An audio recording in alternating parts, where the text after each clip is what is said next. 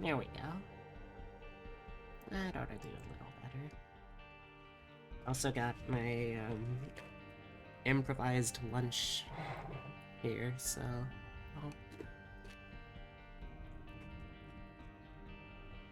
it's not the best lunch, so don't judge me, chat.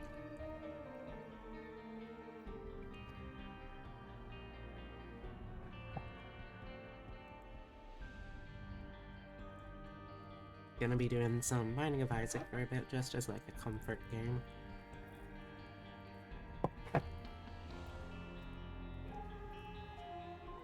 Because, as I'm sure you'll hear, despite my best efforts so far, I am still pretty sick.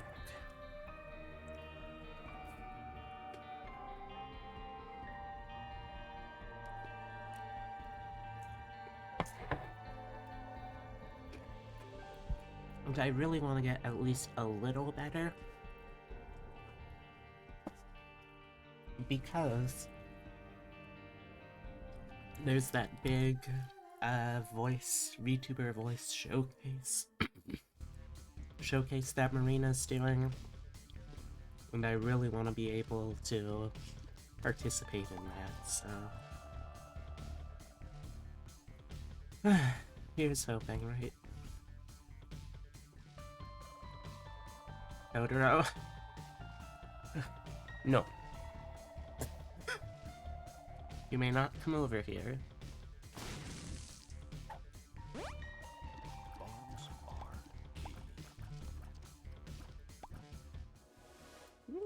Like this enough?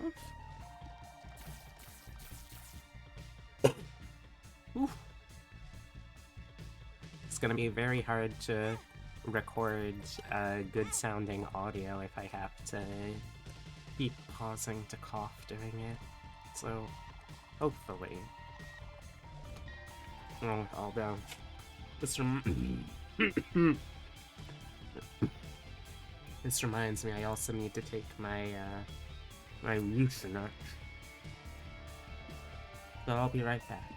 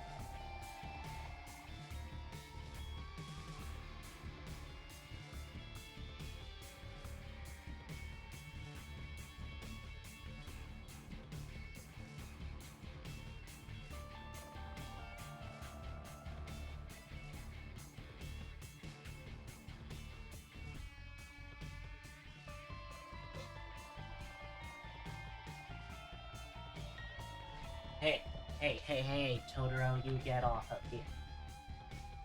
You get off of here, young man. Where did I put that ding-dang thing?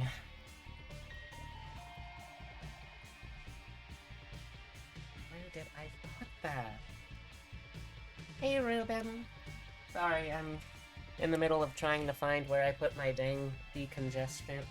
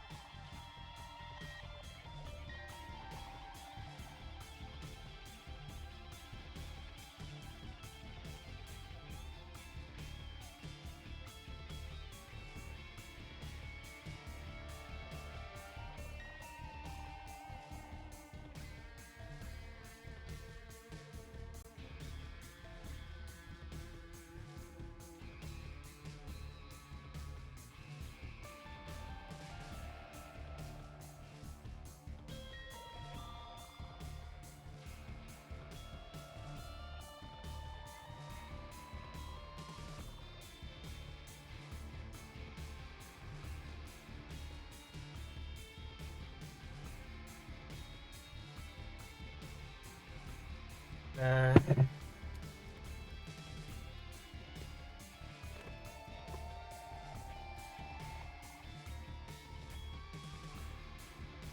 sorry about this, chat. Also, I don't know why I keep doing that, because there was no one in here. So, I don't know what...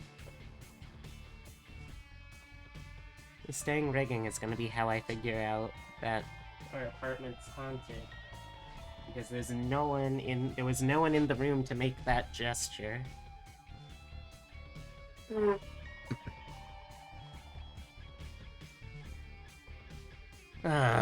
Well, this is a great way to start off the day. I was going to take my nasal decongestant. However, in the 24 hours since I took it last, I have completely... the Mucinex. I'm sorry. Take a look. I'm sorry.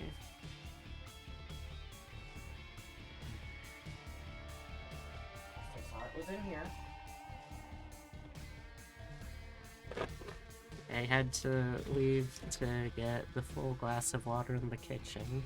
Okay, did you take it with you into the kitchen? I think so.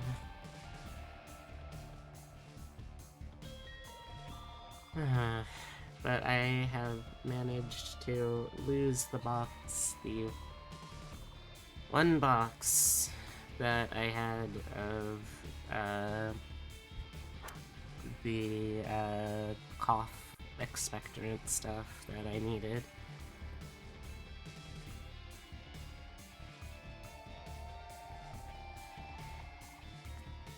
I thought I remembered putting it in the Nook, but I couldn't find it there. I'm sorry, chat. This looks like a mess. All I want from today, hopefully, is just to be able to recover enough that I am not gonna be constantly coughing. If I can get even that much. You found it? Yeah, something else, but it has... If I can get that much today, I will be happy. And it...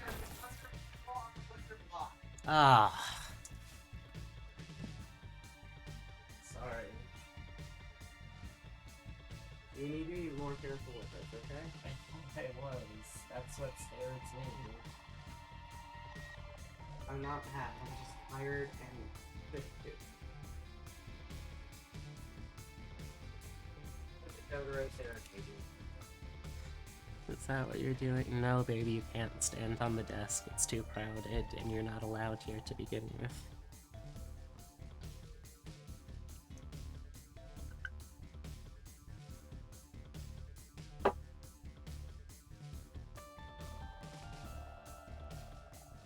Alright, I have the pills now, taking them.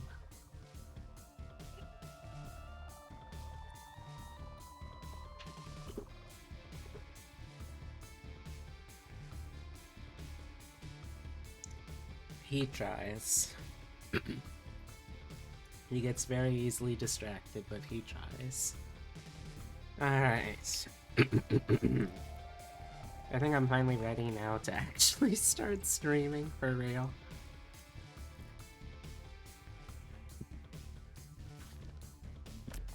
Also, just as a heads up, if you are interested in the special announcement, that is going to be happening at the end of the stream today, but if you are not able to stick around to the end, don't worry.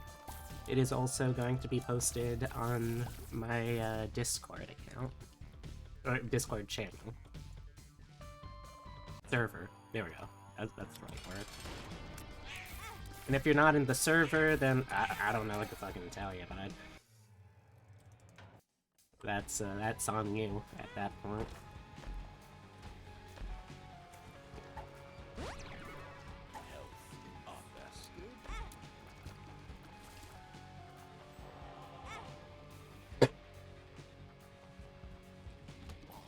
But now that y'all know how my day has been going, how about all of you? I hope everyone's been having at least better days than I have.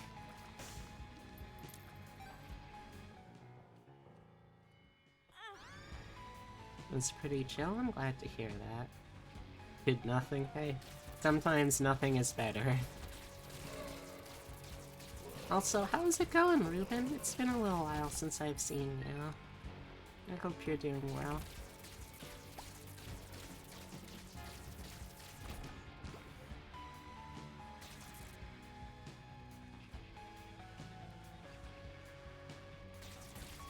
You're alright? I'm glad to hear that. Been up to anything good? Or mischief? It's a good year for mischief, I feel like.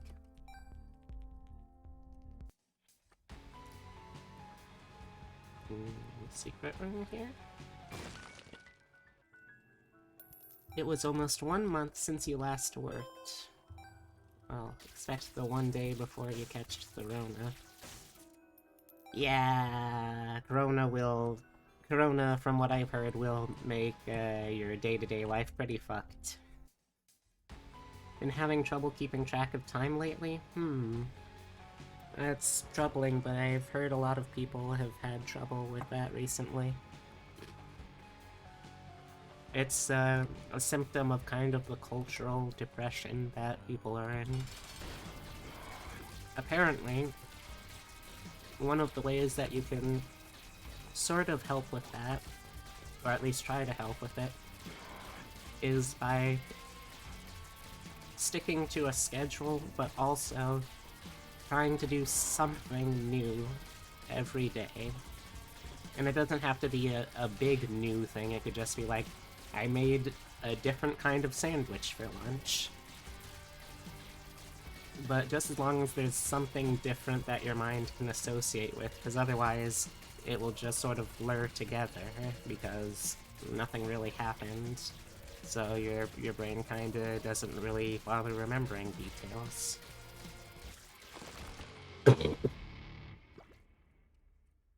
Yeah, it's a pretty decent one for him. Shoot my lasers faster.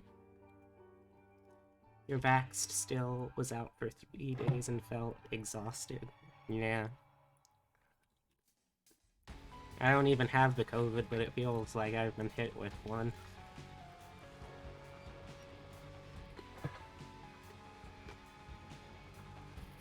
There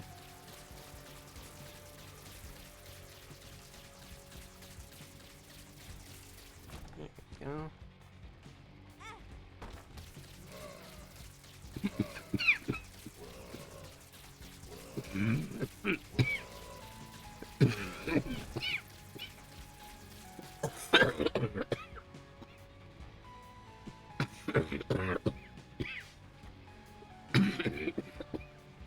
Ooh, boy. Oh boy. I was wondering when if I was gonna feel the expectorant hit me today, and boy.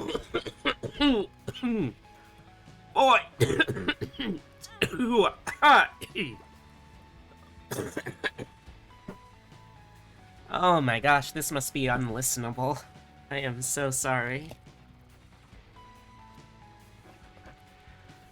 Whew.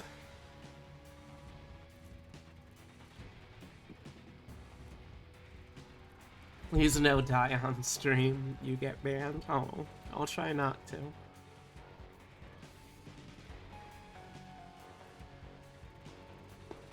It is, but...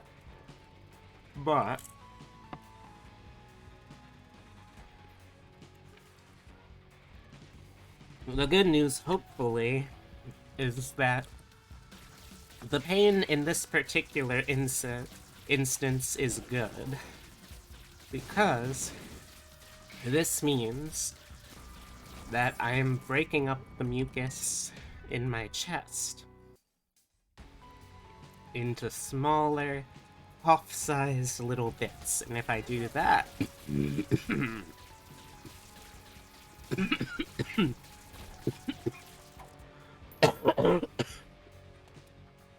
If I do that, my body can get rid of it. That's the hope. That's generally how coughs are supposed to work. Whew. But yeah, it is definitely kicking my ass. Hmm.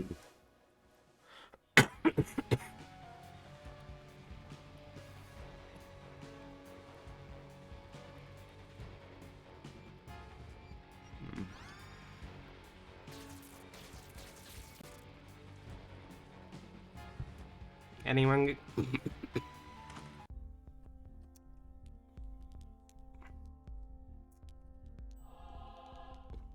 Anyone got anything that is going on in their lives that I can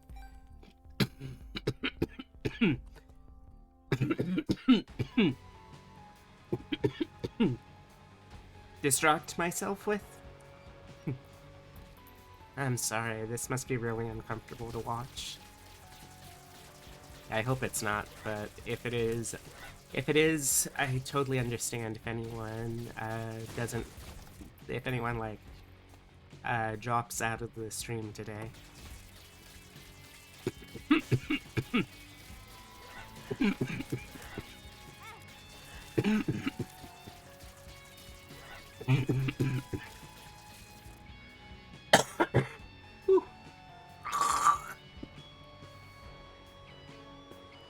It's either a cough or I turn into a Dilophosaurus, so...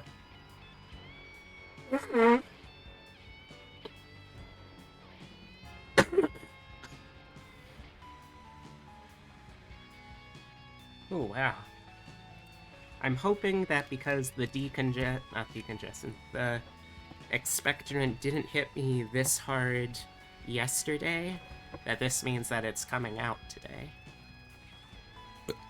You know, like a gallstone, or a baby.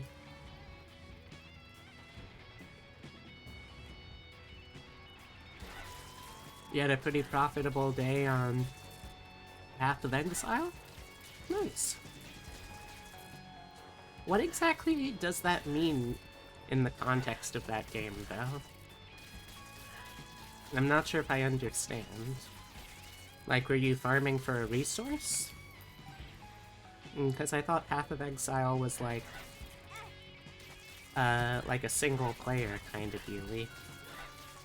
Or not like an MMO kind of thing. Which is what I would normally associate with, like, profitable and game. Bought some stuff and sold it with profit in bulk. Oh, so it does have online. Alright, that explains that then.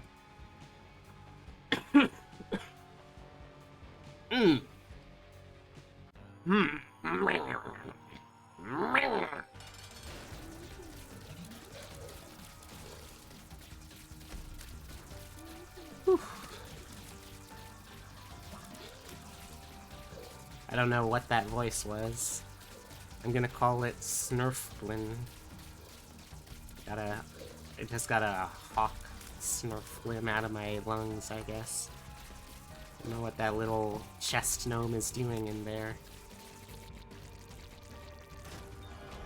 Not a fan of their work, I gotta say, not a fan.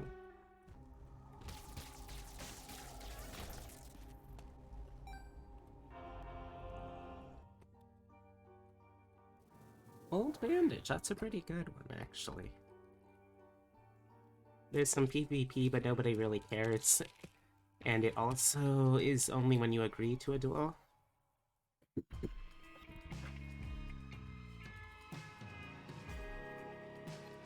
Well, I mean, you never want a game with one-sided PvP, I feel.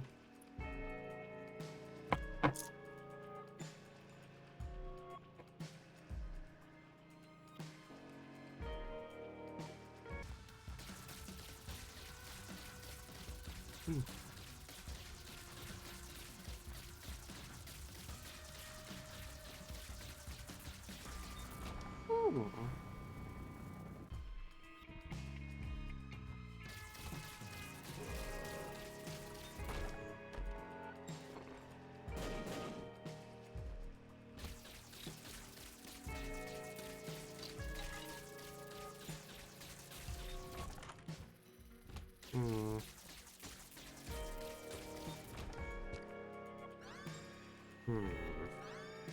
think today you made like 6 EX in profits.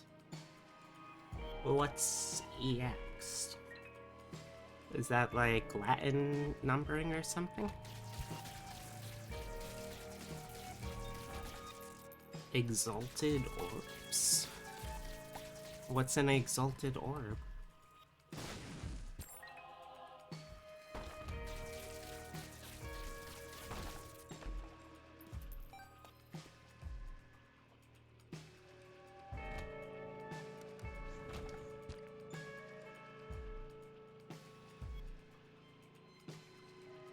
Ah, the currency. Oh, one of the currencies. Okay, so it's like one of those systems like in D&D where there's copper, silver, gold, platinum.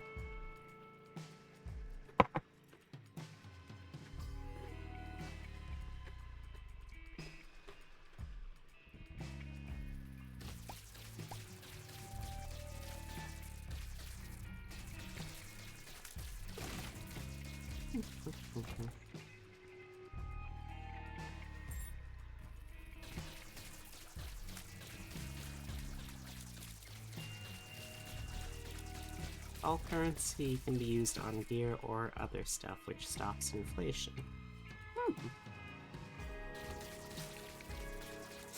How is using it... How is using it on gear different from spending it?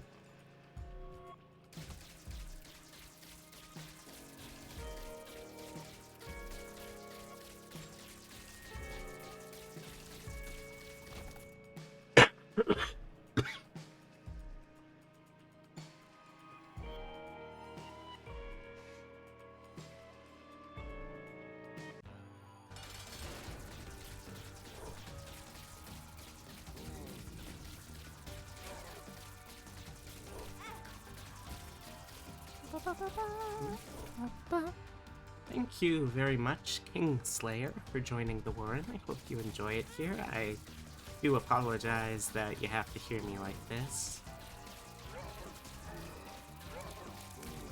Ow.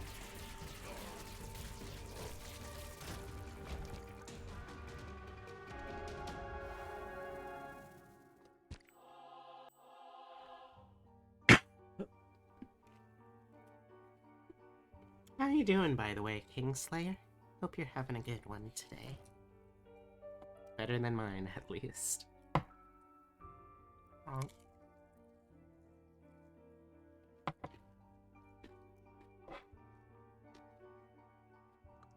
Yeah. Like, how does using it on gear... How is that different from just spending it on stuff? Usually you can use it on crafting, which can get very complex, but can get you a lot of money. Okay.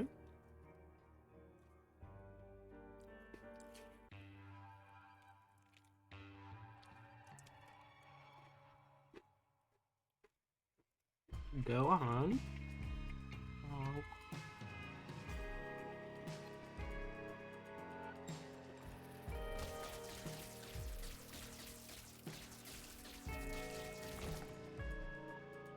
Only top-tier items use exalted orbs. I see.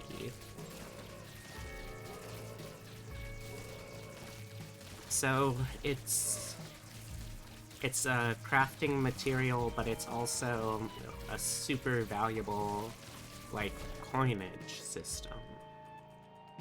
Huh. That's interesting.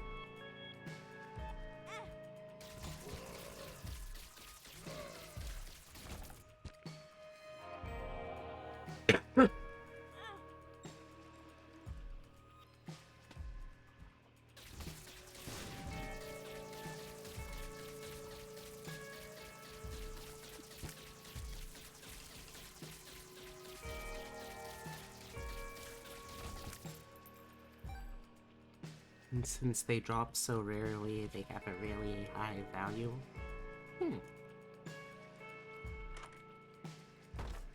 So the value isn't actually, like, enforced within the game? Like, enforced, I mean, in the sense of, like, the in-game economy? Excuse me. How does this work with this? Oh. Huh. I mean, I can't say I like this, but I can say it's interesting. I guess.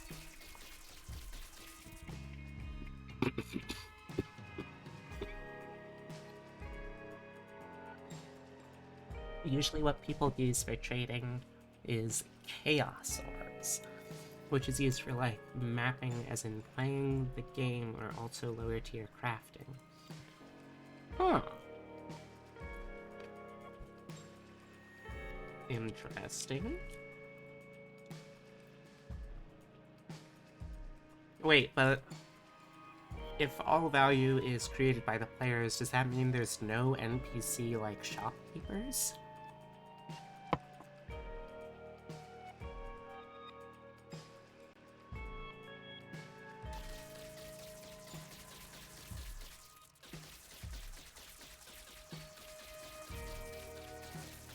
I've never been able to see Ouroboros this, like, clearly.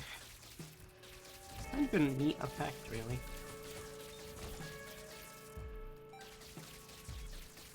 Not very useful, mind you, but it's a neat effect.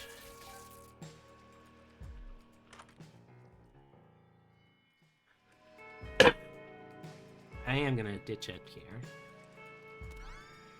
Hit me, Bean. Alright, sure, I guess.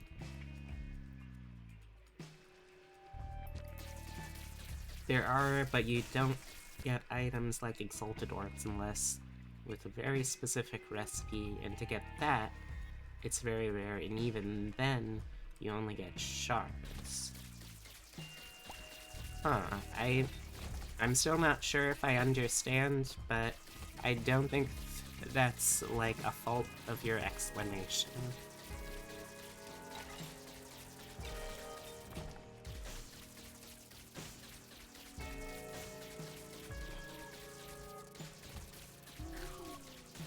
Hey, Julep. Hey, Julep.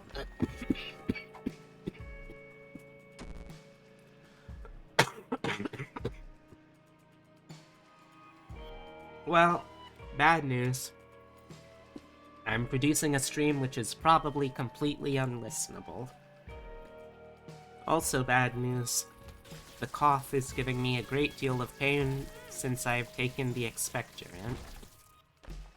Hopefully good news?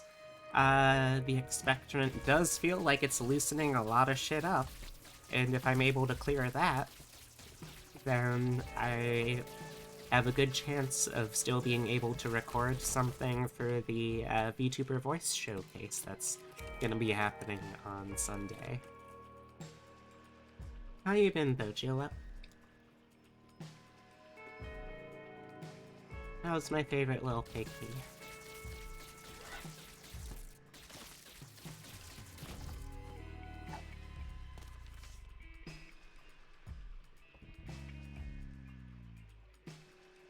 Ow.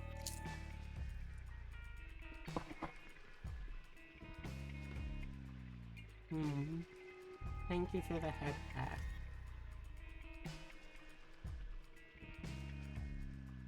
Also, wait a second. Tits, did you get broken again? How did you get broken again? I literally just connected you. Goodness gracious. Thank you for the head pats, though, Julep. I'm just gonna take a quick break from Isaac here to finish up my nachos. Oh.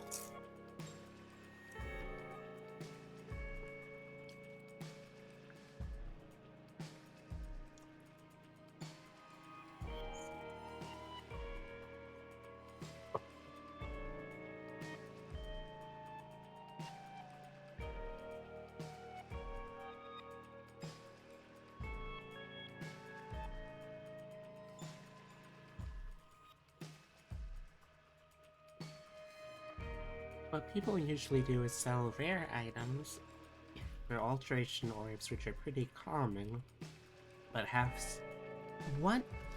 What keeps triggering me to do that? Like, there's no hands in shot that should be doing that. Weird. But have some crafting value to get some bases for higher tier crafting. You're okay, hanging in there? Had a good trip getting hyped for the move? Wait a second, I thought you already finished moving. Wasn't that what the flight was for? You can also technically get Chaos Orbs with selling a complete gear set, but you need that space and 9 items in total for it, and it's usually not worth the effort.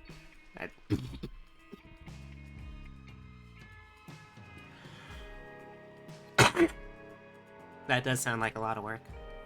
Oh, the flight was to secure support for the move. Ah, I see.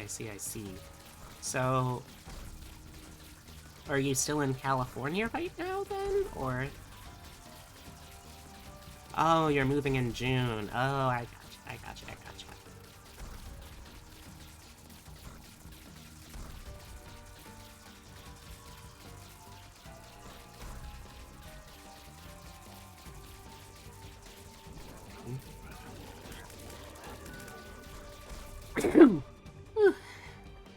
Good time, let's see.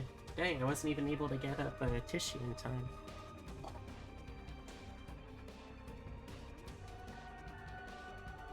Please, no one tell on me to VTuber sneezes. They can't know that I don't have a cute sneeze. I'll be ruined. Welcome back to the East Coast. So it is. Okay, sure.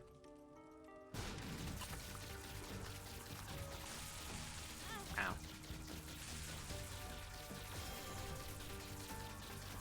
But, how... How was the visit over there? Did you have a good time?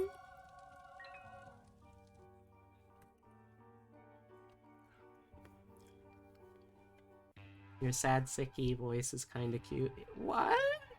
How is this cute? That can't be right.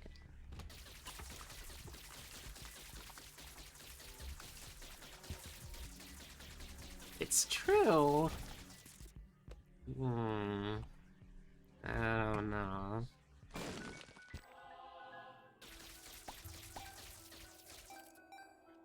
Accept it, and then I want to protect this bunny. Oh, it's very sweet of you.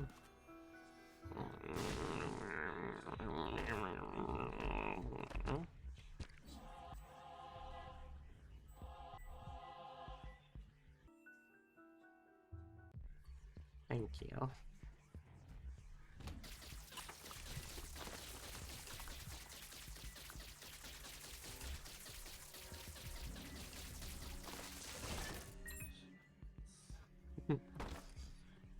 It's true.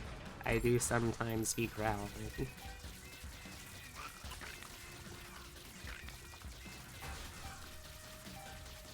Oh, but for anyone who's coming in a little later to stream...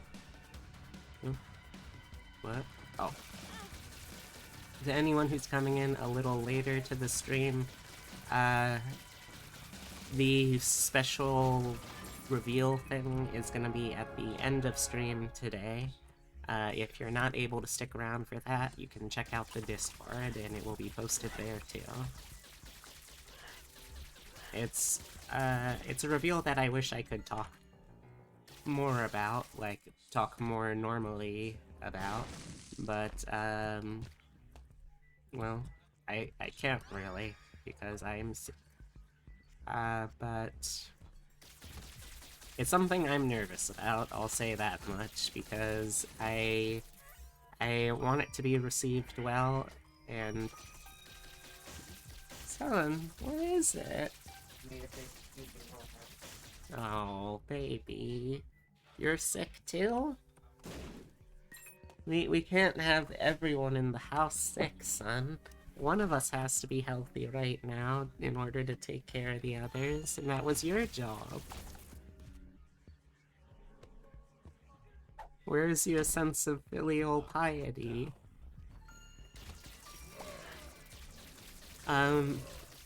But... yeah, it's something that I'm nervous about revealing because it's sort of something that, I wouldn't say it's a full-on reveal of what it is. It's like a second-hand reveal at best, but it's still enough that I am...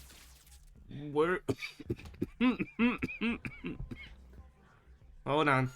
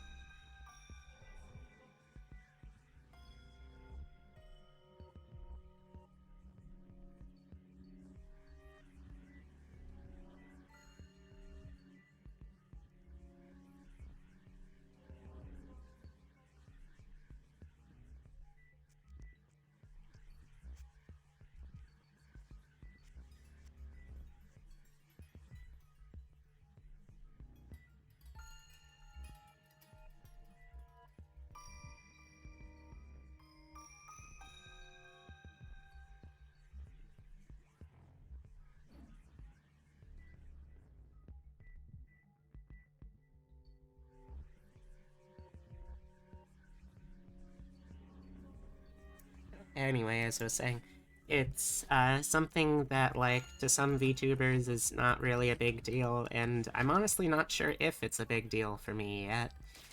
But it's something that, given that I'm going to be a VTuber that posts a certain type of content, eventually, when I finish it, that it's something that I want to be able to be at least a little comfortable with, so this is like, baby steps.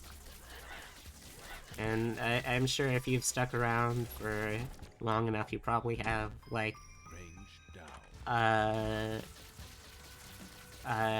am I trying to think? Not hankering, inkling, there we go, that's the word I was thinking of. You probably have an inkling of what it is that I'm talking about.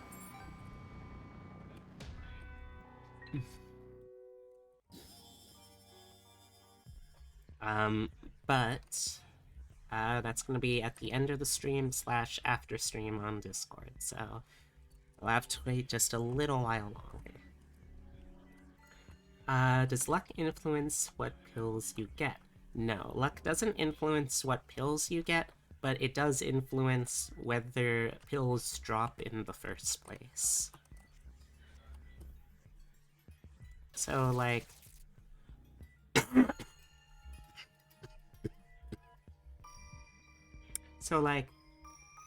thank you for the head pad, that's really sweet. It was nothing. No, what's up? Shit, what was I saying? No, you're not getting my toy until later tonight. I'll give you a pickle instead, how about that?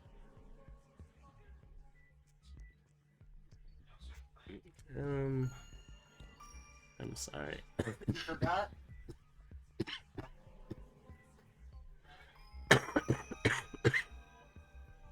Gosh, should I just do a muted stream? You don't sound as bad as you've been. The cough doesn't sound as bad? Like, you've sounded worse. It feels worse. I don't... I'm sorry. No, don't be sorry, I'm just... I do remember, Al. The question was going to be... painful cough with expectorant and chest cold. That's good, right? You're getting shit out. Yes. Okay, good. That's all. sorry. I'm sorry. I took the day off because I understand. I'm sorry. You want a hug?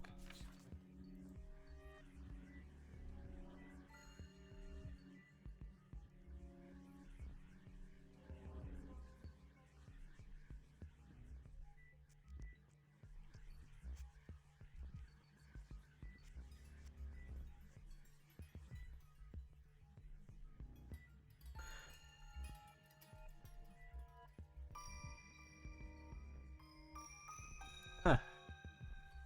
Head pats, but they're me whacking your back lovingly to help you cough. Thank you. Also, oh baby. Also, hello, Rocket Time Evo. I don't know. Your name sounds familiar, but not like I've seen you around for a while familiar. How's it going? I hope you're having at least a better day than I have. Driving north to fuss over both of you. Oh no, but you're a Florida driver. You don't know how snow works.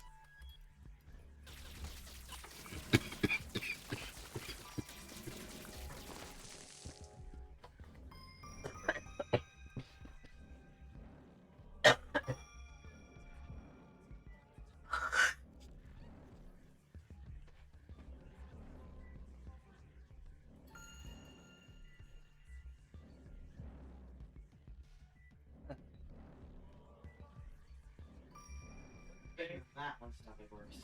Yeah, one thing, could you give me old paper towels from there? I need something heavier duty to blend into. Thank you. Sure? Sorry. I don't know if it's sleep or if I just need it.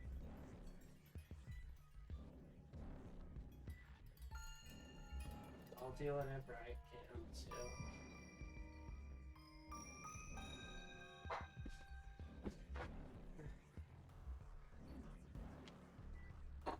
You're bringing your roommate who's from Ohio. Alright. Fair. That still seems like a little bit of an excessive drive for you, but... I'm also someone who has never driven long distance, so it's that meme that doesn't sound right, but I don't know enough to disagree.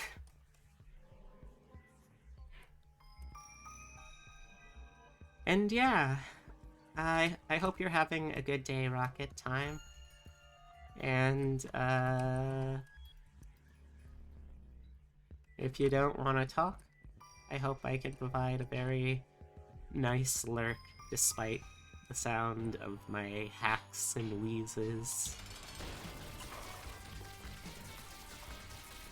And if my hacks and wheezes are what, like, provides you a general state of, feeling good, that's a little messed up, not gonna lie. But, you do you.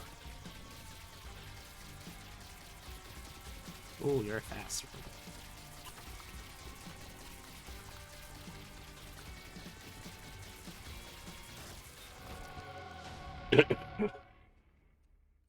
Gives you both tea and cuddles. Thank you. I appreciate it.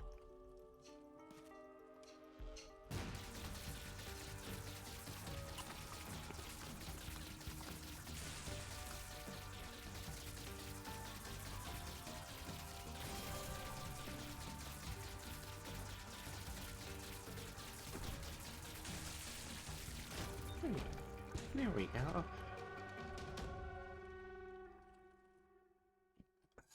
Excuse me.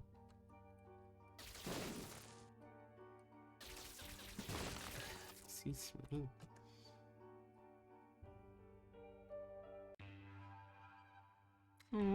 Thank you.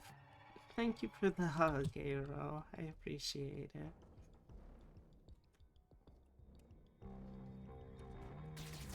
Oh. Okay.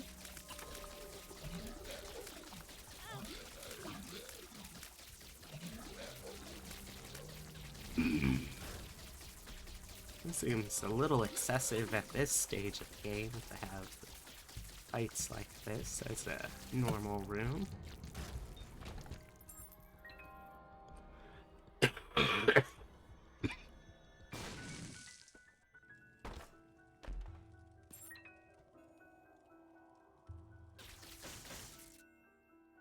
Shout in Florida.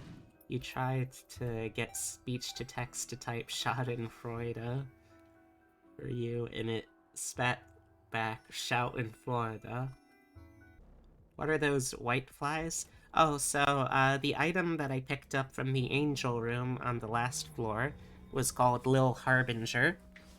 And you'll see we have little versions of the Four Horsemen, plus also the Fifth Horseman Conquest bouncing around here, and occasionally they will, when there's enemies in the room, spawn flies, and each of the different harbingers has their own special kind of fly.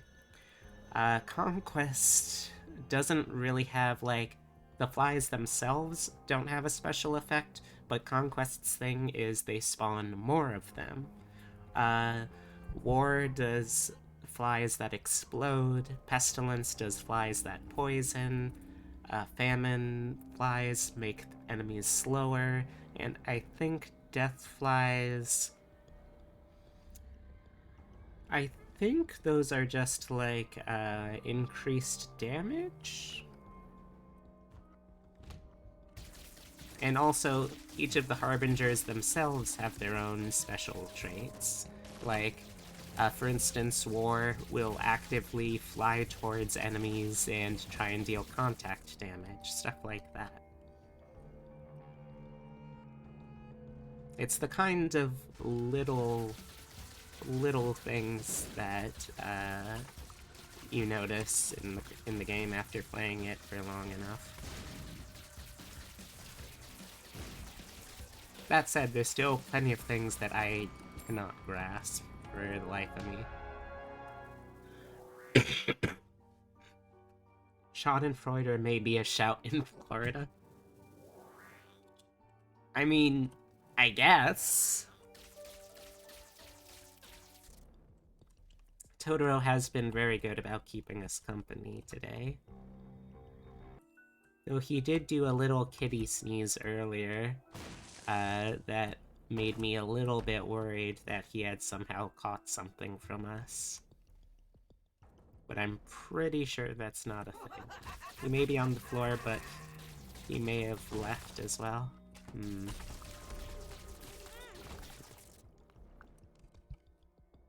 It's not zoonotic.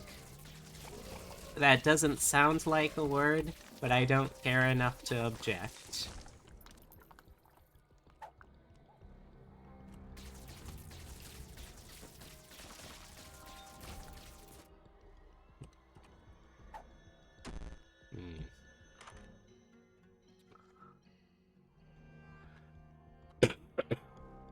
Me shouting in Florida, "Get better, nerds!"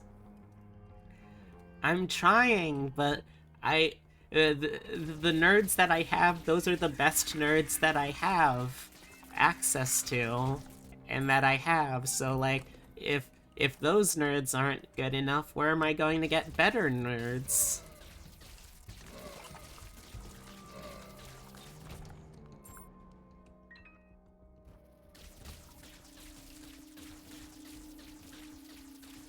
Where can I improve the quality of the nerds I have access to, Jula? From whence?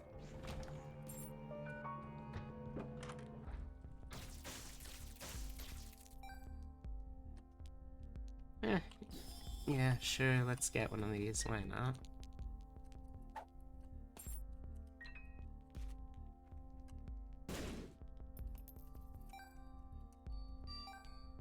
Würde bald gesund haschen. I don't know what any of that means, but I'm gonna assume it's German.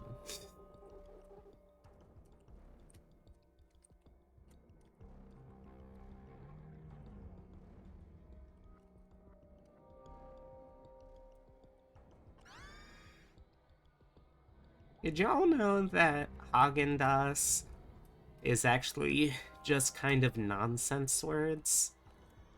Like, I don't think it's even like a Germanic person who made it originally. They just kind of picked things that sounded vaguely European and threw the accent on it. Finding of roguelikes. I guess. Today I'm Haagen-Dazs is a made-up word. Yes, I remembered something right. Score 1 for me.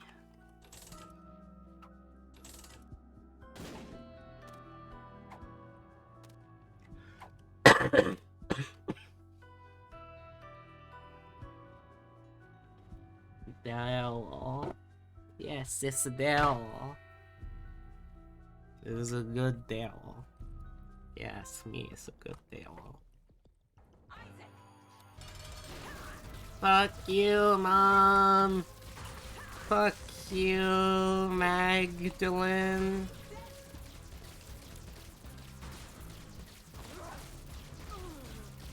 Baby Jackal. I am just a little guy. I cannot help it.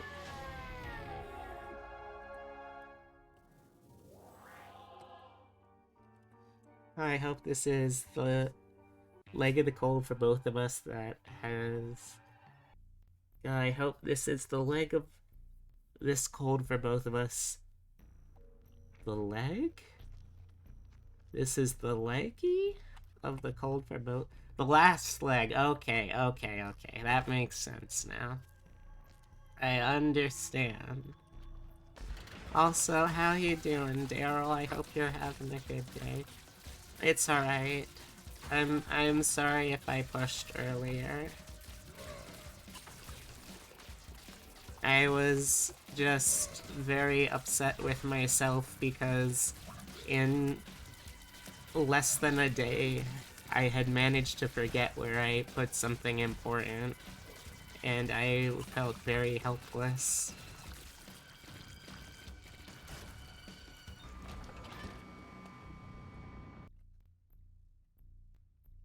I know.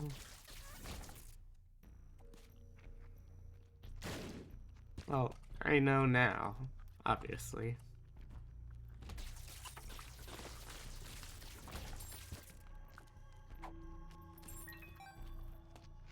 You got a call in 30 minutes. Alright. I'll make sure you don't forget your call in 30 minutes.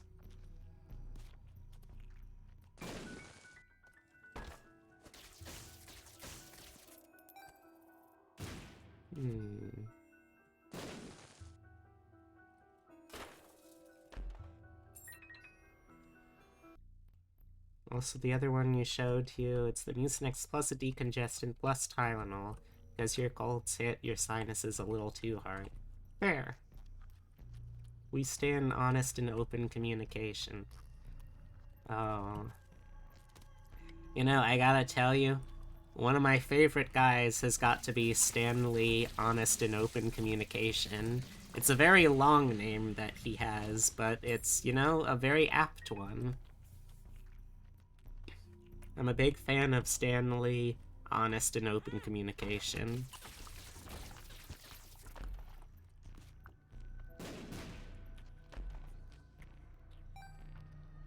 Okay, so if I get fake PhD, the way that will work is it will make every pill that I can possibly pick up bad for me, but every bad pill that I take will either also give me a temporary black HP, or it will give me a damage up as well.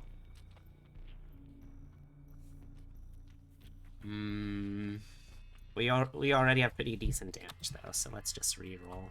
Oh.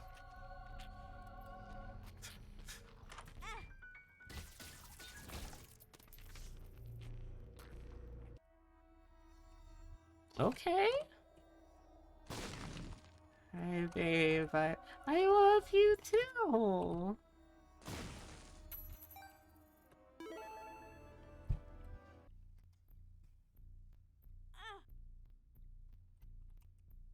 Okay, well, not exactly how I wanted to do that, since it meant losing all of my temp health, but... Ah, that would be nice. I think that would be nice.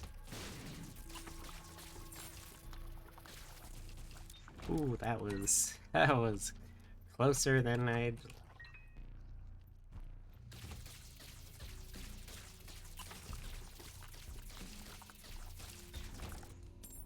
Big toe! Uh-oh. Uh-oh. Yeah.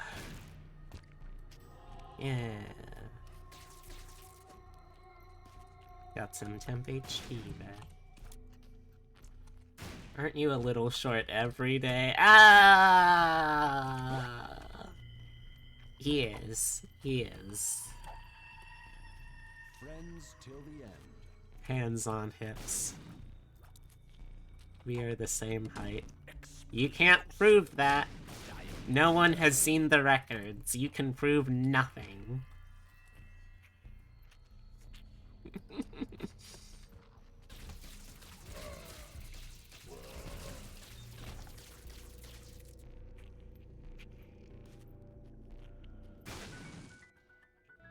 You can tell I've been feeling a little better despite all of my hacking and wheezing because I still am a little shit.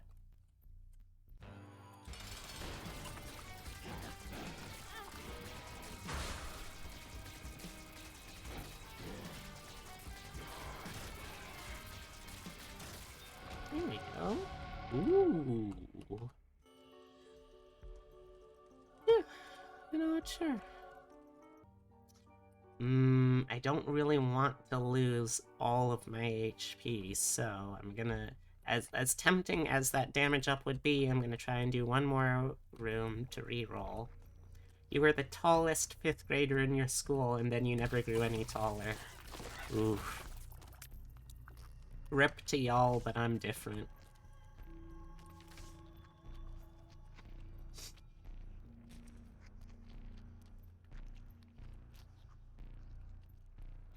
Honey, I shrunk the epitome.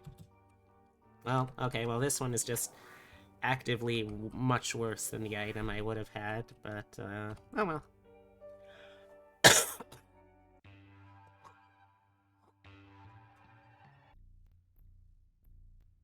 I feel like I'm panning for gold every time I look in whatever I just hawked a loogie into to see if any mucus came out. It's like, I gotta sift through this here load of saliva and spit to see if I hawked up any throat-based gold.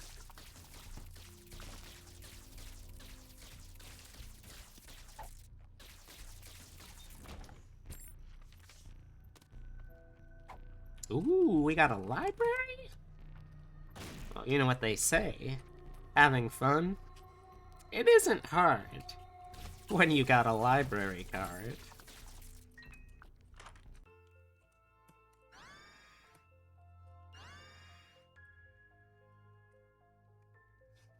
Well, I wouldn't say I'm a tall queen. I would say that I'm like 5'7", 5'6.5". The important thing is that I'm taller than Epitome, and that's really all that matters. Isn't that right, Epitome?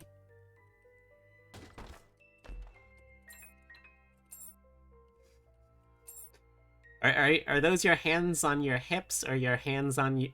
Are those your hands on your hips, or your hands on your shins? I can't tell from up here.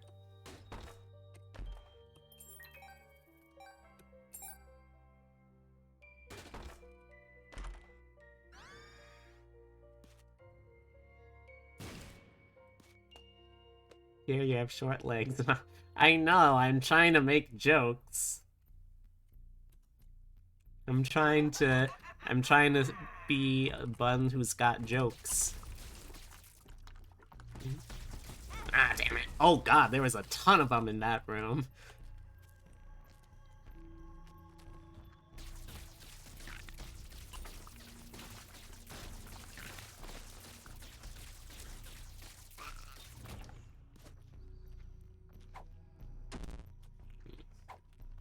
Oh wait, I forgot. I can just use this.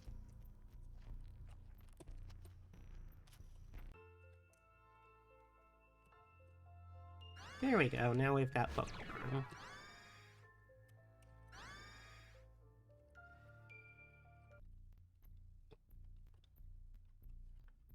(5'9" or 69 inches. Hey, it's the funny weed number.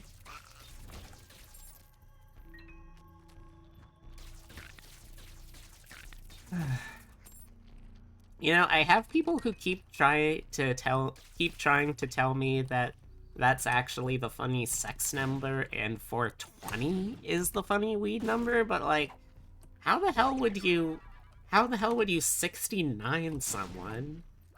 You 420 someone, and the police call is code 69, obviously. I don't know what people are trying to play at. But I'm too smart for them. You remember your first day of middle school and suddenly you weren't looking down at your classmates and being like, oh. 6'9" is tall, which distracts from the funny. What's the funny?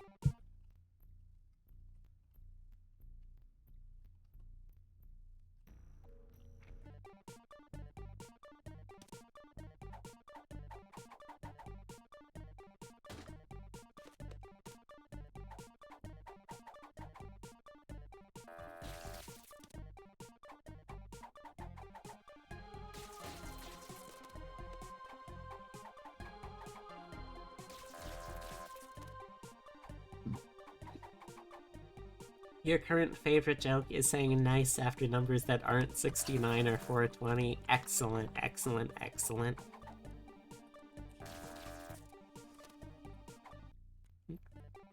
Oops, accidentally canceled out of that. We had someone in our class who was almost 2 meters? Dang. That's a tall kid.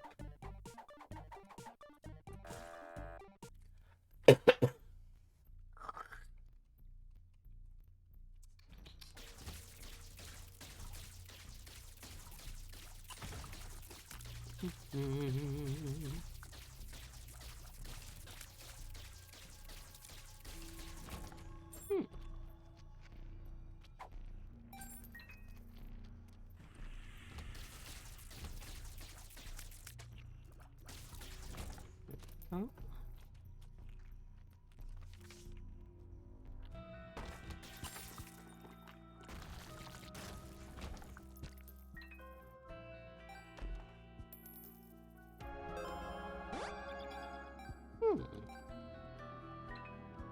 Snapper is somewhere between 6'1" and 6'3".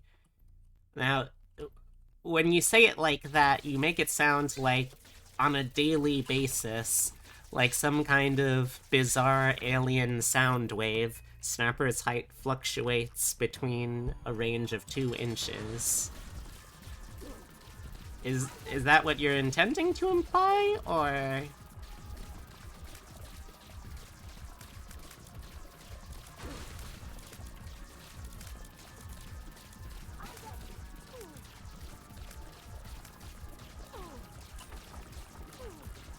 You can't tell the difference from down here, actually.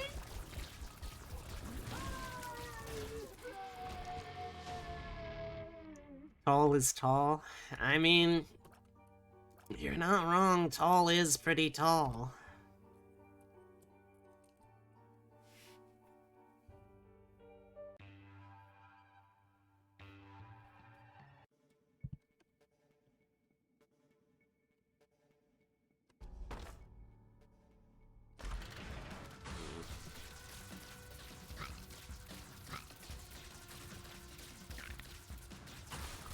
So, I do still need to beat Delirium with Isaac too on this save file, but I'm hoping that after doing Mega Stanley, I'll also be able to still do,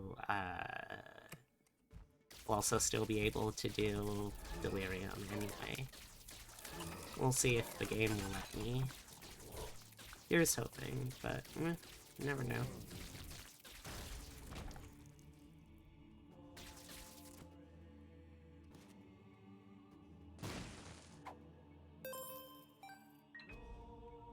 When you go over 5'8", you can no longer tell how tall you are.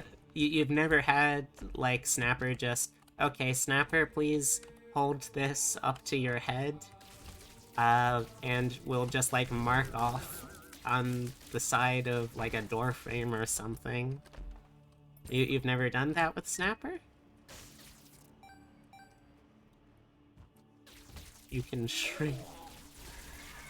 I hope not that much.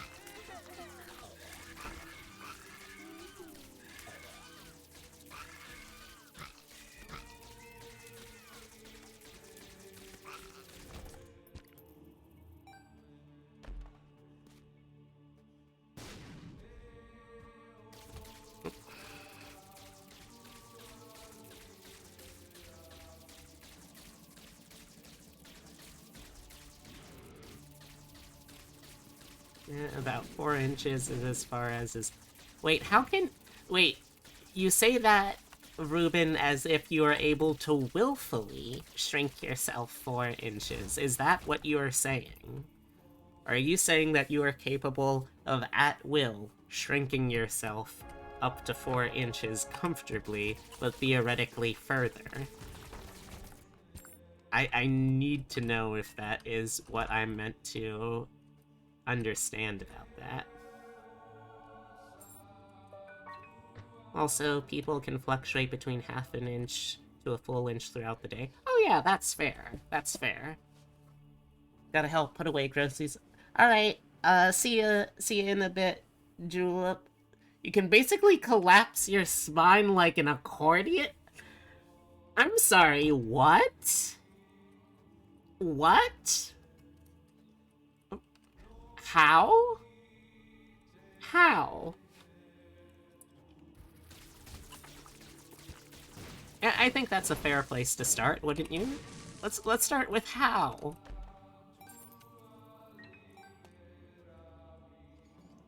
An extreme S-curve.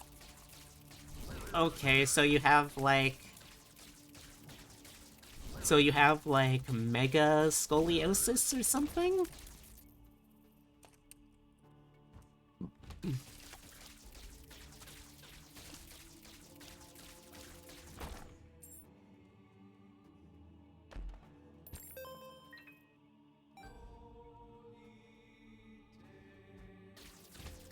Just a relic of poor posture growing up. Okay, but then how can you both grow and shrink yourself at will?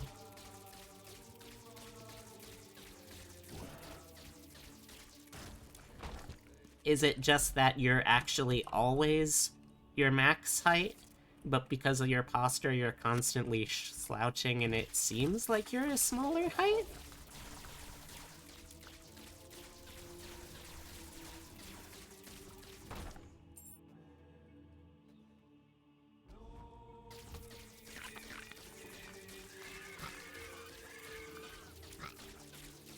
Consciously standing straight or slouching. Okay, so, like...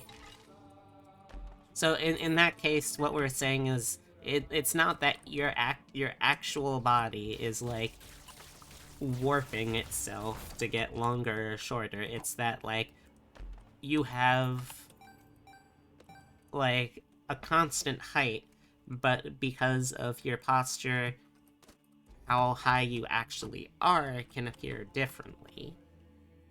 Is that accurate?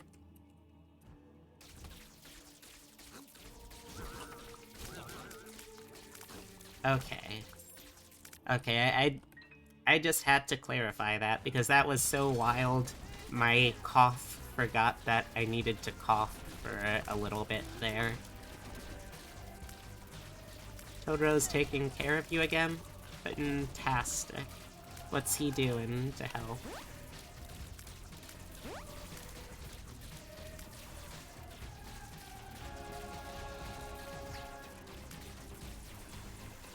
Sleeping? Good.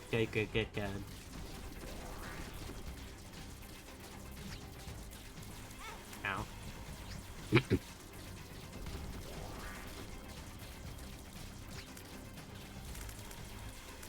He can be a very good boy when he wants to be. No one can force him to be a good boy, but when he wants to be, he can be a very good boy.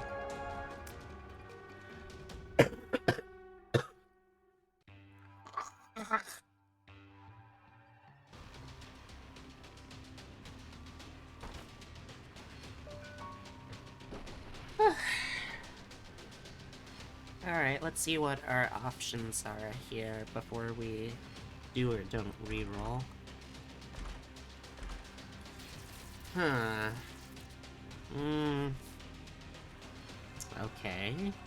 Sure.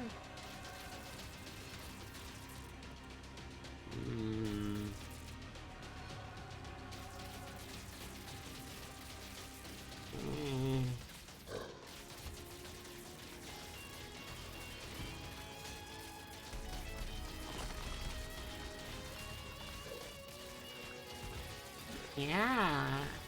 We've got all kinds of little friends. Lem coughing ASMR!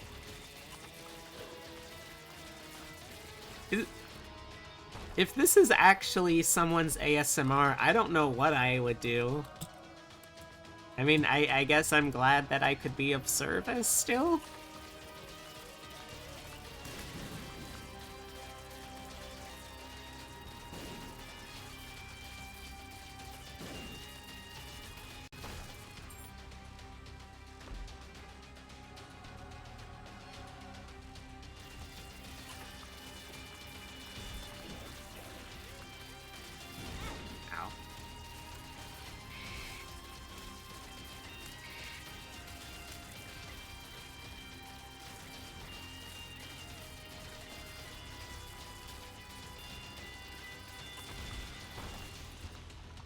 Ooh, that's a tempting one.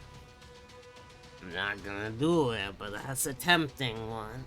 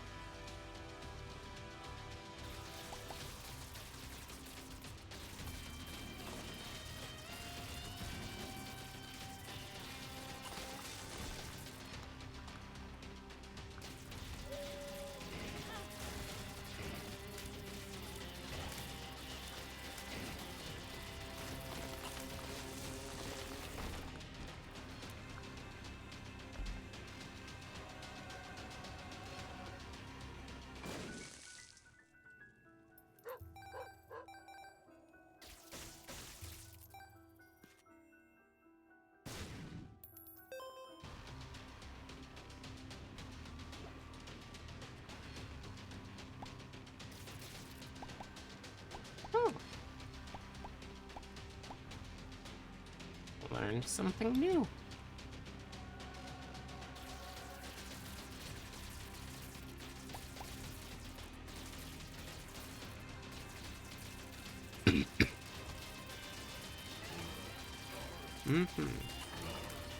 But yeah, the reason that cat was tempting is because that cat if I picked it up, would give me 9 lives.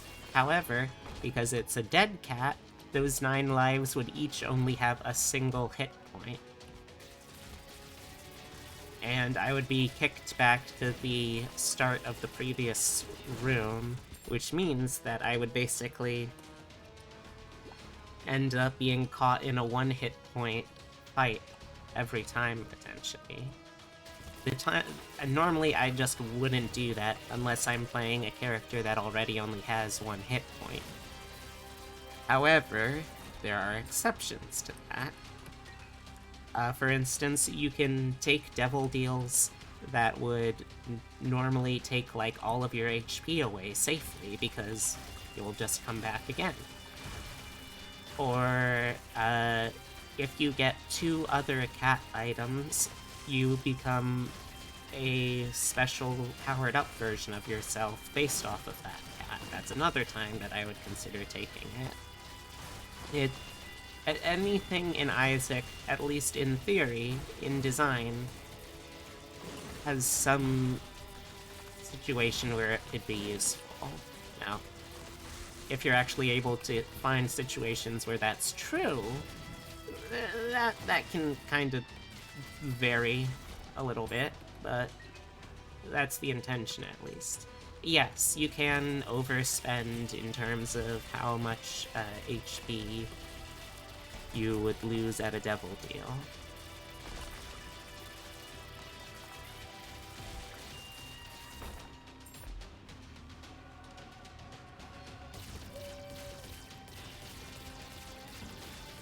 Wonder how many runs ended because of that? Oh, plenty.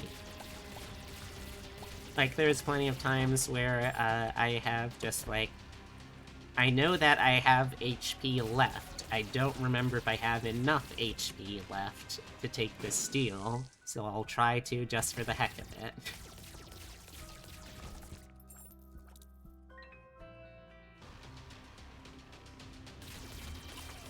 So right now, the reason I'm exploring so much is every room I do, there's a chance of dropping a chest. And the special modifier of this floor is every single chest that drops gets turned into it opens up to reveal a random item drop, which is super, super valuable, especially if you're going to be trying to go on to do one of the non-typical boss end boss fights. There we go. I eventually was able to say those words in the correct order. Do my bombs do anything special? No, they're still just bombs. Okay.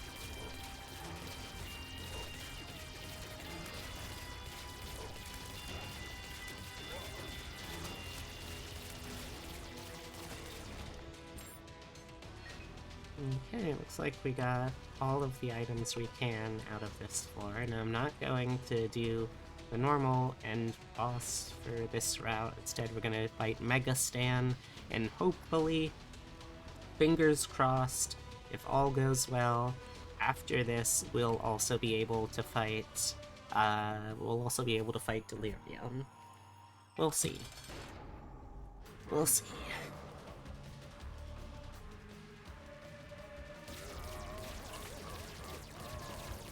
Hey, Mega Stan. You big, ugly so-and-so.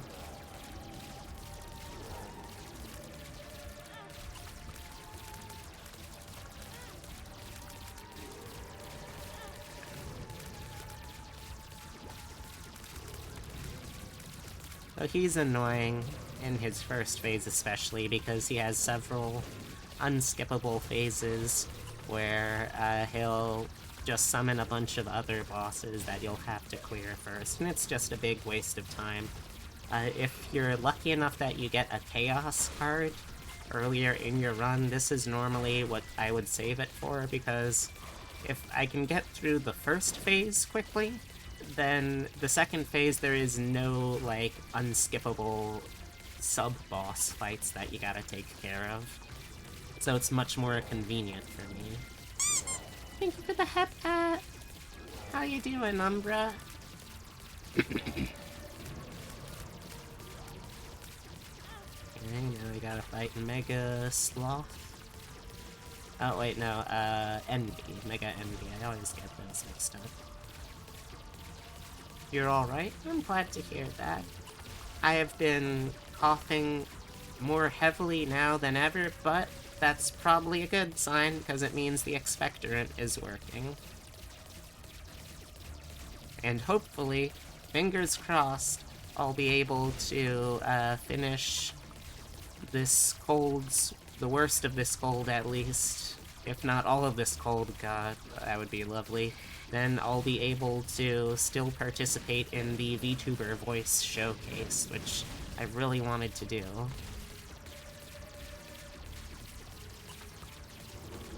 So what have you been up to, Umbra? How's my favorite beneath the bed beastie?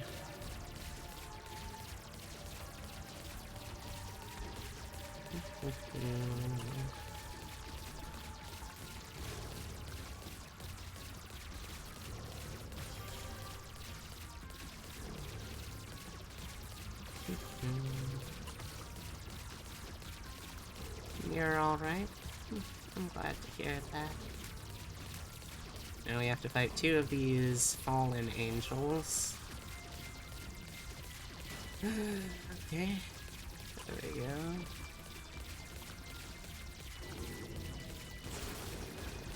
Haven't been doing much today. Hey, sometimes you just need to not do much during a day, and that's enough, you know?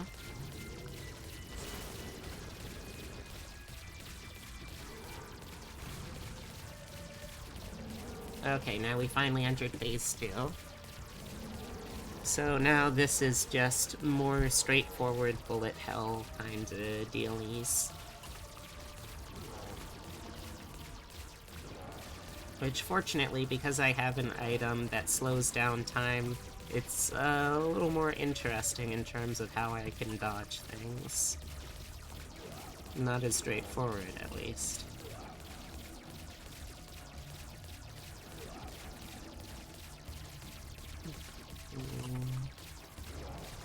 Groceries put away? That's pretty pog-schnasty of you, Julep. Glad to hear it.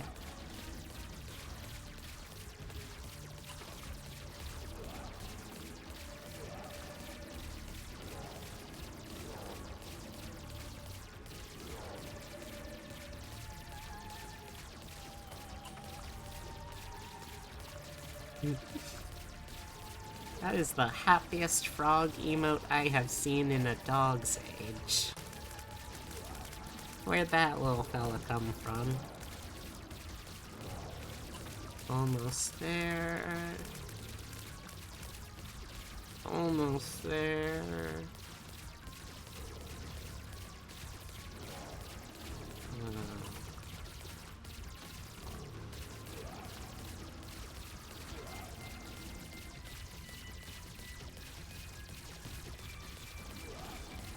There we go, and we're done. Okay, fingers crossed, give us delirium.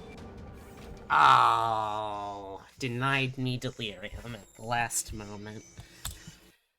Ain't that a piss in the head?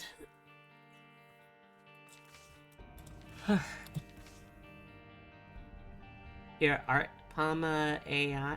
Your art comma AI? Or is that Al? That might be Al. Al, okay. Al seems like a pretty cool art pal. That was a very good frog. I love it. Let's see, is there any other easy-ish kind of fights that I can do on easy-ish characters? I guess I could try and do more with Forgotten. Or...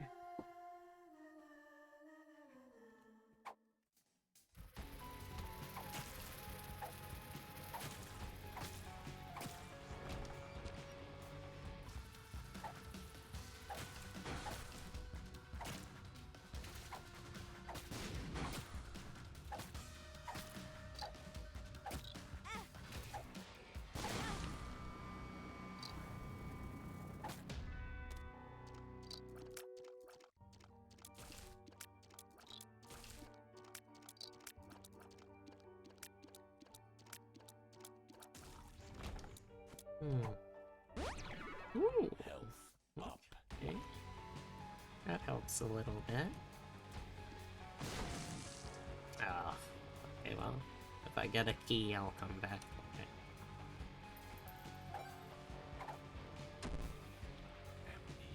That's just annoying. It's not even that much of a issue, it's just annoying.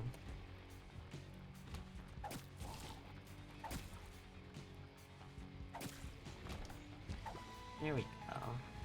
Feel a little safer now.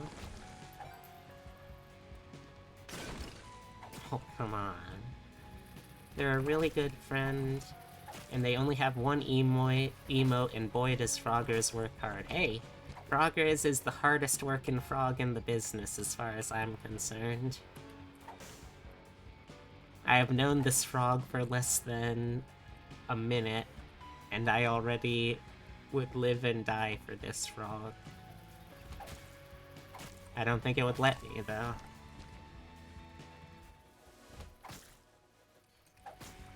Okay, this could be weird. Yep. As I thought. Pretty weird.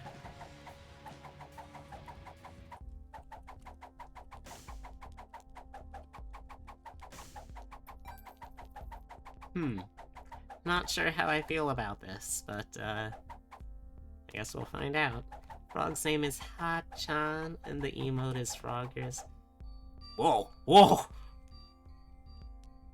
I forgot it did that sometimes.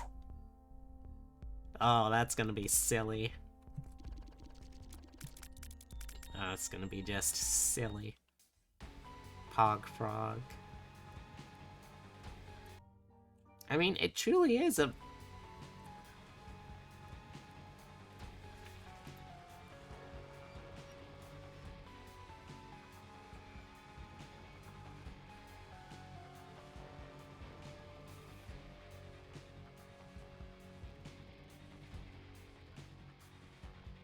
It truly is a very Pog Frog, though.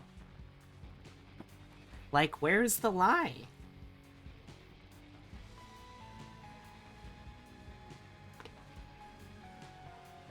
Alampone. It's a nice... That's a nice looking frog, and I can only assume a pretty nice looking VTuber as well.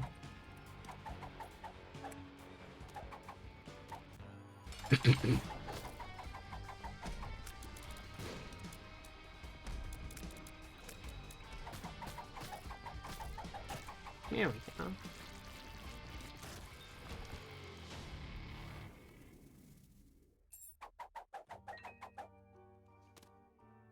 Okay.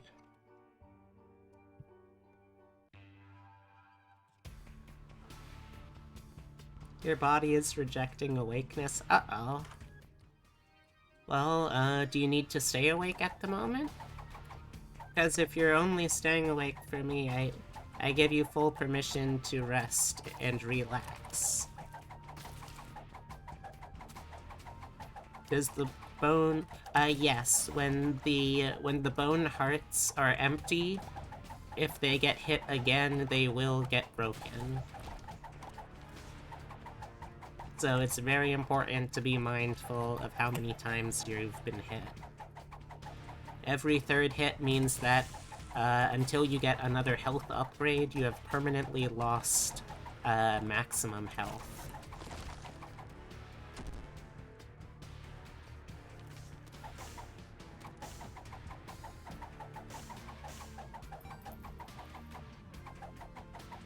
Your voice is starting to sound notably better when you aren't coughing. Here's hoping it's on its way out. Oh, same. That'd be frickin' fantastic. I got voice clips to record. You don't want to hear what my ara-aras sound like when I'm too sick to ara or ara.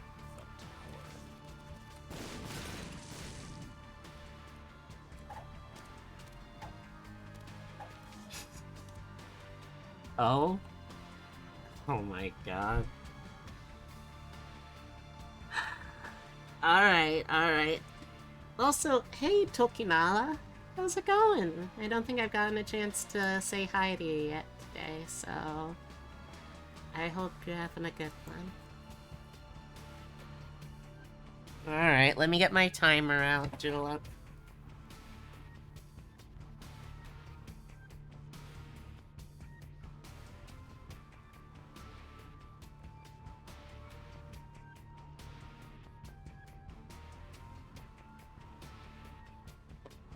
Alright, Julep.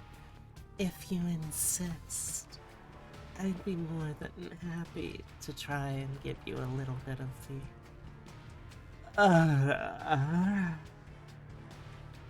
Though I can't promise much for quality, I can certainly try for quantity.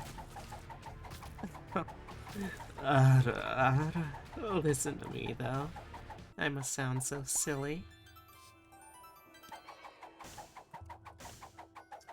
Now...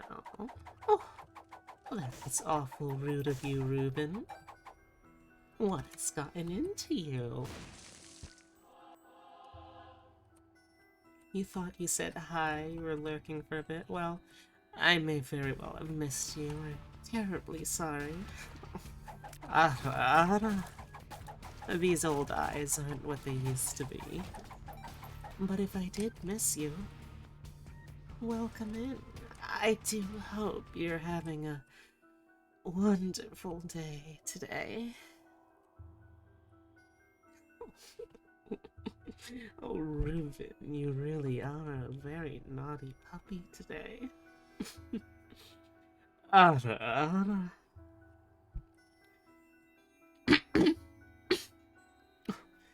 You must excuse me. I fear my is getting a little croaky. I do hope it's not too much of a frog in my throat for you, though. Don't worry, though. Even with the frog, I have plenty of room in my throat for other things.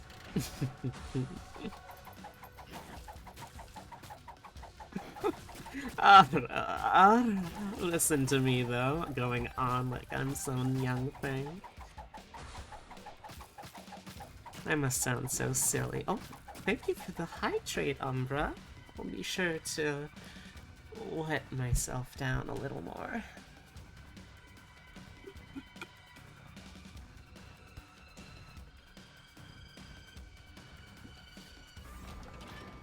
That's a very good lesson for you youngsters in the audience.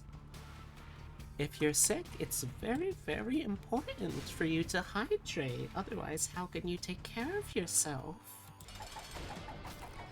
Are you alright, Julep? You're smacking your keyboard awfully hard. You can always be Dami Cougar, but oh, thank you, hon. You've gotten me blushing now. This lives rent-free in my head. Oh, well, and always will. Goodness. Well, goodness. That's certainly good to hear with the price of rent these days. Oh, Ara. It is always so nice. Oh, goodness me, that sounded terrible. It's always so nice to hear that I have support from people in a nice, warm room to return to at night.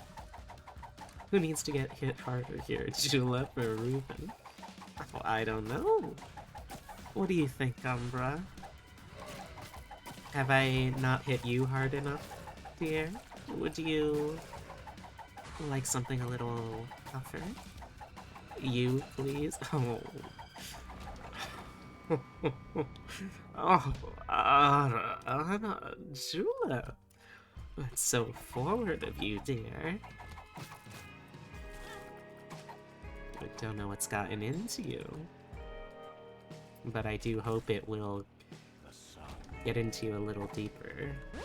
Really make itself a home in there. This next one is for Jula. Oh? Oh! Well, hello, dragon. Thank you so much for that redeem. And you know, even though the time is going to expire before I'll be able to do it, I'm still more than happy to do it in this voice. Dragon, you are such a good supporter. I think it's very important that you know that you, yes, you, are today's little PogChamp. And Julep, if you think that you've gotten out of being today's little PogChamp just because someone else has gotten to it first, don't you worry. Dragon may have today's PogChamp. But you, Julep, yes you sweet little piggy, you have tonight's little PogChamp.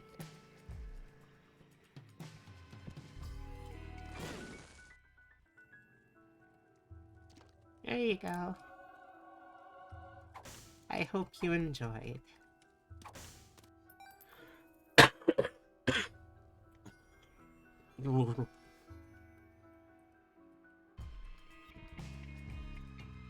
Alright.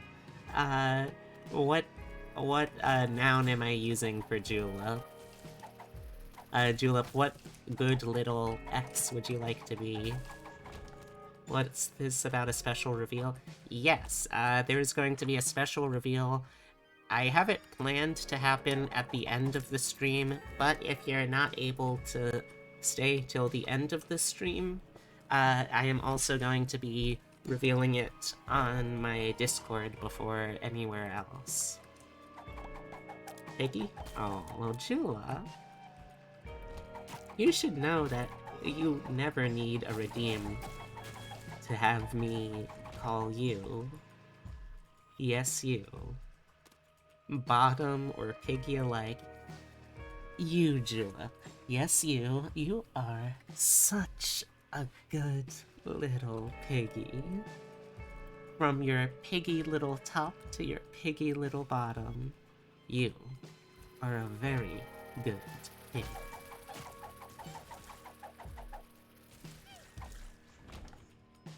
You're blushing so hard, Owen. Oh, thank you. I'm glad to know this old girl still got it.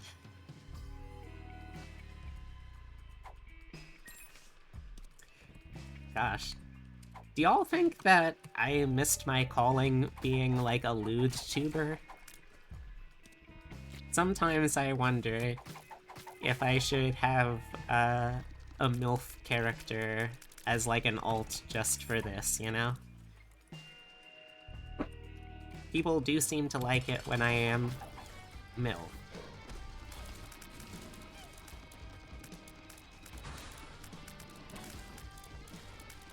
Oh yes, the poops are quite hardy. Cougar Loaf alt! Oh god, that guy went flying.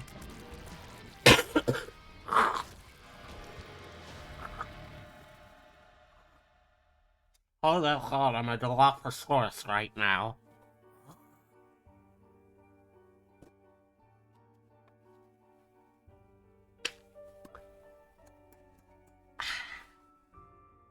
Well, if you get a fair warning when it starts and when it's over, of course, I don't want to alienate any of the aces that follow me. Okay, let's see. I don't really think this is worth it. You're gonna have to do better than this, Satan. You could definitely pull it off if you wanted, but only do what you're comfy with. Oh, where's that cow? Where's that cow? Oh, there you are. Hey, bud.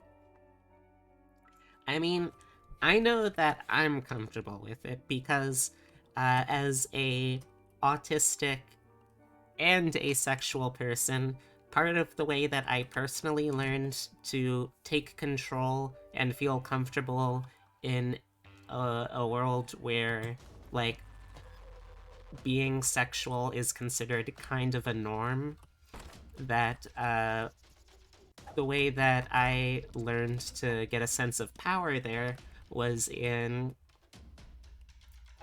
being able to, like, control and influence people in a way that they could not do the same to me. So for me, it's kind of a power thing, I guess. I don't know if that makes me a Dommy. I don't think it does, but oh. But if I were to do that as like an alt character, because again, as I've said before, I am Beatrix, and Beatrix is me in terms of like who I am as a person. Since I don't plan on changing that anytime soon.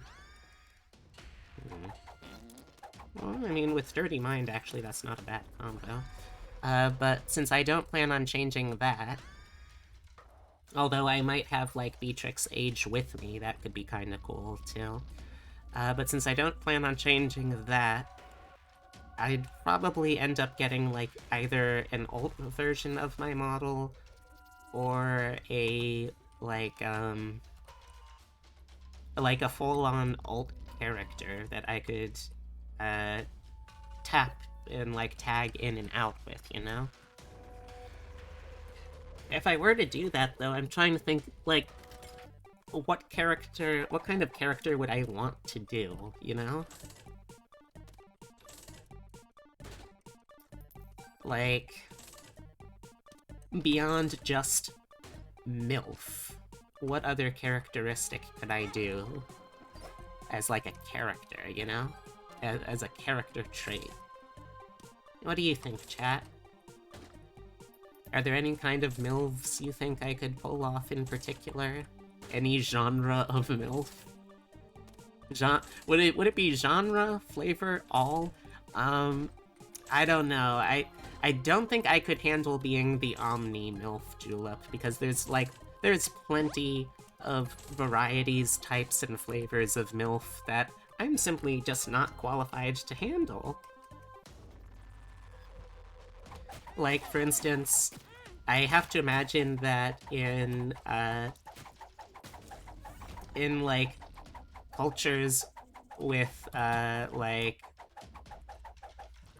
non-white models of, what it means to be a motherly figure, that the connotation of MILF is very different. So, like, I don't think I could do that, for instance.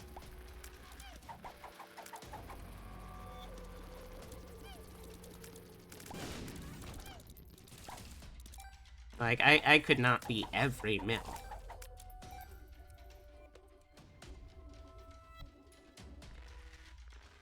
But as silly as this line of questioning goes, I am genuinely curious, because again, part of why I like doing those characters is because it's a sense of control and a sense of, like, being in a position where I'm influencing without necessarily being influenced or manipulated the same way.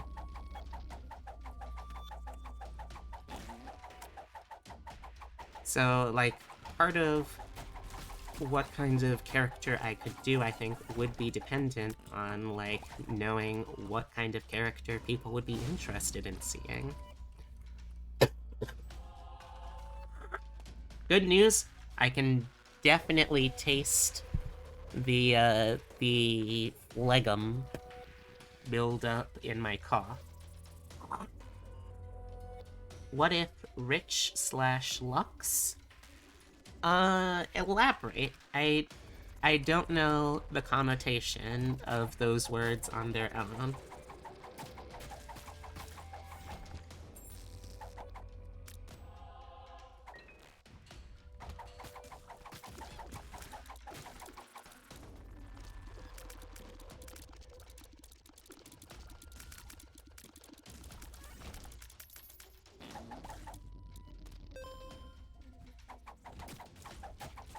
And also, consider this not just in terms of, like, the traits of the MILF, but also in, like, the variety of the MILF, because, like,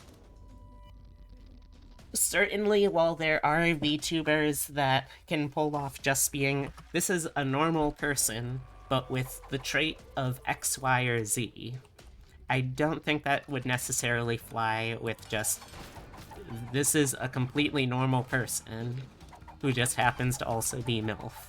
Because, like, there's so many people who are both MILF and something else, that are MILF plus, if you will.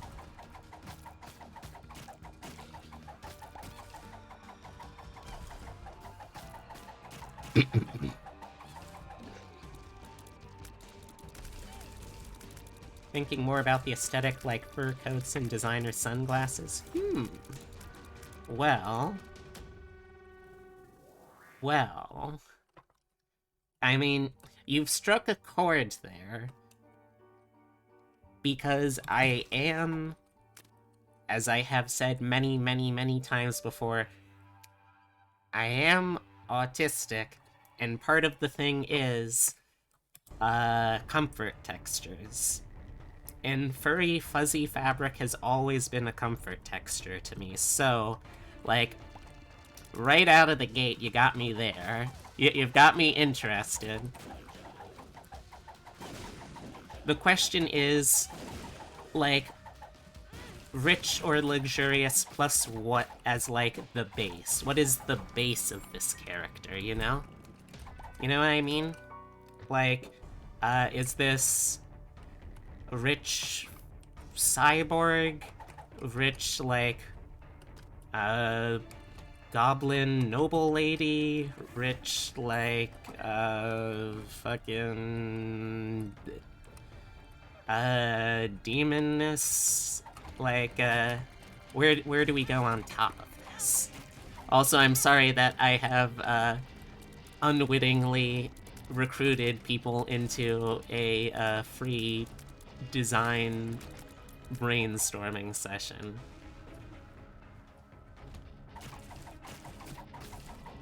I guess now I know what character I'll be designing after I finish Vampire.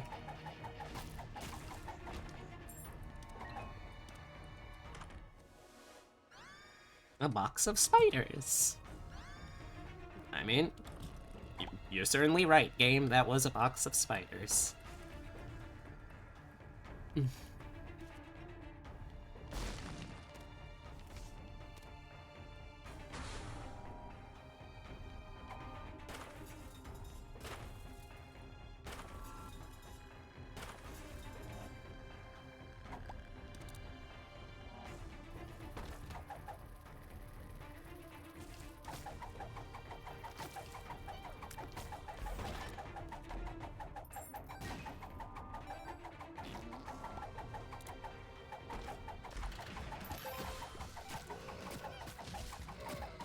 This is a very impractical build, but it's a very fun build. Because there are so many things that I should not be this close to fighting. Like, for instance, these explosive... Ow. Oh. Thank you very much, Sisi Hime VT. Welcome, welcome. I hope you enjoy it here. And how's your day? It's always nice having VTubers in here, because I just love being able to talk shop.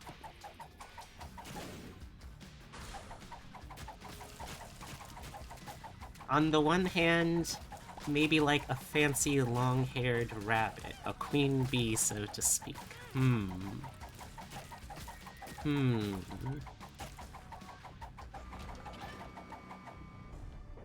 I enjoy the pun.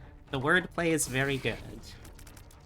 But the fact that you said on the one hand implies that there's another hand of which you're planning on bringing up for conversation, so I'm holding off on judgment.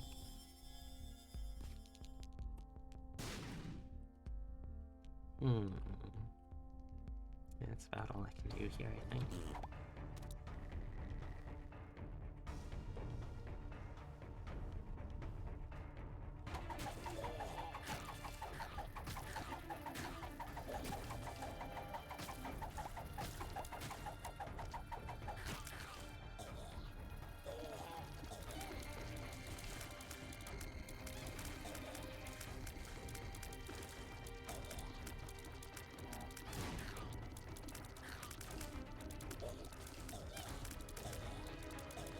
On the other hand, classy and chic CEO MILF good.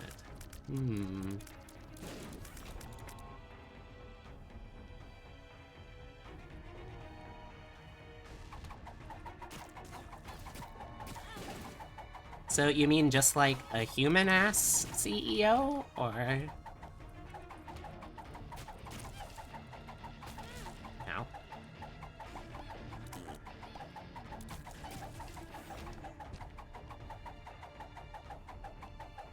The pun is versatile. I can't deny. Oops. Wrong button. Ow. Like, this is not a smart or safe or strategic way to play this build right now, but it is a fun way. Dear Lady CEO. Maybe.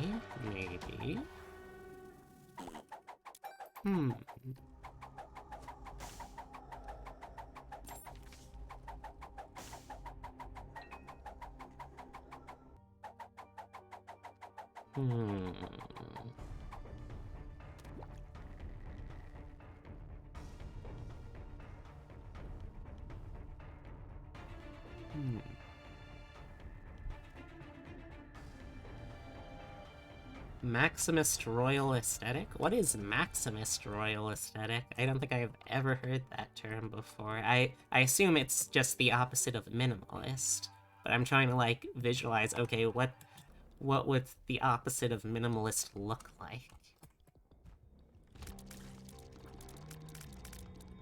Ah! Hey, Dragon King. Hope you're having a good one.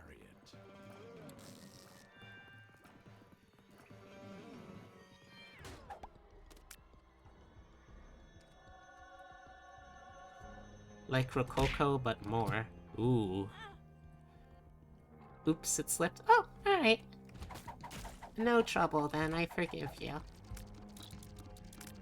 I mean, I'd forgive you even if it wasn't a mistake, too, but...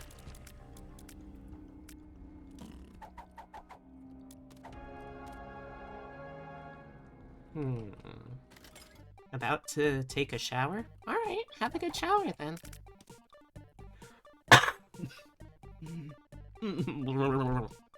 I'll be here when you get back.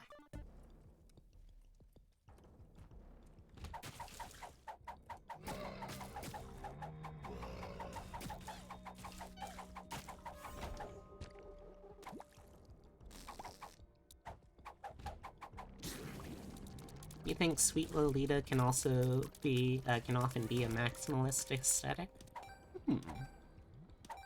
I mean, I do enjoy Lolita. It's a very good look.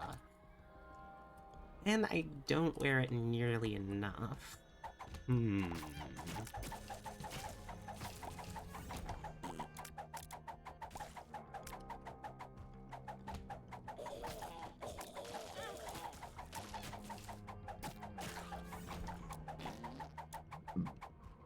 Seems to me.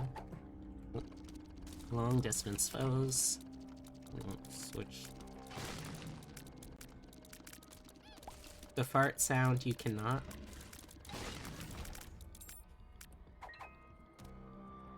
You want to dress in Lolita's style, but you don't have the body shape for it. Well, here's the good news, Dragon King. Body shapes are very malleable and very easy to shapeshift, even without any kind of, like, workout or anything. That's why there are body shapers. Oh, I'm trans femme as well. Or I can't say as well, but I am trans femme. Don't worry, I understand. Oops. Oh well. I understand the plight of having wide shoulders. The trick is, then, that, when you use Lolita, you just de-emphasize the shoulders in terms of, overall body outfit stuff. and you add just like a little more padding and shapewear around the bottom, so it becomes more of like an hourglass. It's a little hard to explain, but with the right kind of padding wear, it's totally doable. And also, I mean, like, there's a lot of people who, like, are just completely normal women who wear Lolita, who just so happen to be, like, apple-shaped. I don't think that it's anything that would necessarily nix the look for anyone.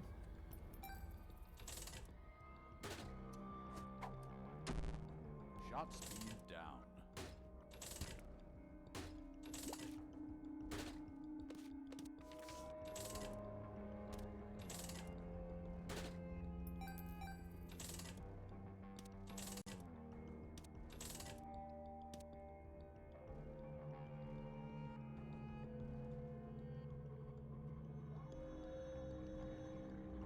Broad shoulders can make Lolita more high fashion looking. Yeah.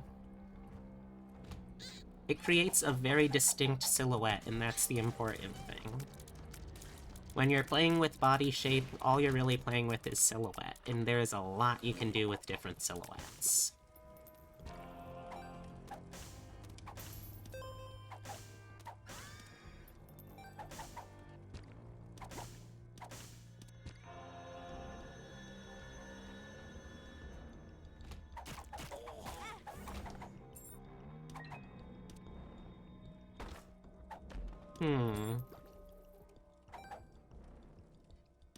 Now, I will say, while we're talking about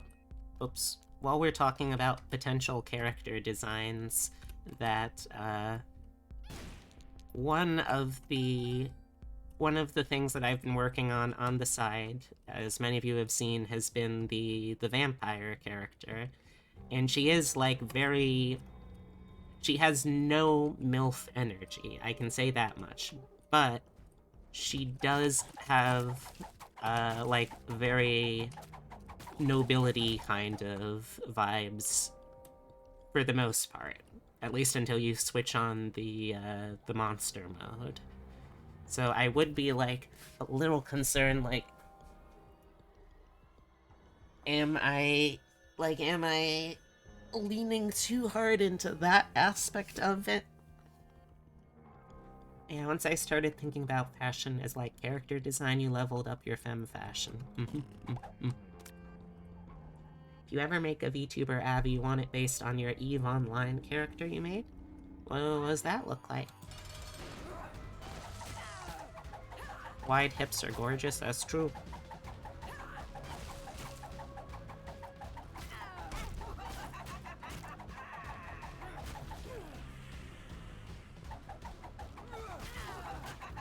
Give me a bit on that. Yeah, sure, there's no rush.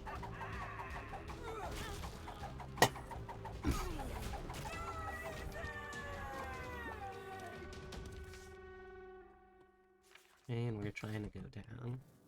It's gonna be bad when you have coordination. Oh, so you have such big, schnasty, wide hips that you smash into everything all the time, is what you're saying? You turn around and you go, oopsie whoopsie, I accidentally destroyed an entire sofa with my ginormous ass.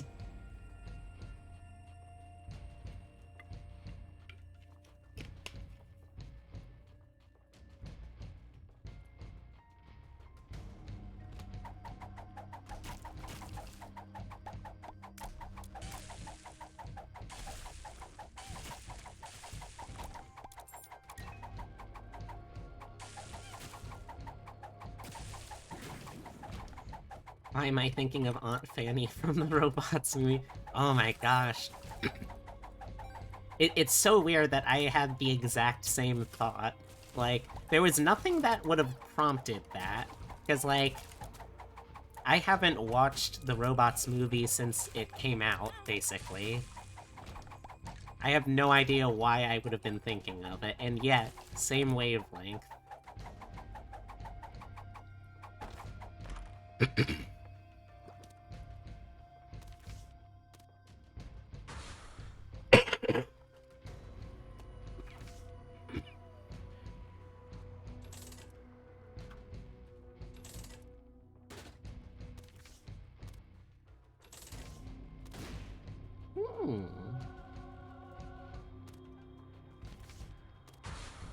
If you could see into the future, you might think life would be a breeze.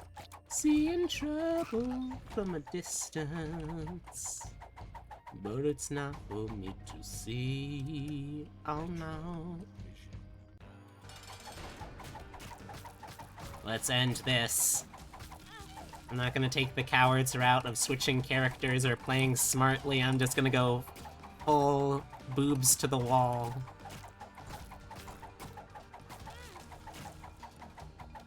I'm not afraid of you.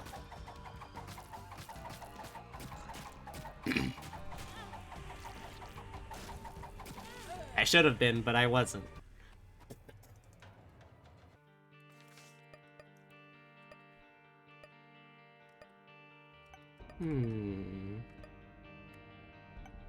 There's an issue with the bench company. They intentionally ignore the fact that wide hips exist. That's true. Big bench is all about making small benches, unfortunately. Which is a very ironic choice in their business model, considering that they're big bench, you know? It feels like a weird business choice that big bench would be about actually quite small benches, and yet... Ooh, excuse me. Excuse me.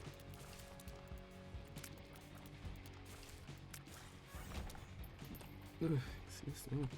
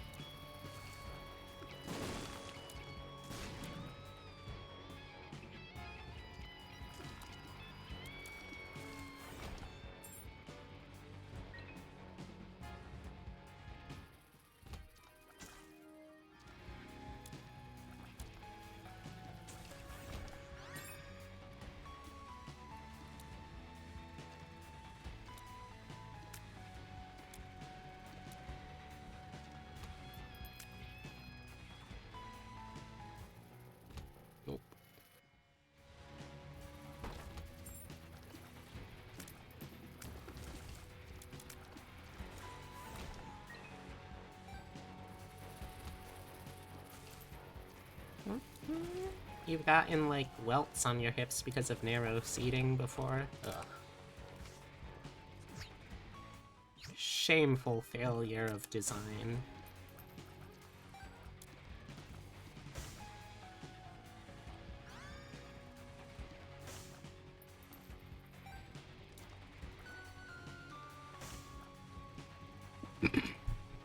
Worst thing is when you don't expect it, like watching in front of you to avoid something and then bam.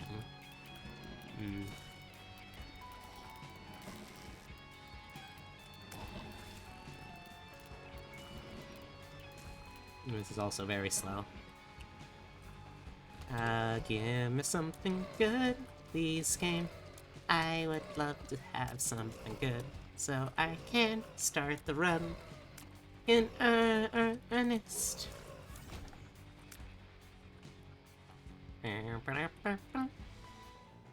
Nope.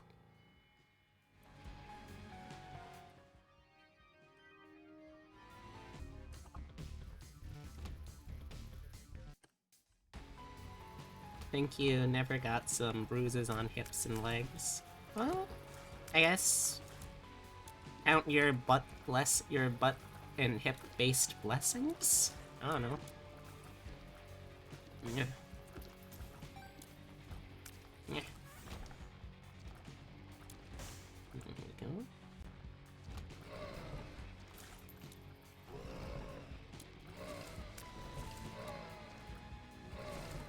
There we go.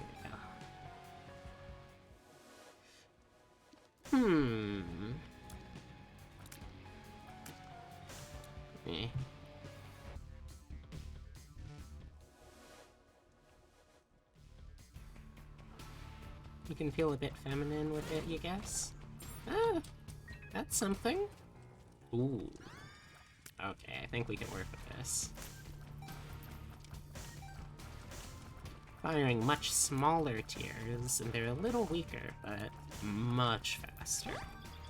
Oh hey, we even got a lucky penny!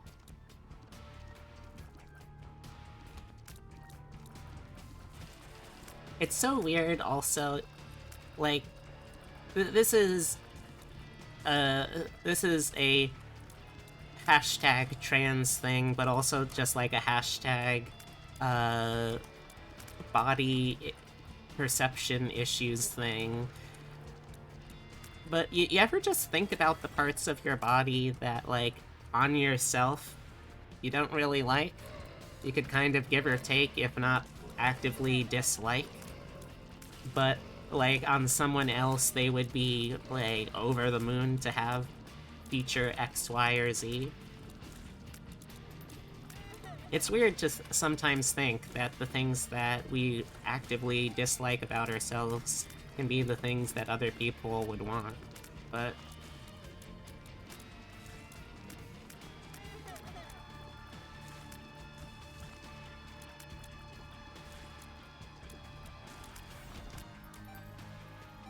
You think beard can look pretty cool?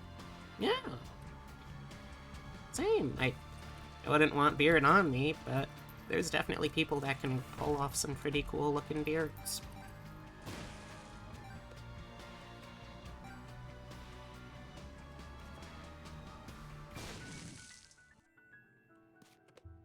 Okay, I'll take that.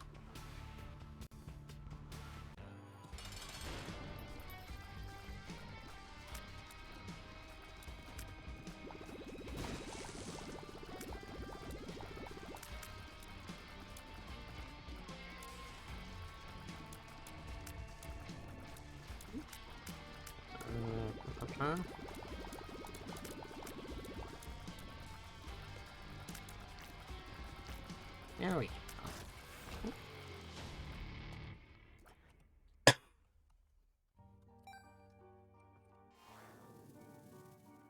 Okay, and down we go.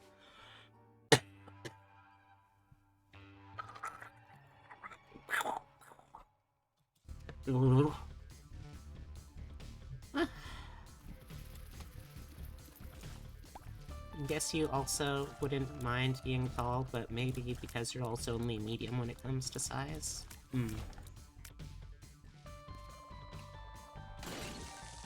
I see where you're coming from on that.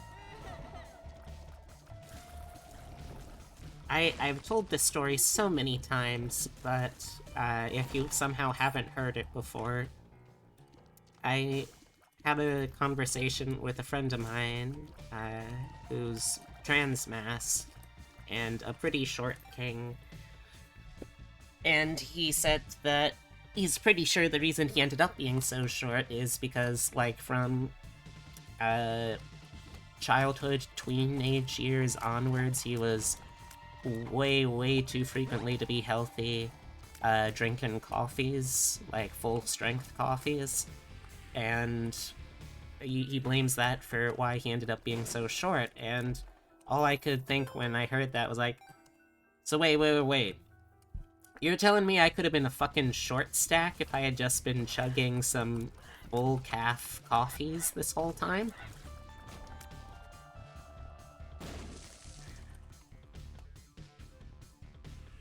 Always remember there are cis people who have the same insecurities as you. You know, a couple of cis women who have to shave facial hair or are too tall or too broad. True. And it's also very much like a, this kind of stuff is very much an intersectional issue, because, there are so many things, so many, like, features of the trans body that are considered to be, like, wrongly gendered based off of culture. Like, a great example of this was last year with, I think her name was Castor? I want to say Castor Semenya, but I don't remember her last name for sure. But she was a she was like a fab woman who never like changed that. She never tried to do anything different with her like body chemistry or construction or anything like that. But she was still like barred from competing with other cis women because she was considered to have like a unfair level of testosterone in her body, as if that somehow made her not.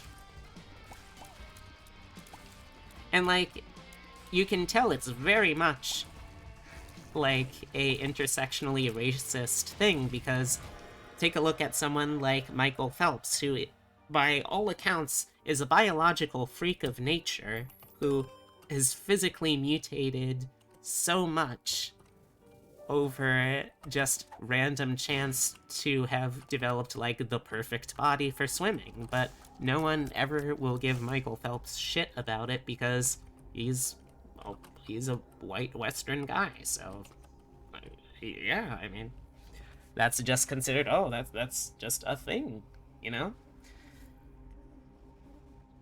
It gave you so much comfort to meet a short, fat, cis man with your body type and a high voice like, oh, I'm okay. That's true, you are okay, Julep. Julep, are you okay? You are okay, Julep. Julep, are you okay? When you walk in, are you okay? Julep, are you okay? When you walk in, are you okay? But yes, you are okay.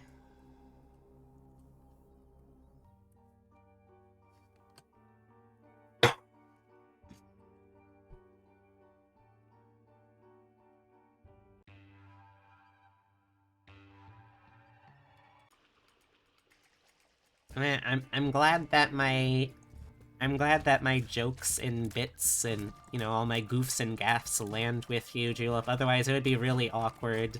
Like,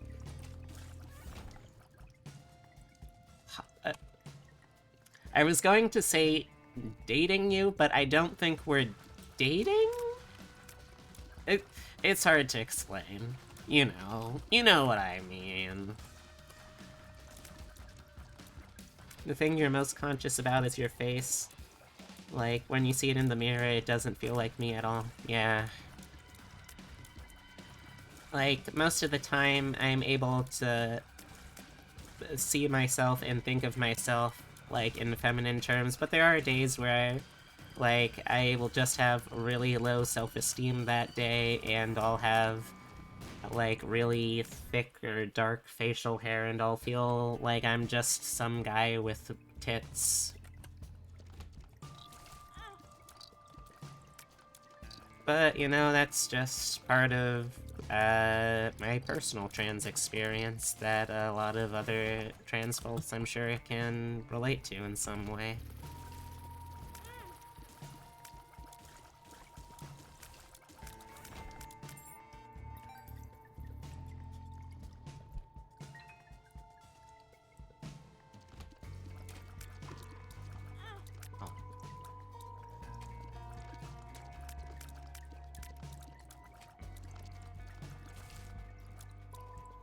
Come on.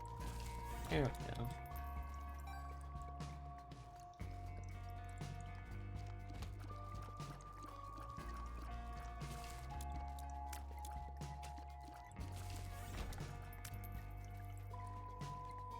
Okay, so can I go into that door now?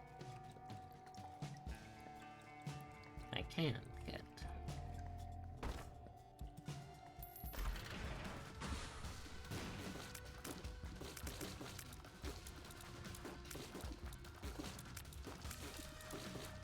Ow. Just hope they change the outdated trans law this year. So when you want to start HRT or anything, it's not barred so heavily. I hope so. I don't live in Germany, so I can't really do anything more than hope and send well wishes, and, you know, if necessary, send you some links on how to do, technically illegal DIY HRT, which I am not officially endorsing because my partner is a pharmacist and it would be very improper of me to endorse such a thing, but I could, if situations required it, refer you to several places where they instruct people on how to do such DIY HRT, you know, for the purpose of making sure you don't accidentally do DIY HRT, you know.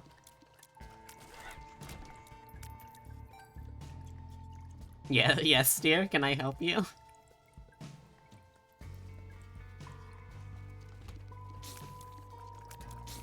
Did I say something wrong there, or...?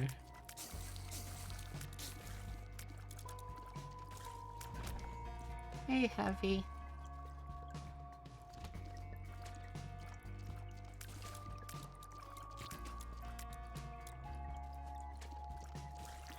Ow. Hey, open up. Debbie, teach me the gray market boy juice secrets.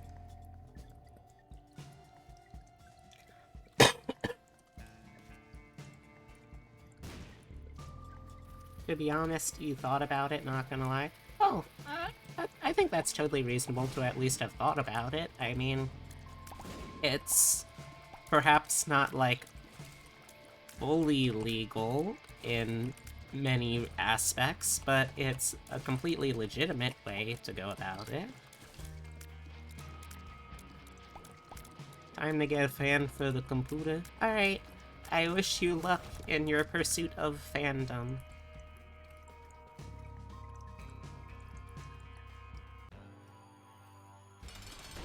Oh, this is a big mega fatty. This is a very large fatty. Mega-sized, one could even say. Hey, chat. I need advice from anyone who fancies themselves a cook. We need to figure out what to do with leftovers over at our house. The leftovers being a really, really big couple of servings of it's like really, really tiny pastas shaped like little stars. I don't know what the name of the pasta is off my head right now, but really tiny pastas shaped like stars, like practically rice, even smaller than rice pilafs. Pastina, that's it. Maybe you should not have been surprised, but when you did go to the doc with your mom, he was pretty understanding about me being trans, even though he's 65 plus.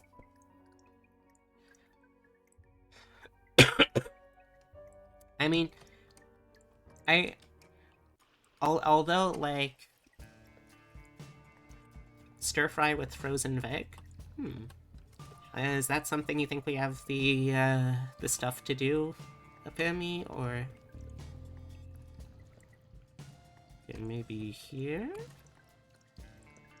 Yes! Excuse me. Maybe?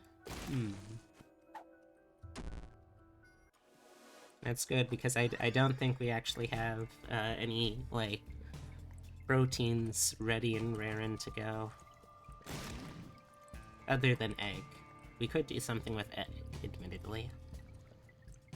Still feel silly that you thought you needed to do that to show your mom you were not joking. Oh, that's true, we do have shrimp too.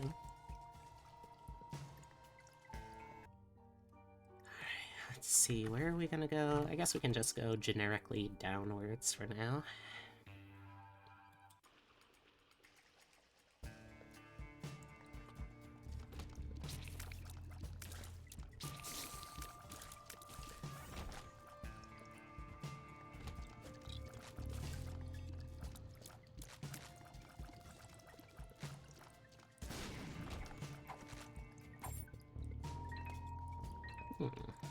Okay.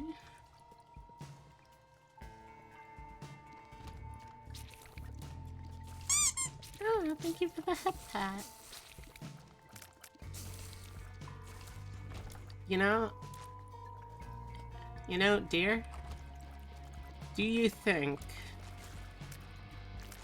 this is something I might need to check the recipe book, but do you think that if we could take care of the if we could take care of the stir-fry element, do you think we could try making seasoned half-boiled eggs tonight? Like to go with a stir-fry. Also, hey Nova! How's it going?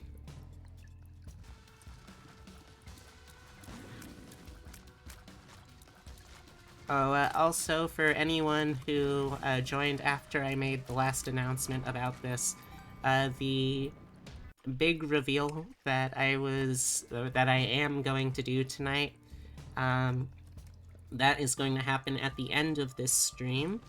But if you're not able to stick around for the end, don't worry. I am also going to be posting about it on Discord. And if you end up following the artist that was involved with this, you'll also be able to see it over on their Twitter too. I'll eventually probably post it to Twitter, but I gotta build up my confidence a bit first.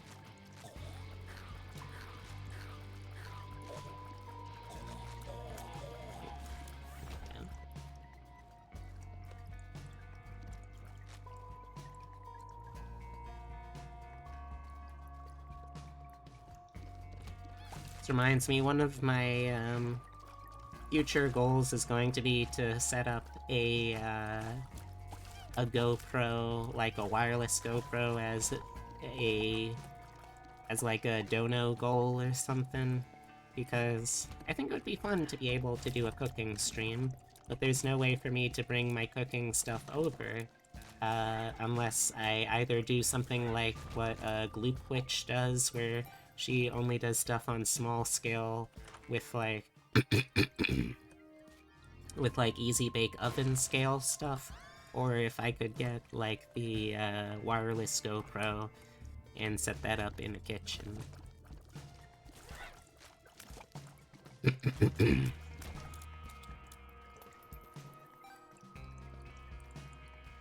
But I don't know, I think that might be fun.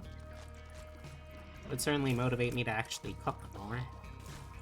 Which, Lori, I know I need to do more often.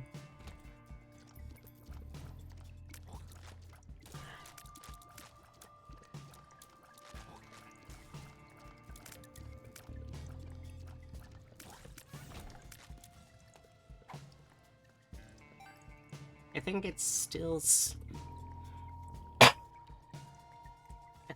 so ridiculous that in the best case you have to wait 6 months to get considered for HRT, and in the worst case you might decline after 1 year or so, and the questions are down also quite horrible. I mean, I don't usually like having rants in chat just because, like, it's kind of hard to keep the mood upbeat with them, but I do definitely understand where you're coming from with this. It's a very frustrating kind of issue. I guess if nothing else, it's at least still better than how the UK does it, where you can potentially be on the waiting list for, like, over a decade of time. So if that's any small consolation, your country is still far more advanced than the UK.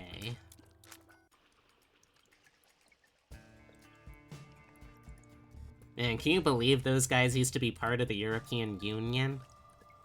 They really let anyone join that thing, huh?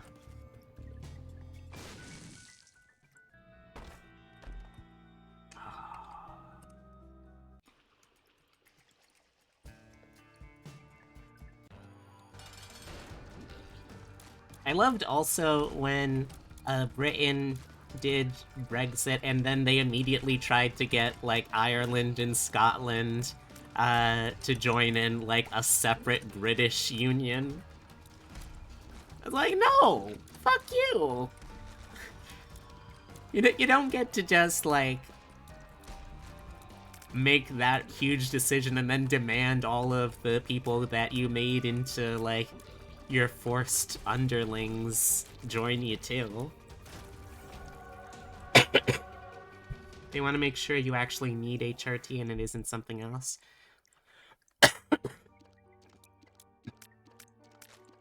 I mean, that's a fair point, but it's also like, at a certain point, you kind of have to know these things on your own, I think. And you tend to, at that point, usually know them better than any doctor can really tell you for you.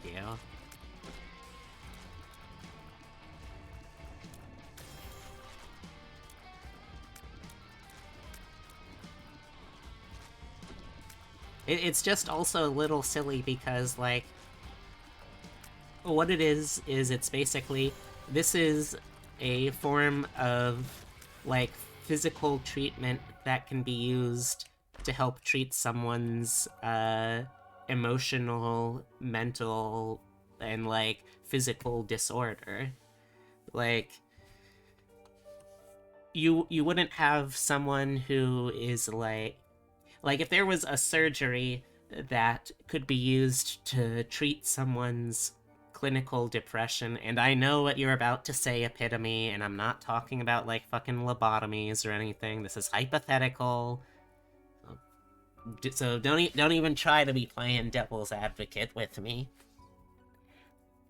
But, like, if that was the case, people would think it, like, monstrous to force someone to wait. And, like, you know, actually, you do have to live with this thing for a little while, you know, just to, like, prove that you need it, you know? Okay, but you know what I mean, Epitome.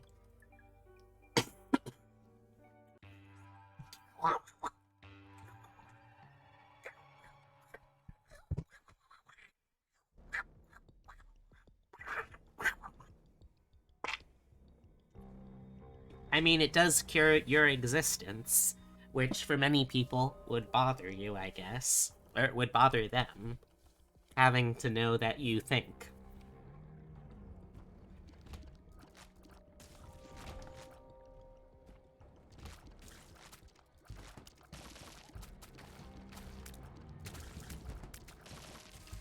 I think the requirement to go to a therapist for 6 months or more is to make sure people aren't gonna have regrets after they start it, and to protect the doctors and therapists from lawsuits for jumping the gun on treatment. At the same time, though, like, there is a vast majority, I think something like in the range of,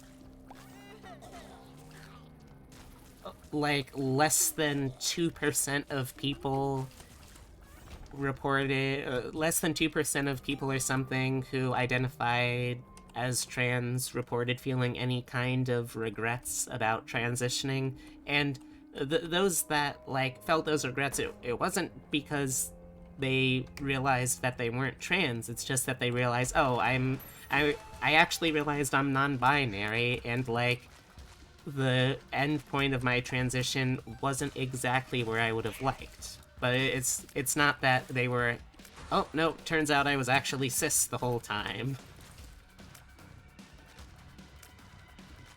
It would be nice to be able to go to a therapist and say you have gender dysphoria and get it right then and there.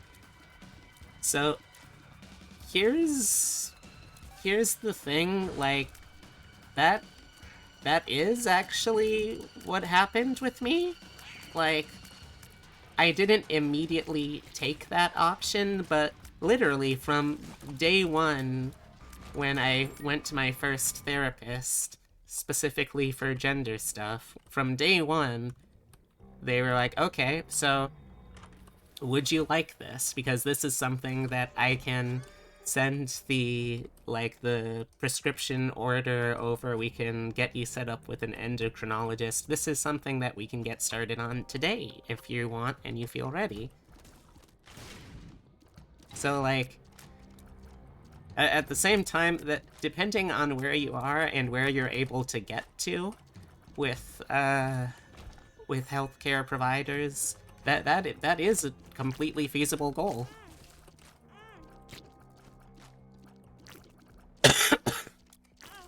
Oops. I was coughing, so I couldn't move. The study asked, do you regret transitioning the day after surgery, wall high, and actively in a lot of post-op pain? Like, of course they feel worse when they have drainage tubes in them. You're also pretty sure you need to sign some papers and have to verbal... Yeah, there's still definitely release forms involved.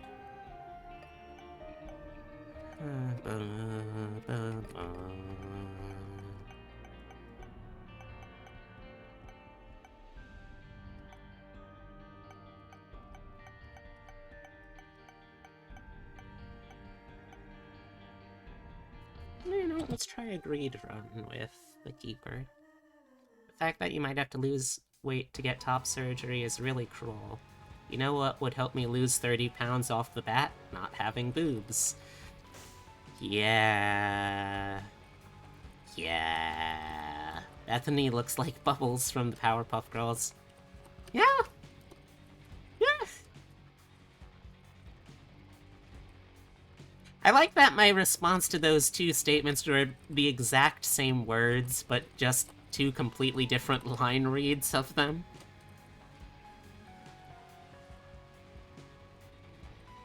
I guess it just shows my skill as an actor to be able to deliver the lines so well both ways.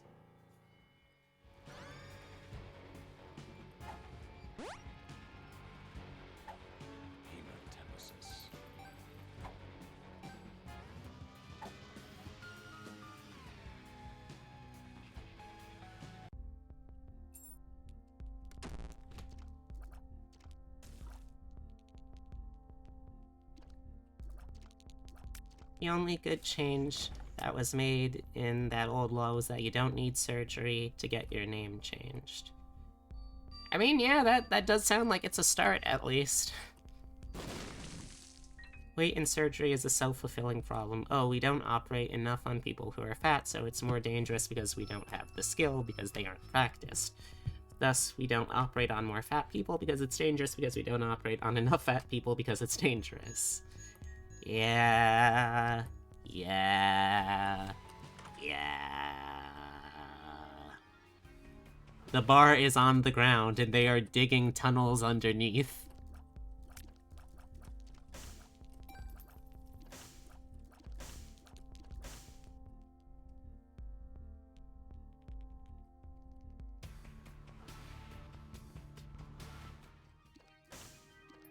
And sorry also if there are any cis people, or, well, I hesitate to say cis people because I'm not sure if there actually are any cis people who watch me, or they aren't just, like, queer people who just haven't realized yet.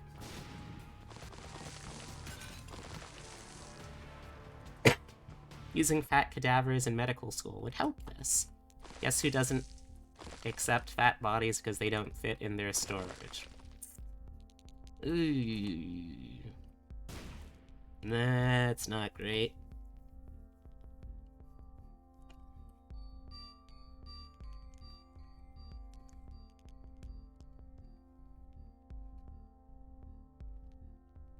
Ah, I see. It'd be okay if there were support to lift a bar. I think? Also, I see. We have found our one singular token cis person in the audience. Hello. Ow.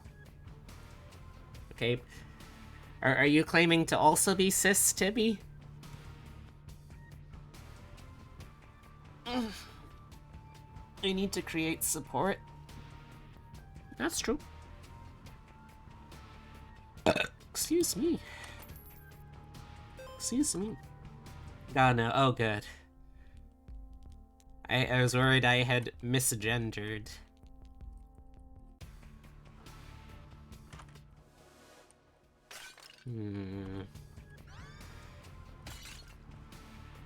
You treat a person on their merits and not on anything else. That's fair. Imagine if we had more cis people.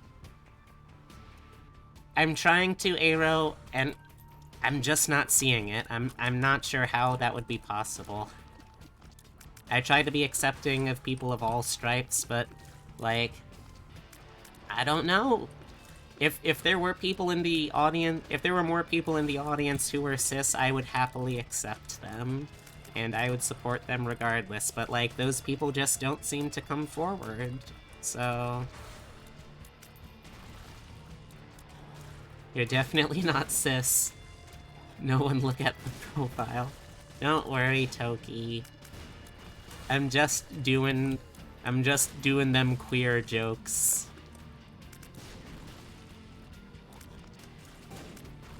Heck, you could even be cis and het, and I wouldn't really care.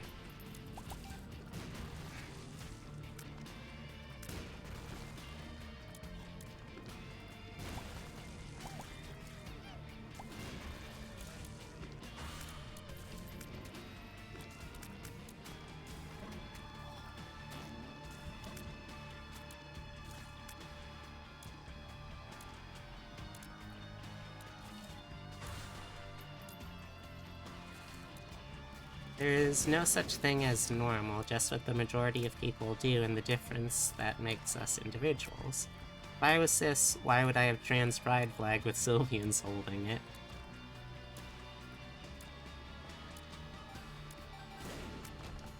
It's a very good point you make. Can't argue with that.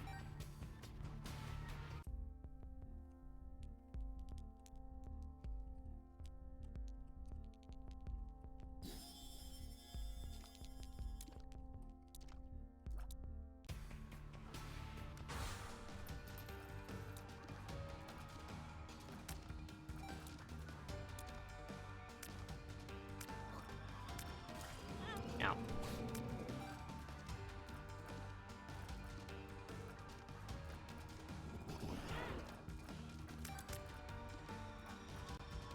My fave is Zora, because you can turn into how you want to be.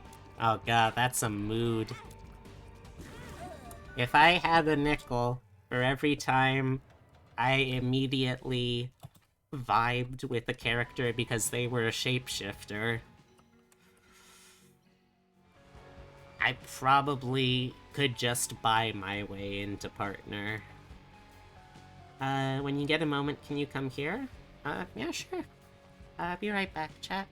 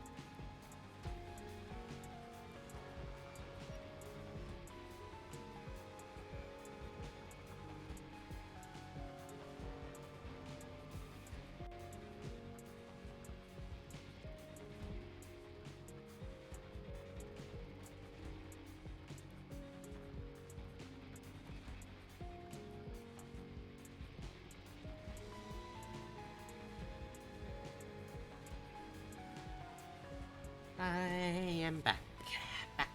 Back. Screw partner down with Corpus. Yeah, I feel that. At the same time, though, there's like no ethical way to exist in modern capitalism. So the best we can do is try and just be as least harmful as we can. How does one get on Discord? Do you mean, like, how does one make a Discord profile, or how does one join the channel that we have? 'Cause, yeah, like, that's the Discord channel.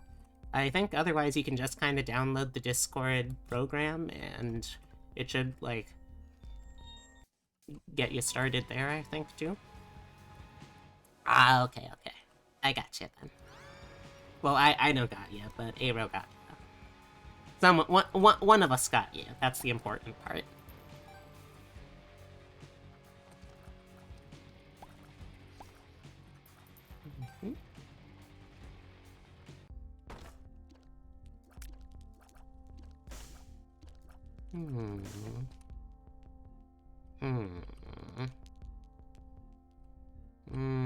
Okay, let's try it.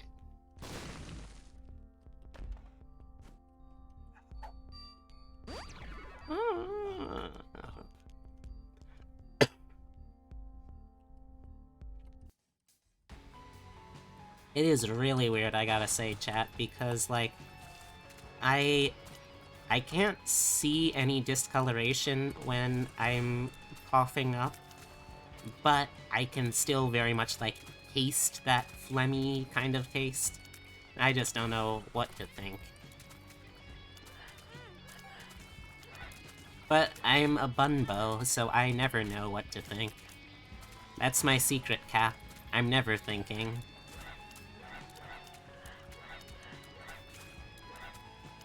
Uh-oh. Oh, thank you for the head pat! Oh boy.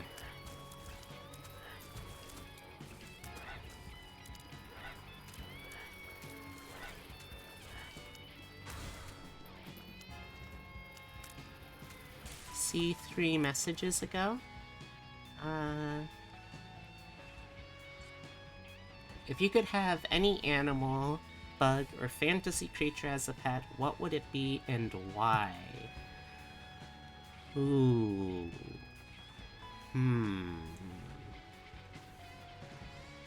That's a tough one.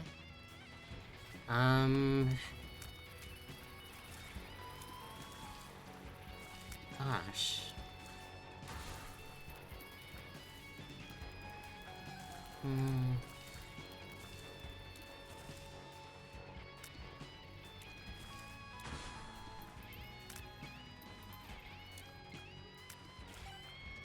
Well...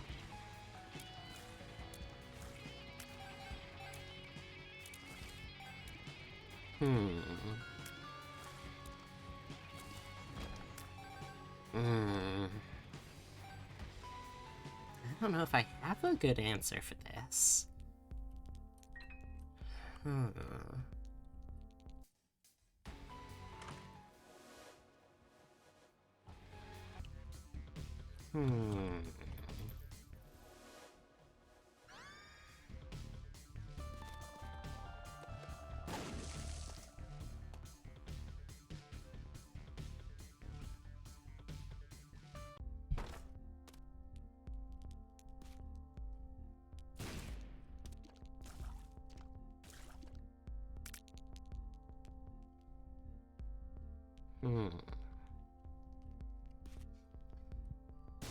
I think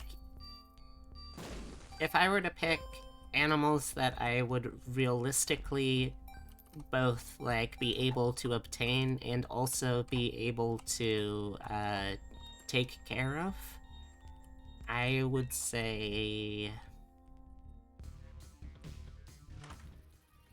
something in, like, the family... in, like, the same family as rabbits. I think that would be a really nice kind of animal if like, the rabbit-ish animal was comfortable with me. I wouldn't want anything to, like, actively make any kind of pet uncomfortable at all.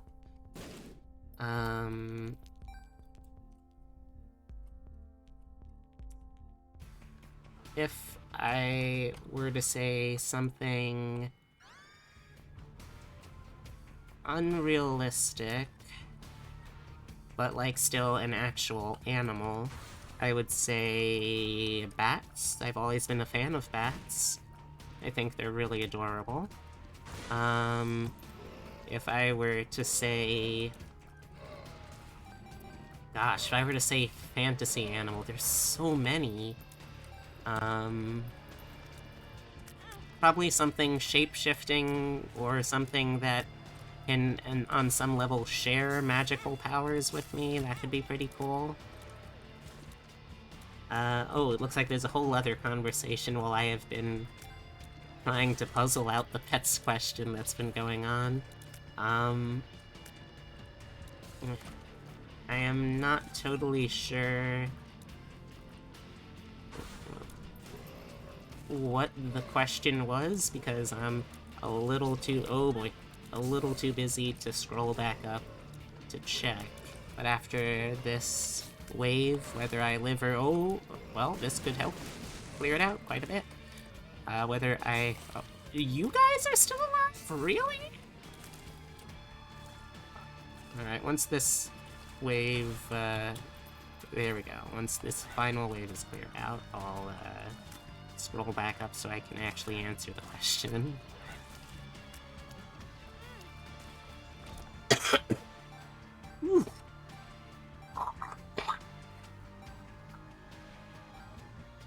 Okay, let's see.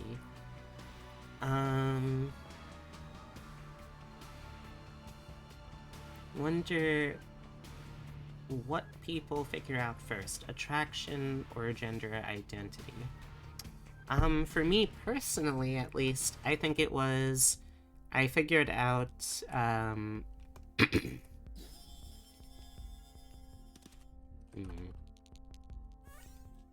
For me personally, I think it was that I figured out that I was, I kind of at the same time figured out that I was asexual and that I was not straight. And that was both like around like early teenage years, I think. I probably always had an inkling that something was wrong with my gender stuff, but I don't think I ever really was able to, like... I think I started questioning around the same time, like early high school, but it didn't really go anywhere until later, which is a shame because like most, like, well, not like most, but like many trans people, I do wish that I had been, like, a little more insightful of myself to, you know, figure this shit out earlier, so maybe I could have transitioned a little earlier and had, I don't know, less problems with facial hair, or bigger boobas, or a voice that I didn't have to work quite as hard to train, and when I got sick it didn't make me slightly dysphoric, that kind of thing, you know?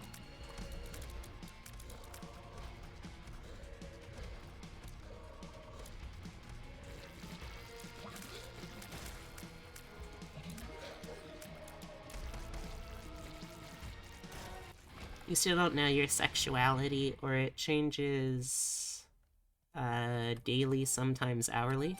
Hey, that's... Here's the thing, Tokinala, and I hope this isn't like a mind-blowing thing to you or anything, but it is a valid sexuality. You've been valid, and simply, like, you've just been, like... Your sexuality has just been queer the whole time, and that's totally normal. You always assumed you were straight since you thought, well, I'm not attracted to men, so I have to be straight. Oh. Yeah, I understand that. You have known since early age that something was off. You would steal your sister's clothes without them knowing to try on. Yeah, I had those moments too where I did the same thing with my relatives. Not my proudest moment, but you know,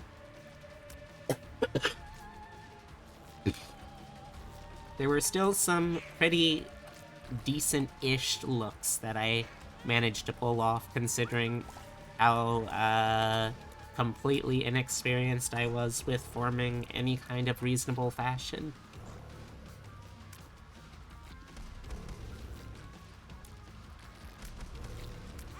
No.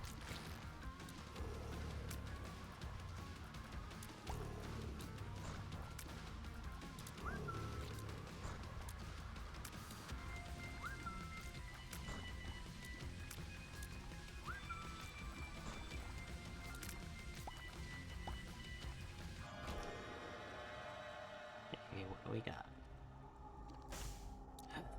Nothing I can afford and nothing worth affording. Cool. Cool. When you took sex ed class in school, you became very saddened to learn what was gonna happen to your body and such. Big same. You mostly compensated with being aggressive. Turns out that's not healthy. Yep. You would trade toys for clothes with your best friend, got beat into your closet with your dad. Oh, I'm sorry to hear that, Tokinala.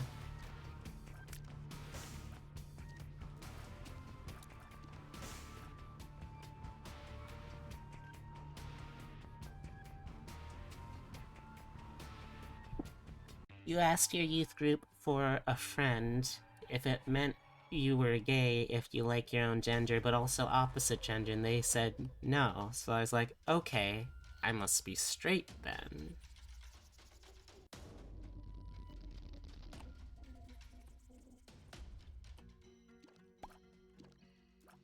You've been learning and reading about trans stuff online since middle school, and you're in mid-30s now. Yeah, it do sometimes be that kind of slow growth sort of experience. And that's totally understandable.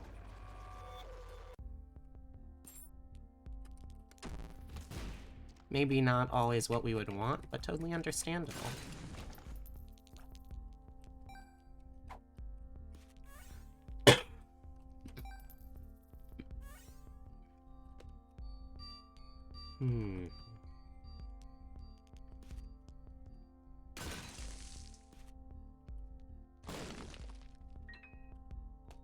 Ours was a joke. The most LGBT plus thing we got was told that gay people existed and it was okay. Yeah. Strictly speaking, I don't think my school, like, health classes even really acknowledged. Like, they acknowledged in the sense that they didn't, which I guess is just they didn't acknowledge.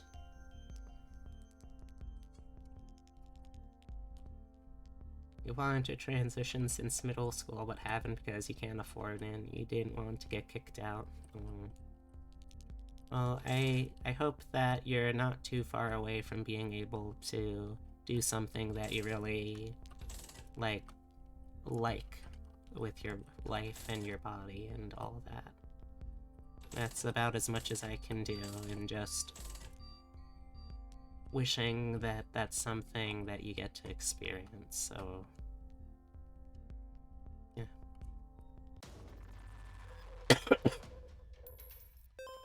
Julep, stop being the same person as you. You started puberty extremely early, so going through sex ed was like the example of a person going through sex ed. You gonna go attempt to go see a therapist finally about it soon? Just need to work up the nerve to actually make the appointment. I believe in you, Dragon.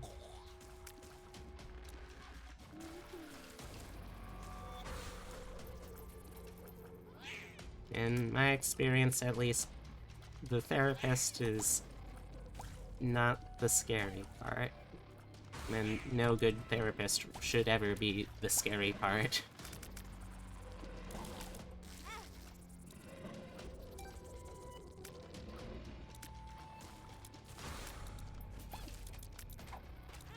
Oh.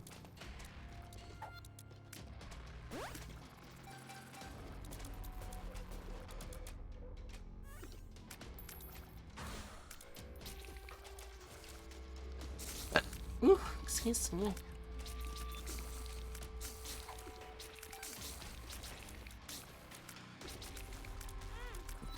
Excuse me.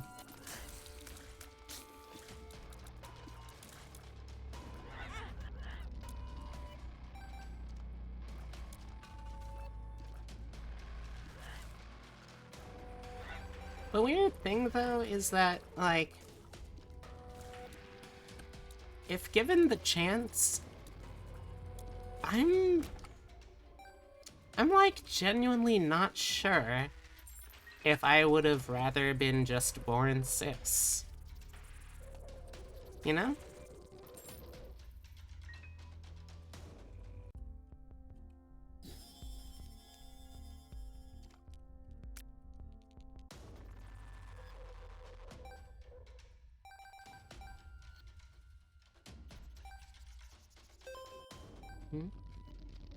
Even through your stuffed nose, you can smell Totoro's stinky fish breath.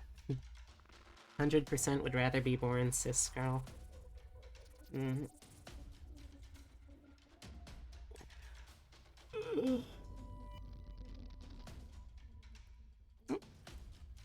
Hey! Hey, Geronimo! How's it going? Could I get someone to shout out Geronimo Kiddo? I was watching their stream the other night. Very cool little bat. Spin my glorious wraith! I'm gonna try something now that I'm healed. Yes, yes, look at you, you fabulous man of Spin dancing. me right This is a matter of round, culture. baby, This is a right rave of round. culture. Look at him. I'm gonna try and have round, yes, you round, are. round. Oh, my sprinters. Spin me right round, baby, right round, fine. like a You know, I'm record just chilling player. with him. Right round, round, round. You interfered with his dancing. Run for it! I'm ready. That time. Just go. Just go. What an ordeal. Both doors are open. Mr. Wraith now. Mr. Wraith. Oh, It was what worth are a you try. doing? Mr. Wraith? Mr. Wraith, my dancing wraith of love? Aww. Oh, Oh, what a Mr. nice Wraith, I love guy. Aw, me go. You letting me go. Aww. Thank you, Mr. What an emotional tour de force. A kind of split would be better, yes, but then you wouldn't have met the cool people you've met that are great friends. Yeah, like, I think that's how I feel too, like, on the one hand, it would have saved me a load of grief if I was simply not trans and was just like a cis woman. But at the same time, I feel like being queer in the ways that I am has become such an important part of my identity that I don't know if I would be the same person. Oh, what the hell? This is a new item I have not experienced before. What the fuck was that? What are you getting? Thank you, gratitude. Oh, thank you. So how you been doing today, Geronimo? I've been still trying to recover from my cold. I've been coughing a lot more, and I can really taste the when I cough, so I think that's a good sign. Hopefully it means I'll be out of the woods soon. With your upbringing, you think you'd be transphobic? That would suck, yeah. there's the blue pill question. If you could take a pill and stop dealing with dysphoria in your assigned gender, would you? Earlier in your transition, most trans people say yes. And later, most trans people say no. Interesting.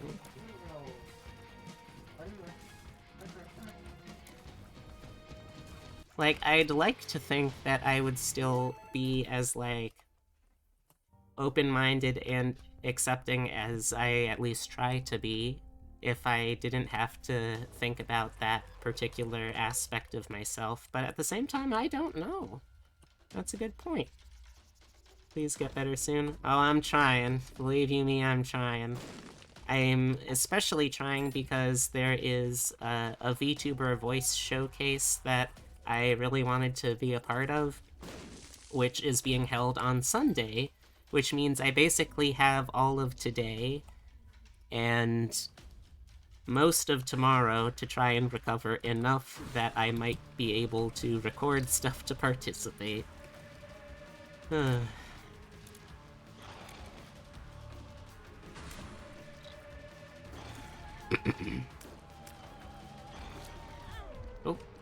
God, this is weird.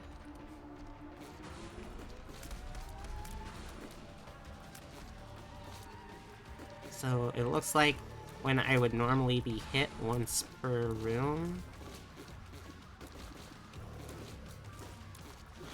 Oh, and then I blink back into my body. Okay, weird. Checking to see if you have a fever? Do you? Yay, you don't. Good.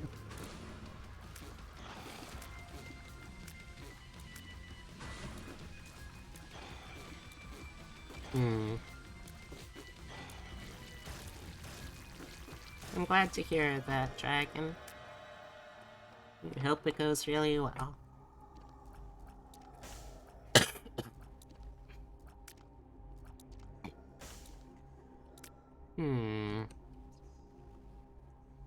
I don't really want either of these either. I'm glad to hear that you're doing okay, though, Geronimo. I still haven't really been able to get myself totally set up in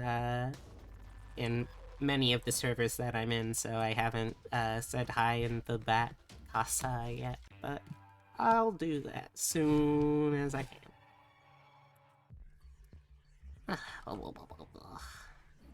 The meantime, you all get to deal with sick-voiced aras and shit here, which apparently seem to be people's thing. So I don't know what to say about that anymore.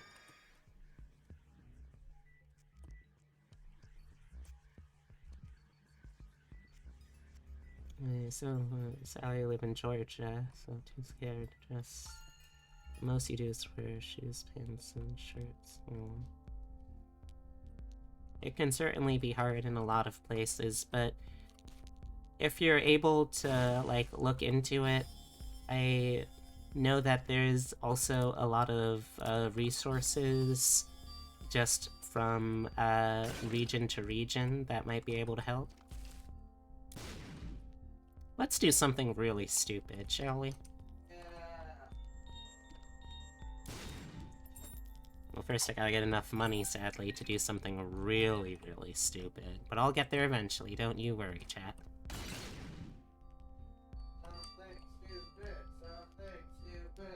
I don't know if you could hear Epitome from the other room chanting something stupid, something stupid.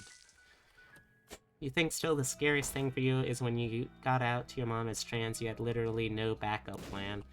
Oof. That is not something I would wish on anyone. You have to remember that your favorite MILF voices are husky like Janeway. See, that's the thing, Julep. Again, like, I have not actually... I have not actually listened to, that Star Trek yet, so I have no concept of what Janeway sounds like. The fact that I accidentally backdoor stumbled my way into sounding like one of your MILF-based moistened daydreams is sheer coincidence. Okay. Thank you for the warning. Also, hey Lilies, how's it going?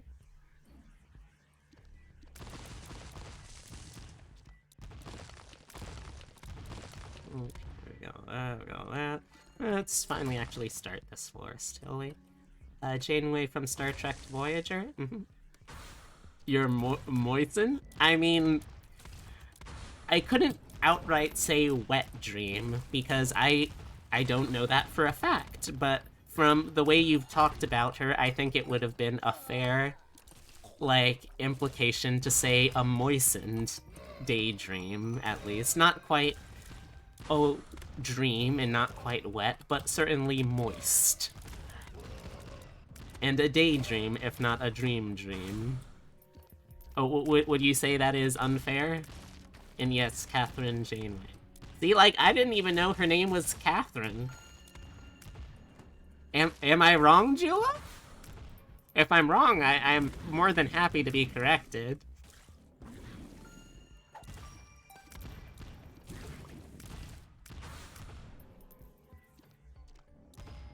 You have yet to say that I'm wrong, so... No, you're right, and you're mad? Oh, Jula. Sweet little piggy. It's okay. There's nothing to be embarrassed about. Or would you rather I give you another little...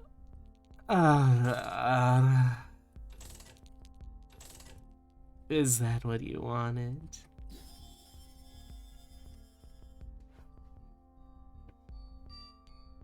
You're in this picture and you don't like... Well,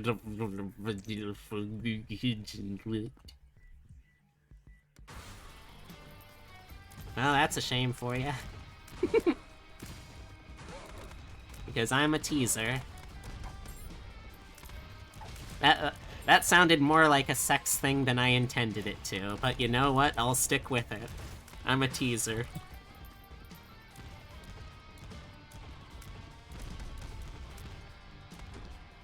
Oh, ow. Ayo? What's ya ayo-ing, Lily?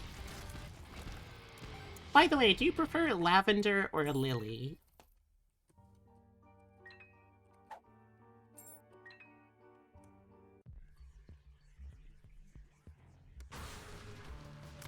Oh, this is gonna be an easy room. You love lavender? It's a very good scent. Or were you talking about the person? Or the name? Or the color? There's a lot of things you could be talking about. You're okay with either, but most people say lavender? But do you prefer to be called... Oh, which L-based flower do you prefer to be called? I guess is my question. Because I could also call you LL, but I don't think LL quite has the same musicality as either. Let's go with lavender. Lavender it is.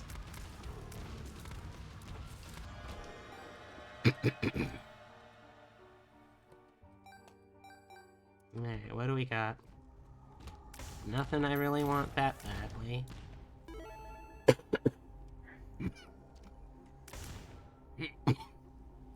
Ooh. But hugs to lavender. Aw, it is a pretty name. Fun fact, it is very hard to think of a name that comes from a flower that isn't pretty. Go ahead, try. Can you think of a flower name that isn't pretty? Because I can't.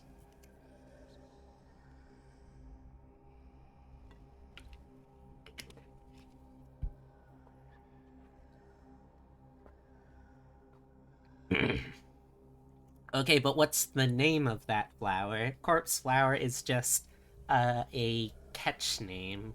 A catch name, not a catch name. A common name. What's the actual, like, technical name of the flower? Actra? Well, see, here's the thing, Toki.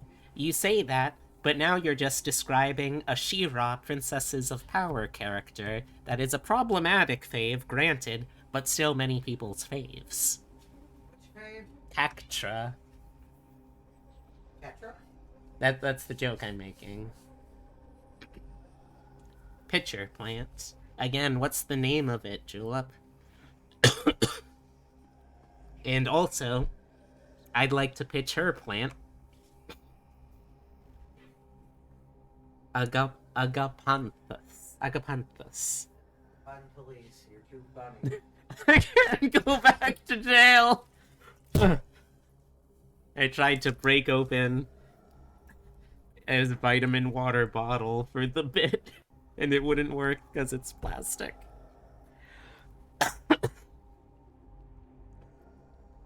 Okay, but I still think Agappa is also a pretty sounding name.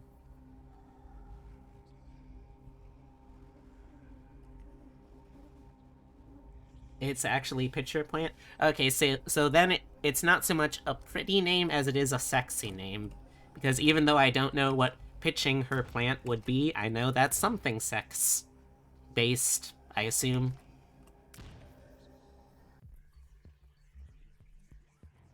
Also, I'm sorry that this has to be your first impression of my streams, Geronimo. I promise they aren't normally this horny, or this filled with me hacking and wheezing. Ooh, that's a pretty nice little gift. Ooh, excuse me. Lewd streamer confirm. No! I haven't even come up with what character concept I would want to use for my lewd streamer alter ego. Accurate? Wow! What is accurate, epitome? Are you calling me lewd too? Oops.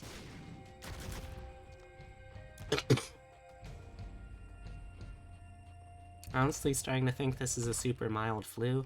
I hope not. No, accurate that you aren't always Okay, thank you. Thank you. Oh, this is dangerous for me. I suddenly became dangerous from far too many directions.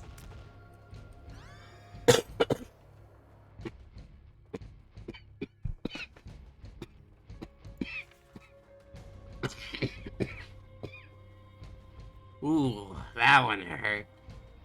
Oh yeah, that does actually exist, Julep. Have you not seen that one before?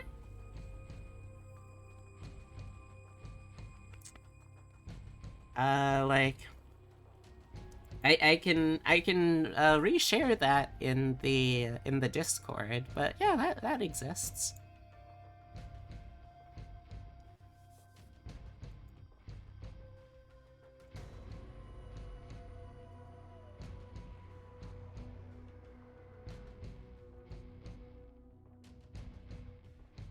Yeah, let me see, actually. It will probably show up on the starting screen. Okay, so this may take a couple of go-throughs, but you'll see it soon.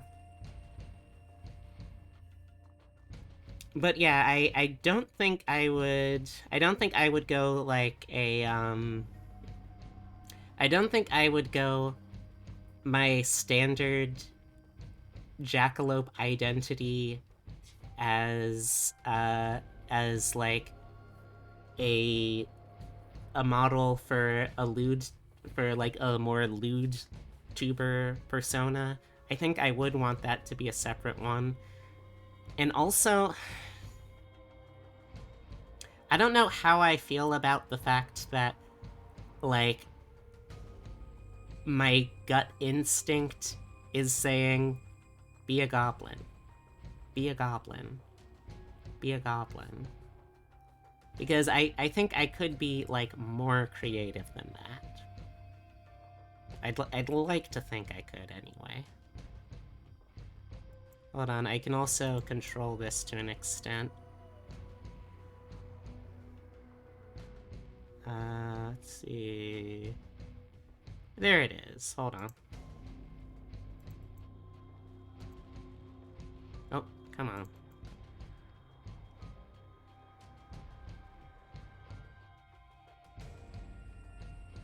Short stack V would be so powerful.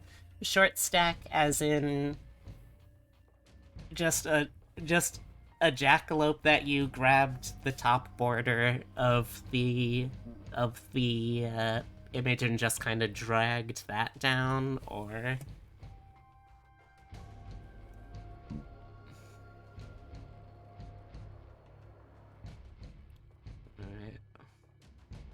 Alright, if it doesn't show up as the next one, I'll just post it in Discord again.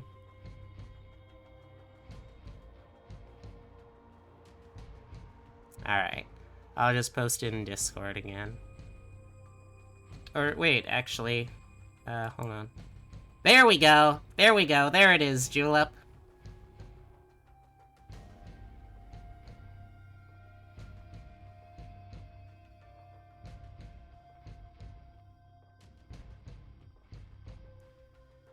I hope you saw, Julep. Oh, there it is again! Like a Midna body type. Oh, Julep, are you okay?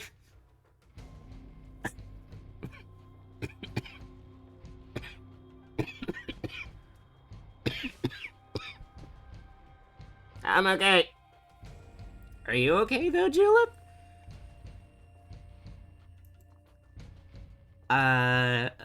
Like a Midna body type.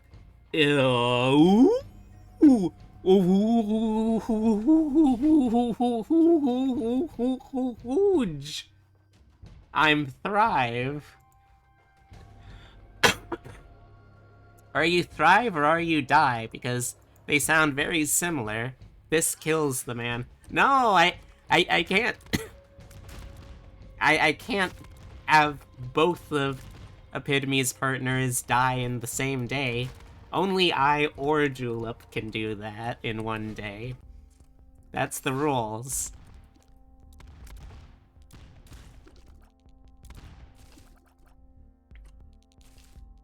What about Charlie? Well, yeah, I mean, you'd still be left with one. But I would, like, presume that you would ideally not lose two in one go still.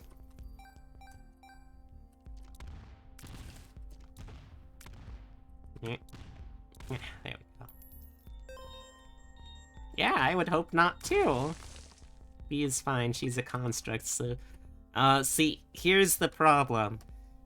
I'm from back when 5e didn't realize, hey, wait a second, we can just make rules specifically for constructs that are also gonna be player characters, and they had it so that, like, because I am made of flesh, and I am technically alive, I'm effectively still following a lot of those rules, which unfortunately does include disease, so, unless I randomly take a couple of levels of Paladin, I have no immunity to... Oh, either a couple of levels of Paladin or a lot more levels of Monk, then I am not immune to disease. I am that Garfield meme, but instead it's me just hacking up a lung and the caption is, "You are not immune to disease."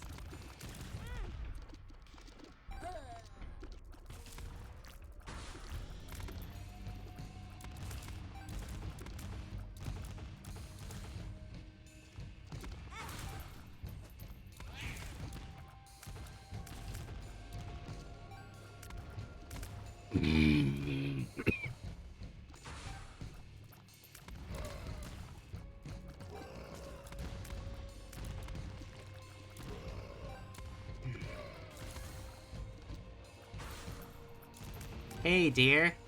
If, hypothetically,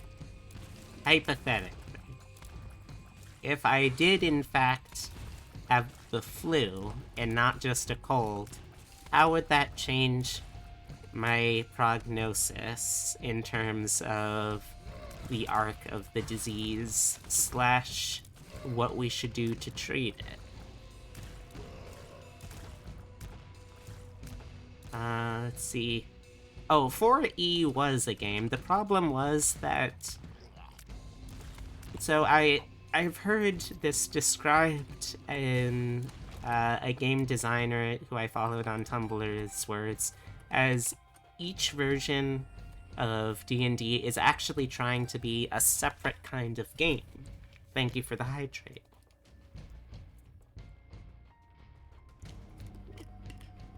So for instance, First Edition is far more about being a simulator of war games than it is about, like, single character-driven RPGs.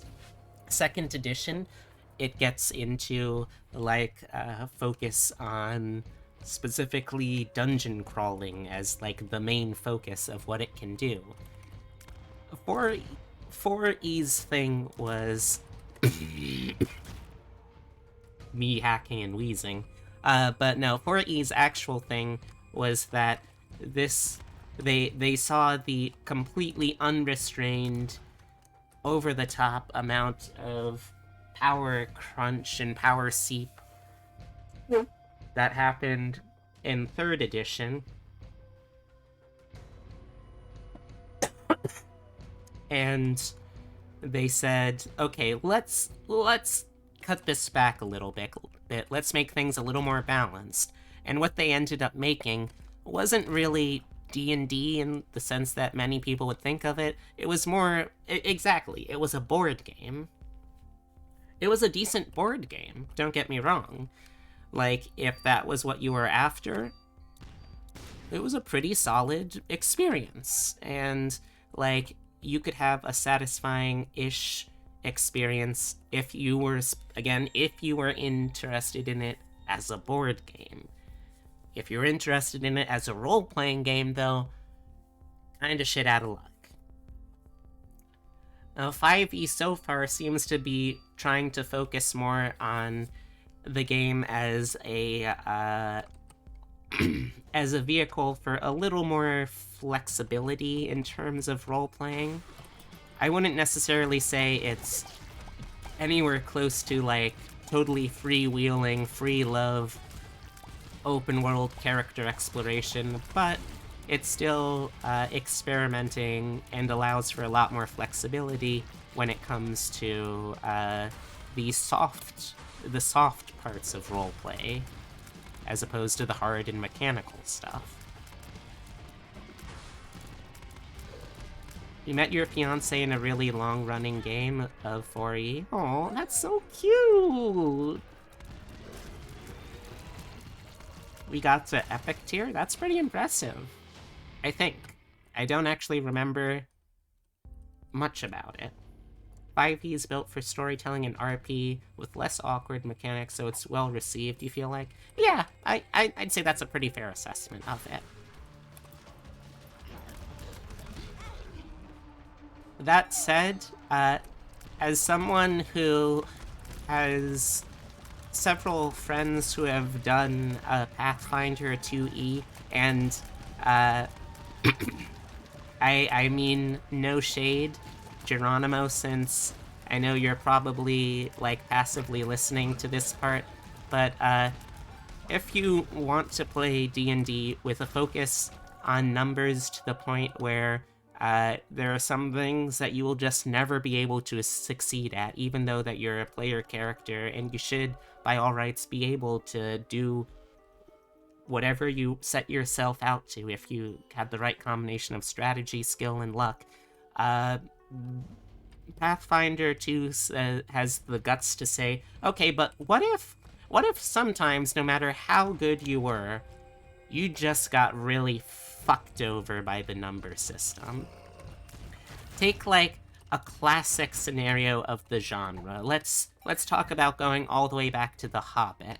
You have that classic scenario where you have Bilbo, who is like an typical thief rogue sneaking into this legendary dragon's lair, right? That's such a cool, iconic moment of high fantasy stuff, right?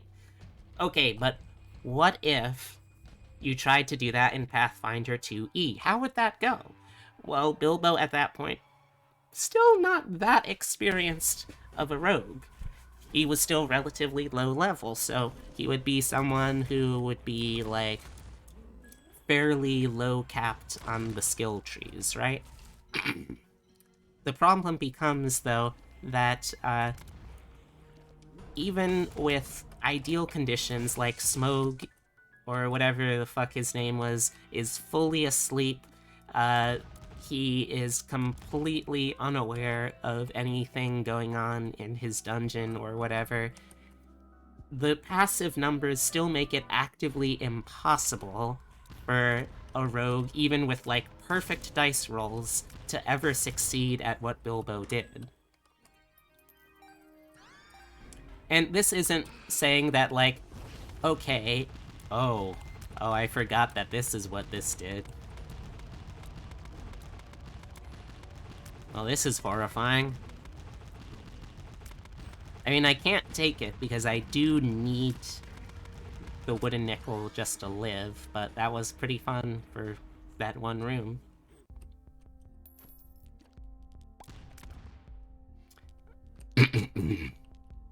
But, yeah, I think that's my problem. It just doesn't... Pathfinder 2e just doesn't scale properly with the levels of the characters to stay enjoyable. In my experience, anyway.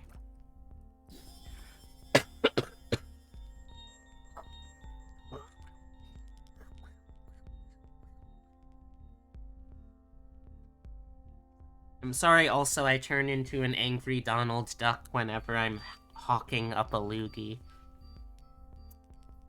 Hope that's not too off-putting to anyone who's been tricked into thinking that I am a glamorous and appealing VTuber.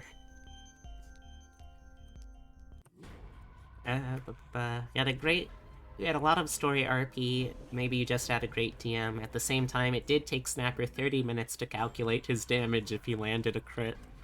So, okay, like, as much as I want to rag on that being just a thing that 4th edition had as a problem, I mean, for some builds, that's just how that works. Like, if you're a high-level fighter, you can put out some, frankly, disgusting numbers of damage. You enjoy D&D? It's a pretty fun game. Is it, like, the best role-playing game out there? I mean, there's no objective best role-playing game. There's just games that do different things well, and games that create different experiences well. So, no, I would say there's no such thing as a best D&D game, even though no one actually asked that question. And it was purely a hypothetical, like, straw man type of argument, really.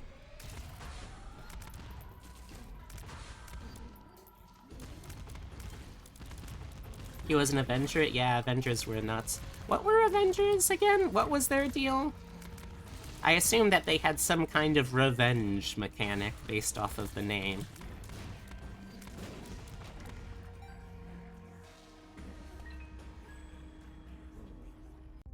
Holy glass cannon. Oh, that sounds disgusting. Thank you for sharing. They got to roll twice to hit.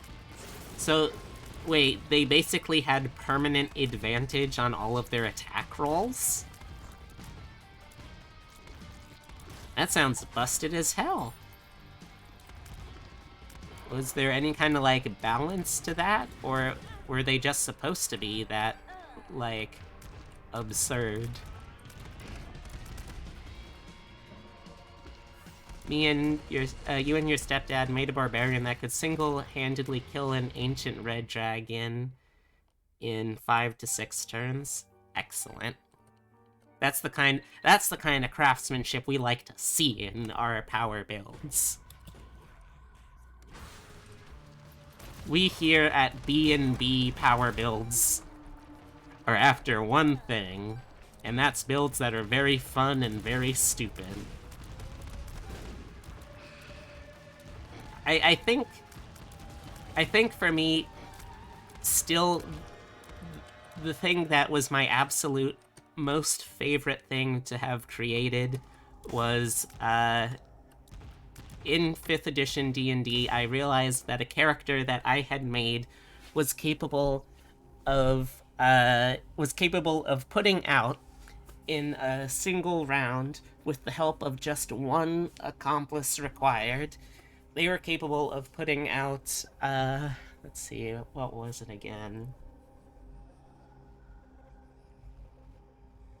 I think it was 40,000, like, conservatively it was 40,000 200, like around 40,200 d6 of bashing and fire damage in a single round of combat. Like, literally physically capable of killing anything the game had. Unless it was just outright immune to fire and bludgeoning damage. You're fucking sorry? Oh, if you met the Towering Inferno, you would be fucking sorry. Don't you forget it. So basically, what I realized is this is a subclass that officially got added in Tasha's Cauldron of everything. So this is something that is pretty freely accessible.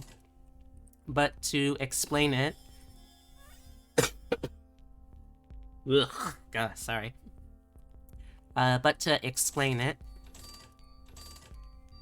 basically there's a couple of really fun gimmicks that the College of Creation bards get. Gargle salt water to help clear the throat. I guess I could try doing that. But, right, as I was saying, there's like a couple of fun gimmicks that they get. The main gimmicks are that, unlike other bards where, for the most part, bards do this thing where, like, they get one or two new ways that they get to use their bardic inspiration that no other bards can use, right? Like, a College of Sword bards, for instance, no other bard school can use their inspiration to do those cool sword maneuvers, right? Normally the thing for the thing for creation bards, first off, is that their inspirations, they only do the same things that inspiration for, like, vanilla subclass bard. They can only do that stuff for them, but they just do it a little better, because there's, like, a little extra perk depending on what you spend it for. The other really cool thing that they can do is is they have the ability to basically enchant an inanimate object to act as, like, a living sidekick kind of buddy character. And that's really cool. There's a lot of fun things that you can do with that. The class ability that I was the least excited to get at first, because I didn't realize what it was capable of, was the Song of Creation, which basically, it allows you to create within certain parameters an amount of non-magical material that, depending on your level in the class, is limited to how much like gold value it can be worth, and also how much just, like, raw space it can take up, and how heavy it can be. Actually, I don't even think how heavy it can be is an issue. I think it's just cost and how much space it can take up.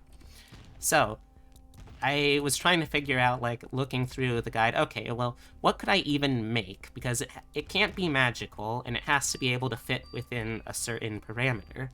Now, one of the clever things that you can actually do with this is at high levels of a College of Creation bard, you can use that ability without having to worry about cost at all. And it doesn't say anything about, it doesn't say anything contradicting this, so you could technically use the Song of Creation to create spell components, like really expensive spell components, that you then immediately use for some spell, and that on its own, pretty useful mechanic, pretty valuable. Now, what I realized, though, is that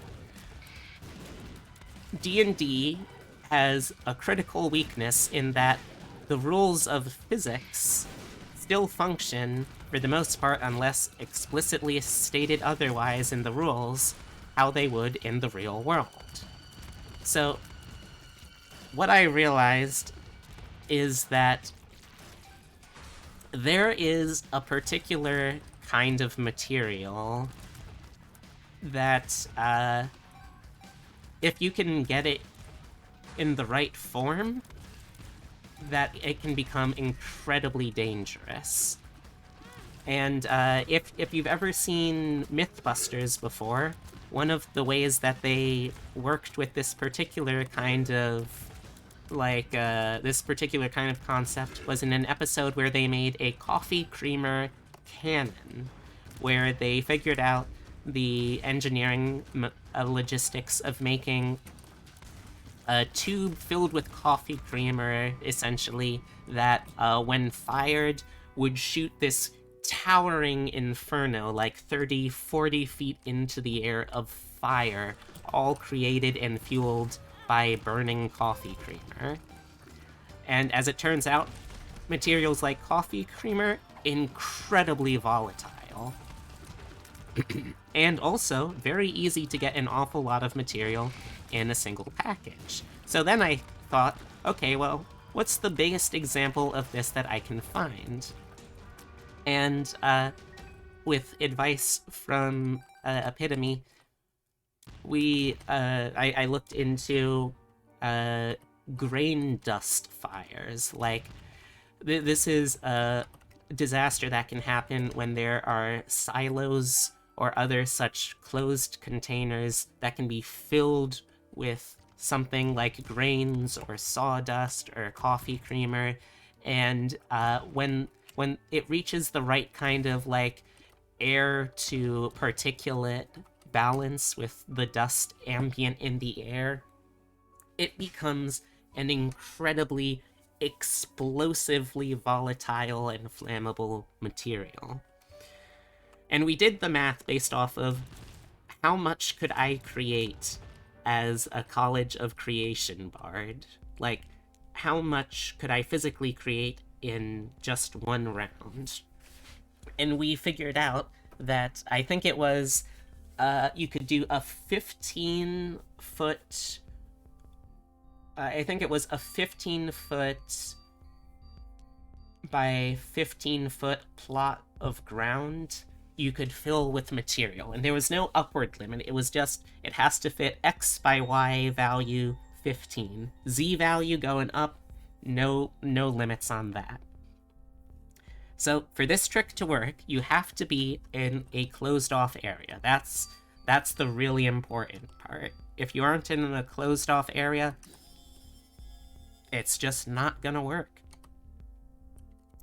But once you get that part of the equation down, the next thing that you gotta do is you gotta use the Song of Creation to create as much of this material as you can. For our material, for our substrate of choice, we went with flour, because it would be something that, yeah, you can find flour anywhere, right? It's a very common material. Thank you, Angel.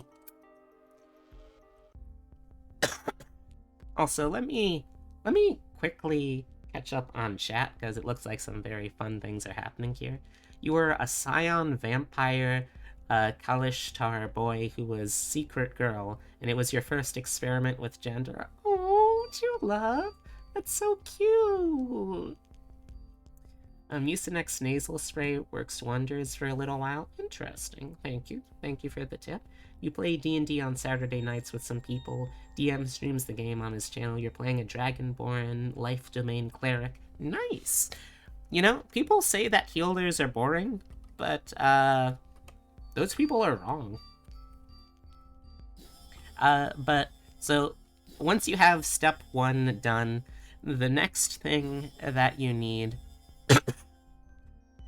the next thing you need is, in this closed-off environment, you need to have someone who can cast a spell like Dust Devil or Whirlwind. You need to be able to have someone with that kind of tornado-esque spell, and that spell is what is going to, using all of the flower that you've just created with your Song of Creation, that spell is what's going to spread that substrate throughout the room. So that way it's just absolutely chock-a-block full of that flower, and as long as it's a closed container, it will reach the optimal air to dust ratio. Once that happens, all you need then is for someone to cast a fire spell that specifically is one of the ones that ignites unheld material. So it could be something like create bonfire, or firebolt, or produce flame. And once you have those steps taken care of, you then look at once you have those steps taken care of, basically all you really need is someone to give you and your accomplice last rites, because there's no physical way that any of you in that room are going to survive that. That's just not how this works. So once we figured out the mechanics of it, then we tried to figure out, okay, what specifically can we look at to figure out how powerful this thing would be, right?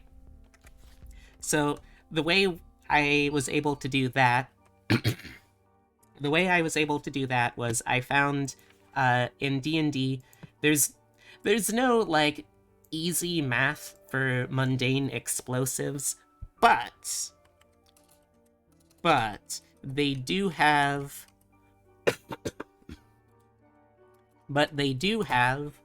rules for how dynamite works.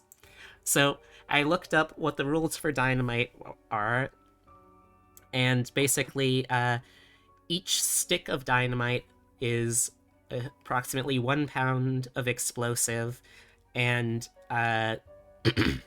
it can do 3d6 bludgeoning damage. Now, considering this is also a fireball, we figured, okay, it would make sense that this would be both fire and bludgeoning damage. But since we were able to figure out how the dynamite worked, we needed to figure out, okay, what the size and scale of this granary explosion that we're creating, how much dynamite would that be equivalent to? And it turns out the answer is in the tons. This would be like significantly bigger than even the largest historical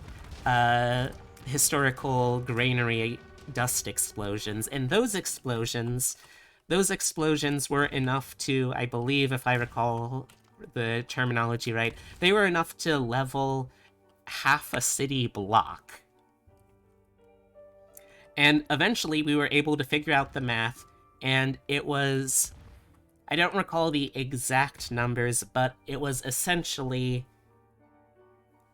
converting back to the equivalent in TNT in terms of raw explosive force. And we had several different engineers all weighing in on the science of this, but converted back into it. I don't remember the exact number, but what I do remember is that it was over 400, conservatively speaking, like rounding down basically, it was over 420,000 d6 worth of bludgeoning and fire damage. And yeah, that's how I figured out a way with just a couple of, basically level 3 to level 5 D&D characters, you could create enough raw damage to kill literally anything in the monster manual. Tarask? I don't fucking know her, but she could not survive this. You could kill several Tarasks with 420 plus thousand d6 worth of damage. I don't care who you are. If you have a health bar, you will not survive this one simple trick.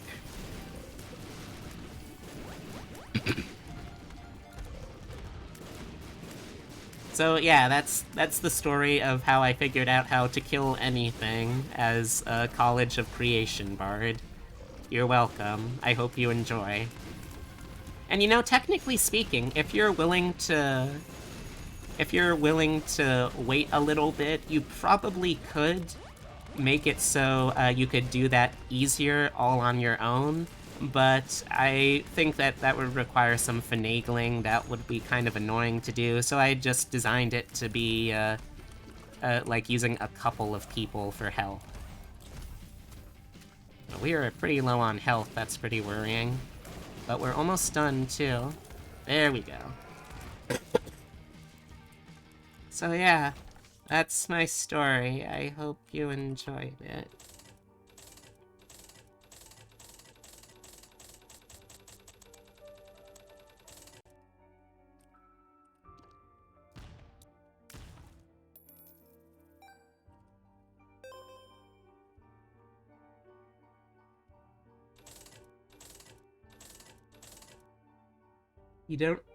You really don't know if you could actually get that many D6s from it, but you salute my dedication to breaking the game.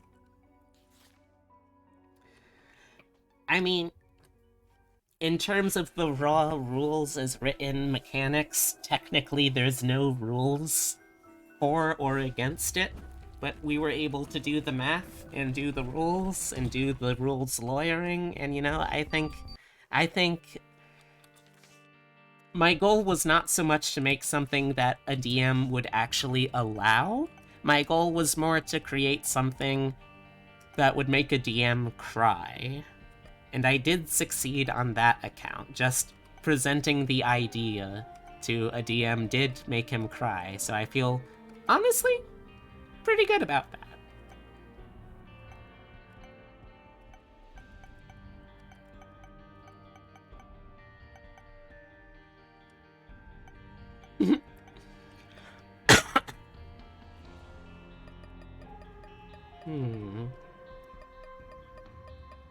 Let's see.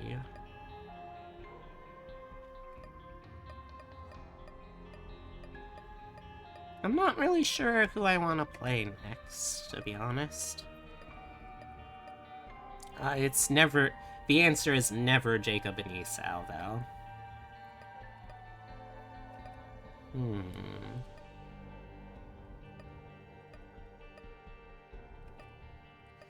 I feel like I should try to beat Mother with more characters, since I only have it with Azazel because he can fly.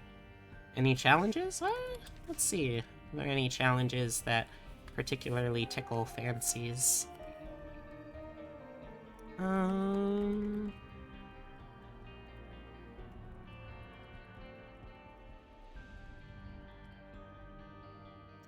Sure, let's try Pong again.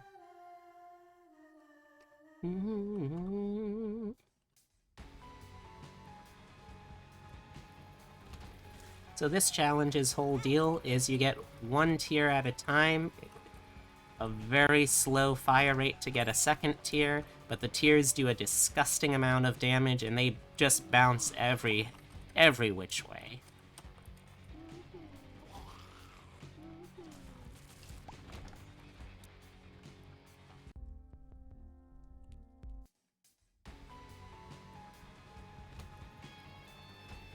You only get one shot, so it's very important that you do not miss your chance to blow.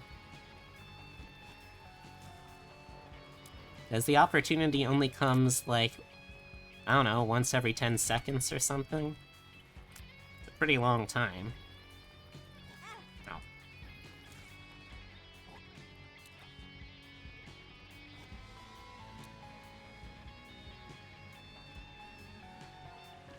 Okay, we'll got one more.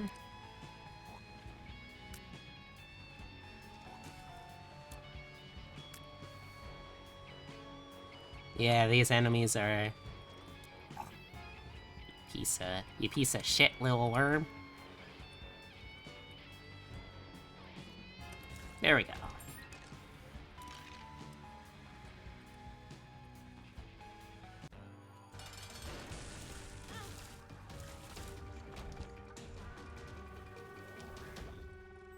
And sadly, there's nothing you can do that will speed up how fast you fire your tears.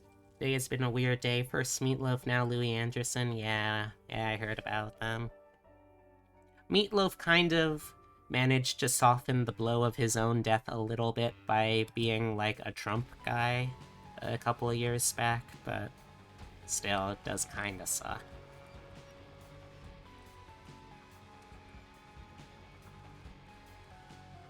Oh, I guess I don't need health. Okay.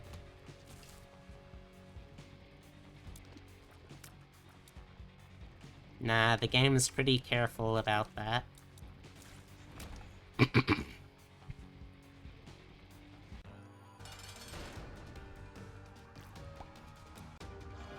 I mean, when it does hit, though, it hits.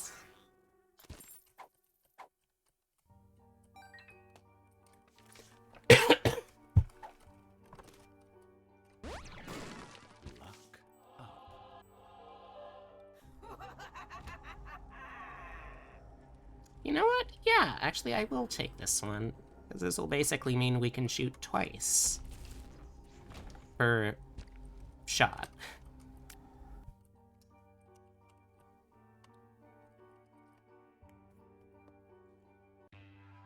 It was a pretty good bounce.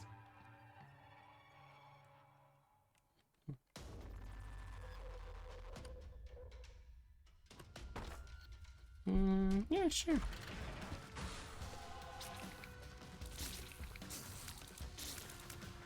Anything that can increase my fire rate without actually increasing my fire rate's a pretty fantastic find in this run.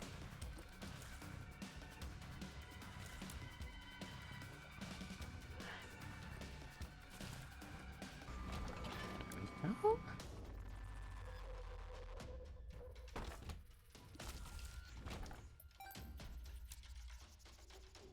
D&D seemed always like an interesting game to you, but always seemed so pure data-driven. Well,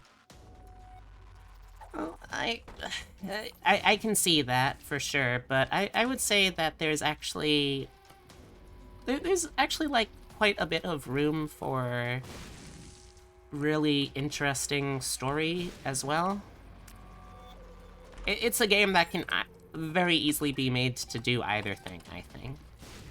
Like, I would not call D&D, as they like to put it, the world's greatest tabletop RPG, but it does a lot of things okay. Depends who you play with and your DM. Exactly, that's a huge factor too.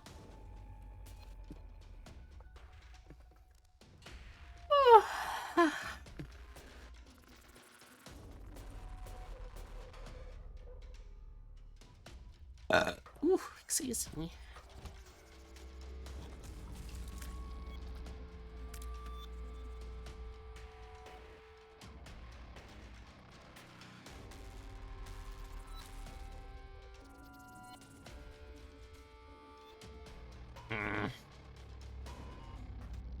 There we go.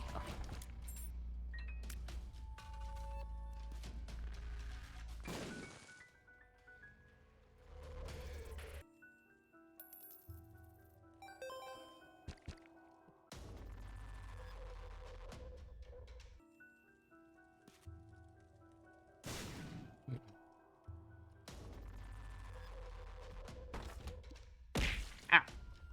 Yeah? What is it? Are you trying to get my attention, dear? Ow. Yeah. Well, what is it? You can use chat to say what you want, dear. Do you want me to go over to say hi? One bonk out. One bonk for yes, you want me to come over to the room in person. Two for no.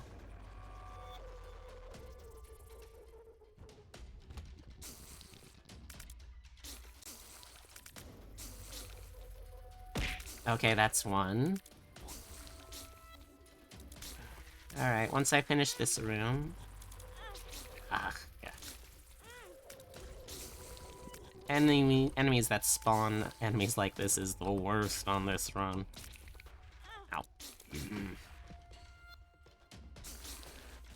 Okay, there we go. Alright, be right back, chat.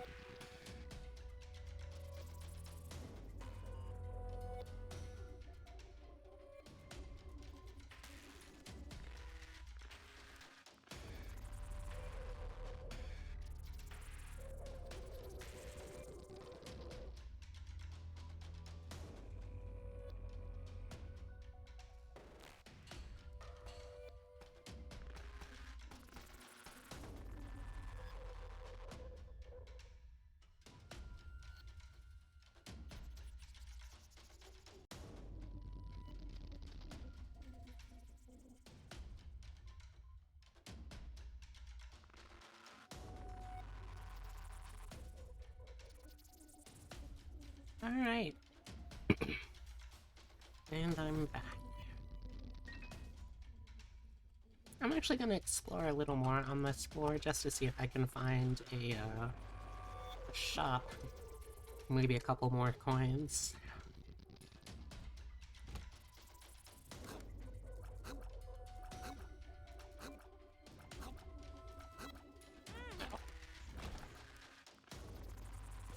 Oops.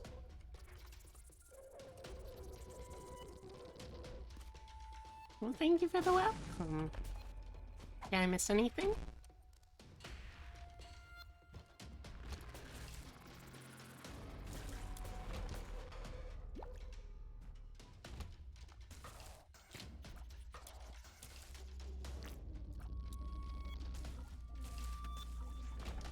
Oop.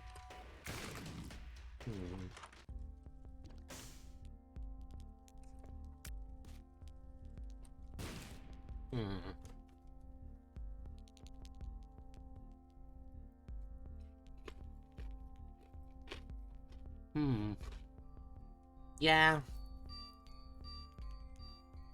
I think that's definitely something that comes down to more of finding other players that will respect your choices rather than a feature of the game itself.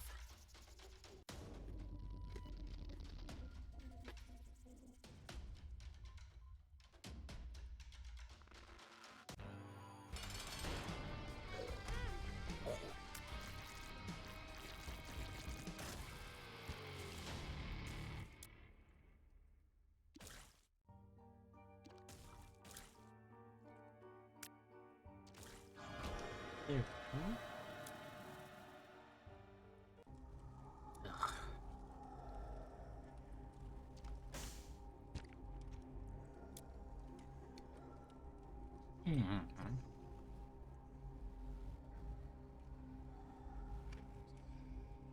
You know what? Sure, let's try this with spectral tears. That means now the only thing that will make these bounce are walls and enemies.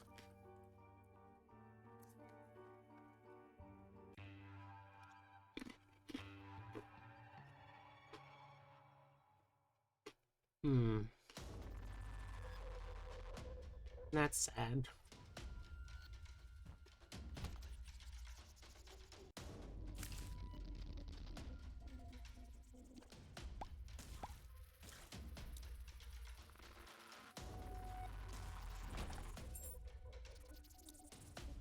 I think DMs and players should talk before game to decide what kind of game they want to do. For sure! Communication is a hugely important part of every relationship, including relationships between RPG players and RPG storytellers.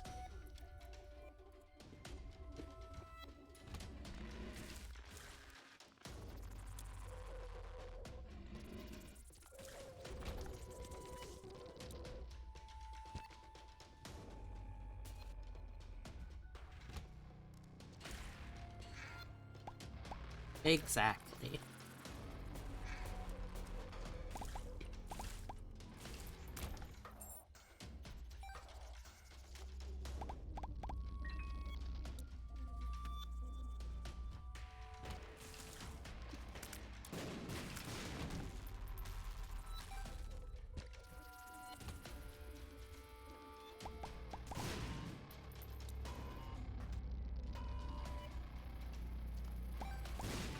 There we go.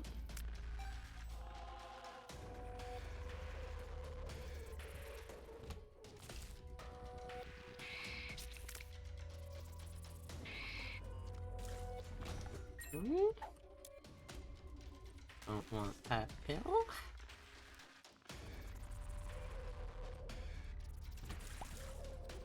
What have we here?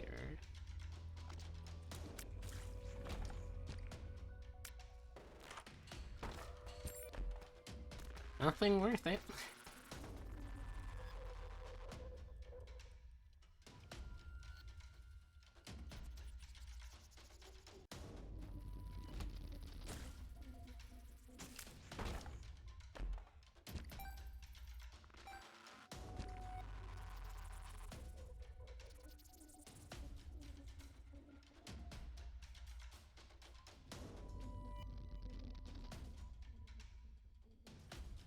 Well, welcome, Tibby. My name is Beatrix Bunny. I am a taxidermy jackalope brought to life by the power of love and slightly mad science. I stream a variety of things, but tend to focus on roguelikes, RPGs, and digital artwork. Joining me is my co-host / channel mascot, Francisco. He's a pretty good guy once you get to know him, though he is a little on the quiet side on account of not actually having a mouth. But he's a pretty swell guy. Just be warned, he is a huge flirt, and if you fall in love with him, I can't be held responsible for what happens.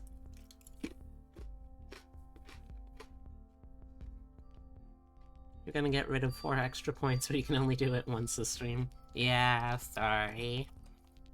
Not actually sorry. I would certainly say the variety of things that you can do is a big plus. Like, even if you stick strictly with how things are written in the rules, which is hugely restrictive, but still a valid way of playing too. Even if you do that, it's still a game that has so much open-ended possibility. Now, again, would I want to play D&D for every kind of story or genre or scenario? Absolutely not. There are so many games that I rather play than D&D for so many different kinds of stories and genres and experiences. But D&D does do a certain kind of genre pretty well.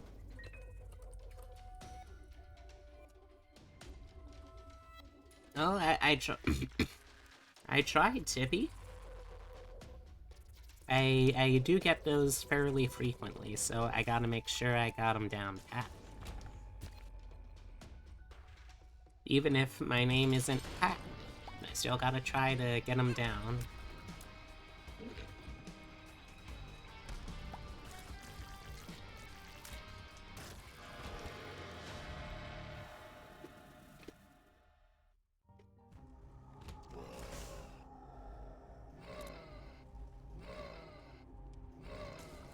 There we go. Let's get this. Oh.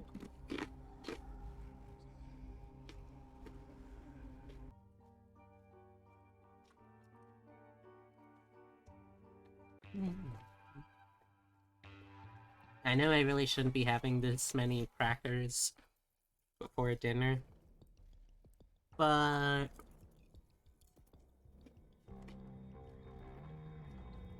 I'm also someone with a big appetite, and Epitome's not awake right now, and when it comes to dietary things, they are half of my self-control.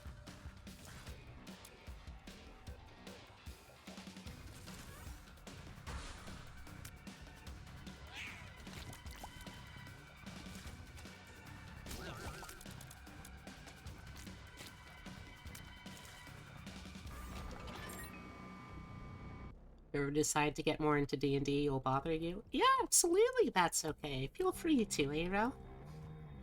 Even if I don't end up, like, playing D&D with you or running it for you, I'm still more than happy to talk about the things I'm passionate about. As I feel anyone, or as I hope anyone who feels, whoa, similarly about any other topics feels with me.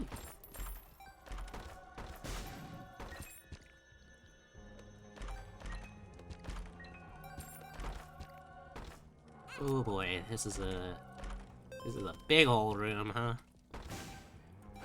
Ow.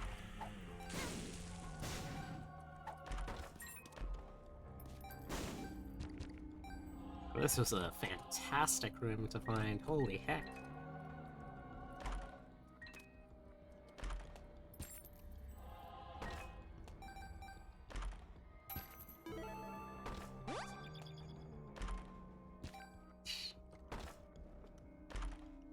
This room is generous as hell.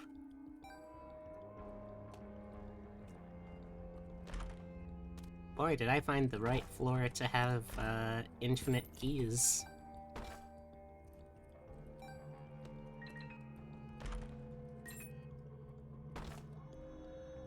There's basically a chance every time you open one of these boxes that it will either stay open, or it will close itself and become reusable.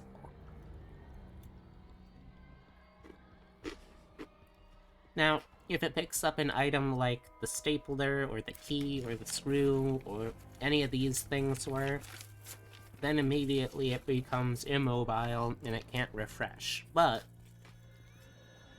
until that, or there's also the chance that you open it and nothing comes out, it just keeps refreshing. Now, it looks like we hit the no payout on that one. But still, that room got a really good haul.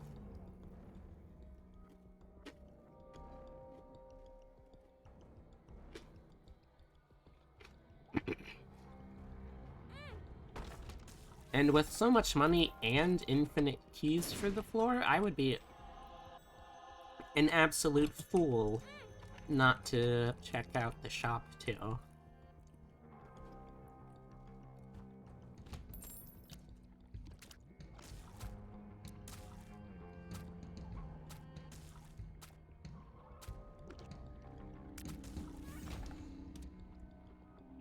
Ooh, a library as well? Don't mind if I do. Let's do this one first, so that way we can kind of jump our way.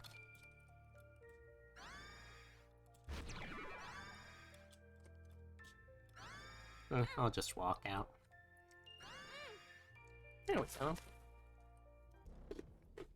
So now I have a bookworm, I have bookworm, which makes it so every time I shoot, there's a chance I shoot 2 tiers instead of 1, which is gonna be hard to tell. But when it shoots, oh, there you go. Very useful.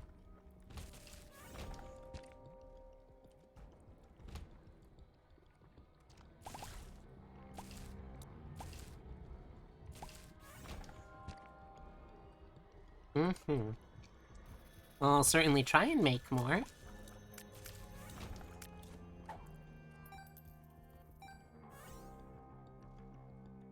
Ooh, shop is down there. Let's head on. Down that way.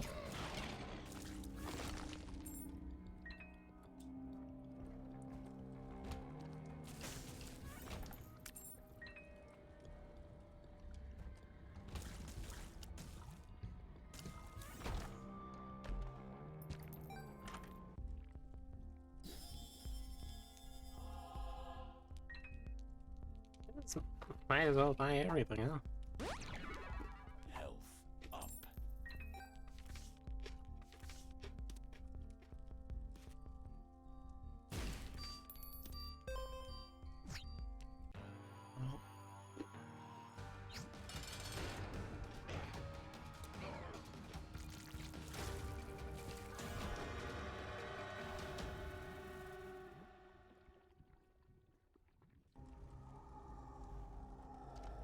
Easy indeed, see.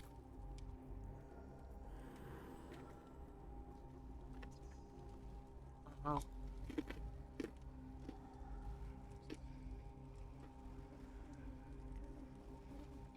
Does range change anything? Yes, so, let's see. Range changes how far a tier can go before gravity eventually drags it down, it hits the ground, and it just stops existing. I think it's... yeah, I think it's a little... sorry, it's, range determines how far it can go before it hits the floor and stops being a tier. But how far it actually goes... like, range is how long, how far is actually the shot speed.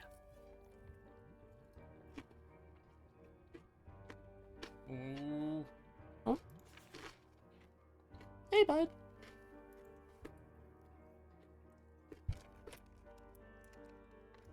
No, unfortunately, it's not limited, as far as I can tell. Alright, dig on.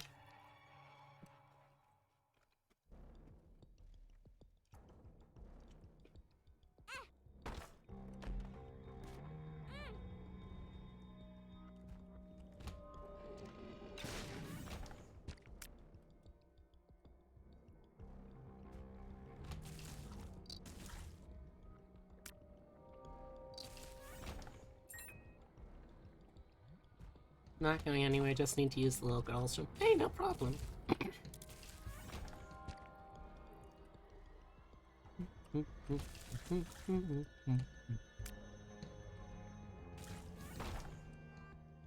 Oh yeah, I figured as much. If you got a preferred name you'd like to be called other than your username, feel free to let me know.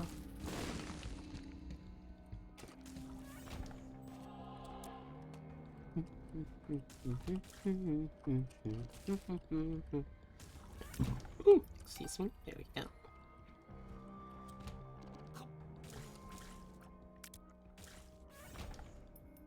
Oh, thank you for the posture check. Stand up for a sec. And sit back down. I'll just get into D&D, by the way.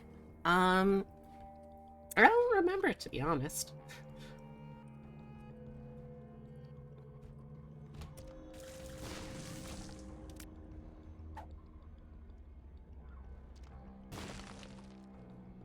This much money, I of course have to find the shop, too.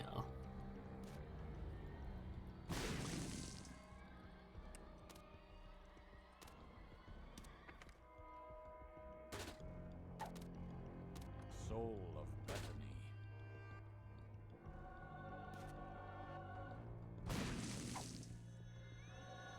Well, that really doesn't do anything, actually, now that I think about it.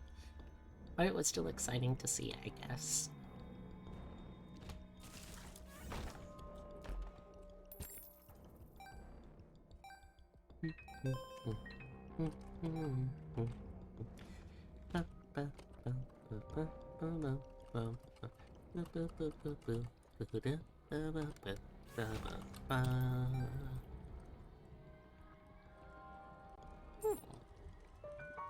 Don't mind if I do.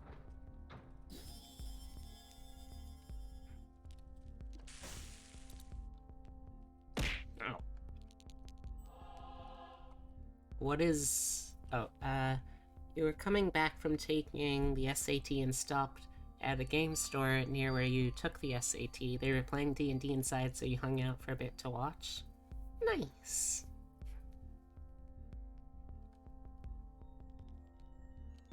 Oh wait, was the question how we got into D&D as, like... Oh, I thought we were talking about just, like, how we started talking about this specific topic today. Oh. I see.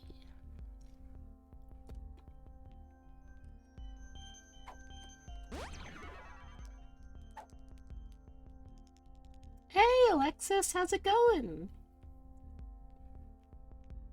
Oh my gosh, this emote. Oh, Nikki. Alright, Nikki, let me find the kazoo. You are incorrigible sometime. Alright, let me get the timer out.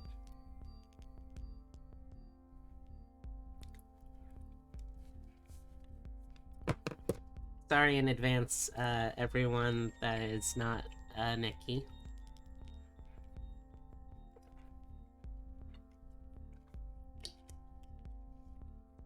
Had a pretty nice day. I'm glad to hear that.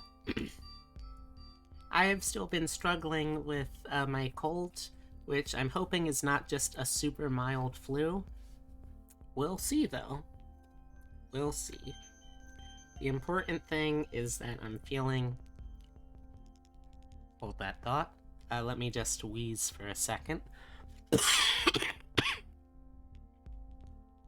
important thing is that despite the sound of things, I am actually feeling better. Things are moving around. And I'm really hoping that if I feel better soon enough that I'll be able to participate in the Vtuber voice showcase this weekend. But for now, timer's starting, Nikki. No. You paid for it. So for the next 3 minutes, I have become everyone's problem. Okay. This is because you did not get a taste in the head. This is all in the study for you.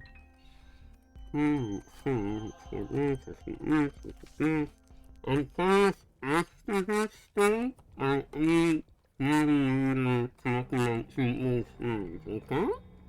Okay? Okay, use that too.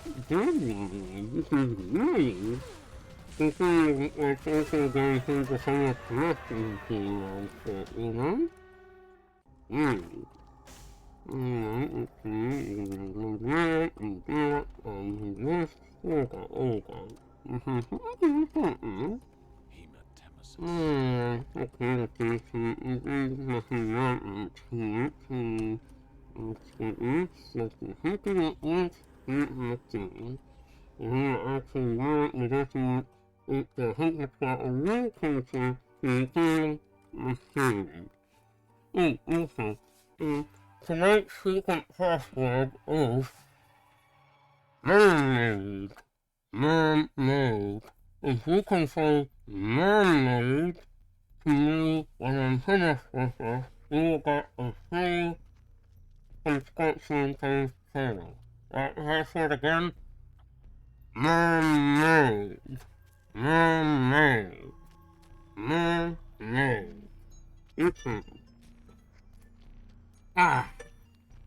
Sorry about that.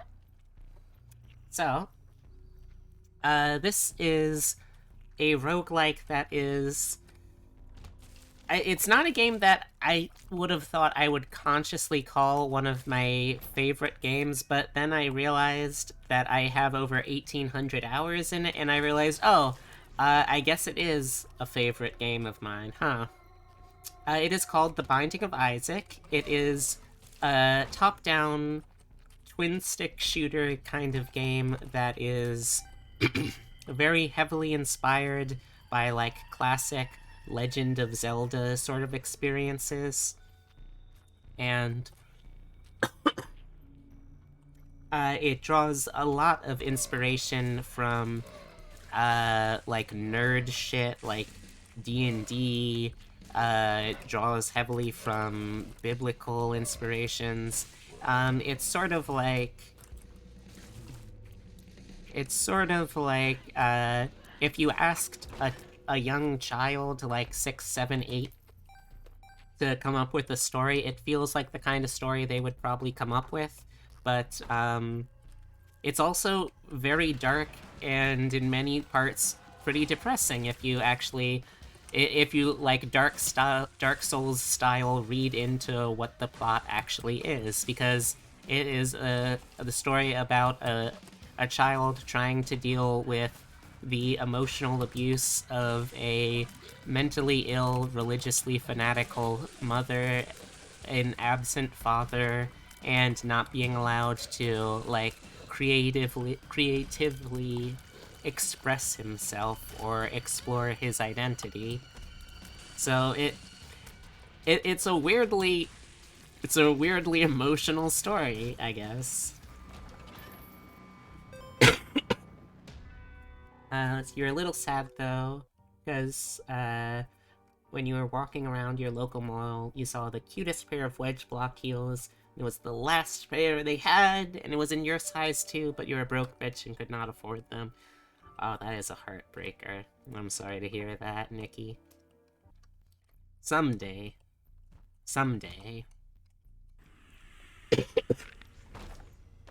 How I got into D&D.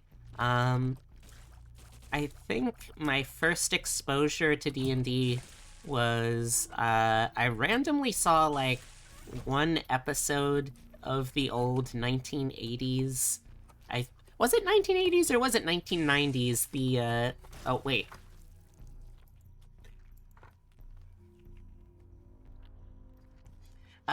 It was either the late 80s or the early 90s D&D Saturday morning cartoon. I only saw one episode of it. I don't remember any part of the episode other than it was an episode that involved the girdle of gender change, one of those, like, legendary items from the early editions where Gynax was really just exploring how far he could get away with inserting personal fetishes into the game. And, you know, probably at the time I was thinking, this plot sure makes me feel weird. I'm sure I'll never explore that further when I'm an adult. Gary Gygax. That is the full name of the person most people associate with being the official, like, creator of D&D. Technically, he's not. He only did part of it at best. But the story is actually kind of complicated. After that, the next exposure I had with D&D was, I was going through, like, a church's tag sale, and there were a bunch of donated books, and I saw one for 3rd edition D&D as, like, a player's manual. I picked it up, looked at it for a few seconds, was interested in the pictures, but because I didn't have dice or understand at all any of the rules, because I had a little ADHD brain and couldn't engage fast enough with it, I just kind of left and forgot about it. Then the time that I actually started playing D&D was with, was what ended up basically being like a one-shot. First with one of my friends and then with another of my friends in high school. And then that's when I actually started thinking, oh, this is something I could actually kind of, like, look into and learn about, because now I remember stuff. Let's see. Was there another... Sorry. Was there another conversation that was going on before this? I can't remember anymore, because ADHD brain. Gonna lurk for a bit? Alright, have a good one, Nikki.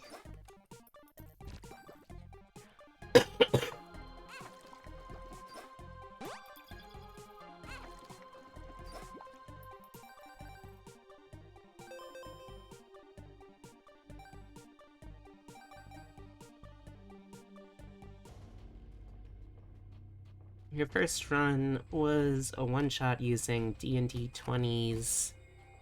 D&D 20 Modern with Bleach characters. Huh. So, like, you just straight up used, like, the canon characters from Bleach? Or were these, like, fan OC's Donut Steel?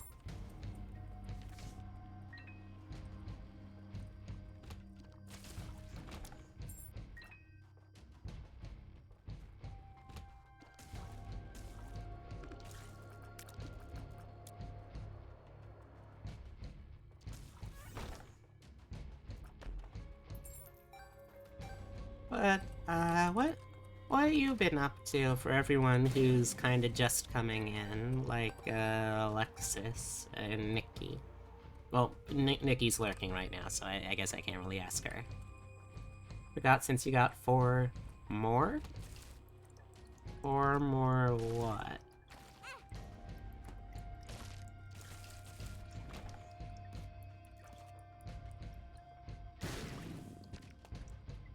Tiers. Yes, kind of. So, basically, I shoot 1 tier, and my familiar, this little Mothman-looking guy called the Incubus, he also shoots the same kind of tiers I do, and at the same fire rate. I also have a passive effect called Bookworm right now, which makes it so occasionally I have the chance to shoot 2 tiers at once instead of 1. That passive effect also applies to my Incubus familiar. So that means that fair. At any given point, I could be shooting between 2 and 4 tiers at a given time. Also, welcome back! By the way, I wanted to check again with you. Is there a name that you would prefer to be called, other than your username, Digon? I want to make sure that I'm, like, using everyone's proper nom de plumes, or... No, that's not really a thing, that's just pen name. Names de choice? I don't know how fucking French works. It's a language, I guess.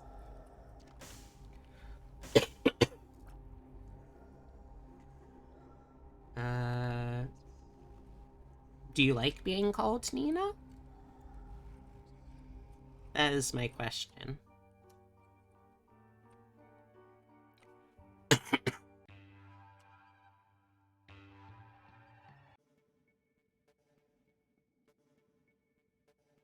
Either or is fine with you? Alright.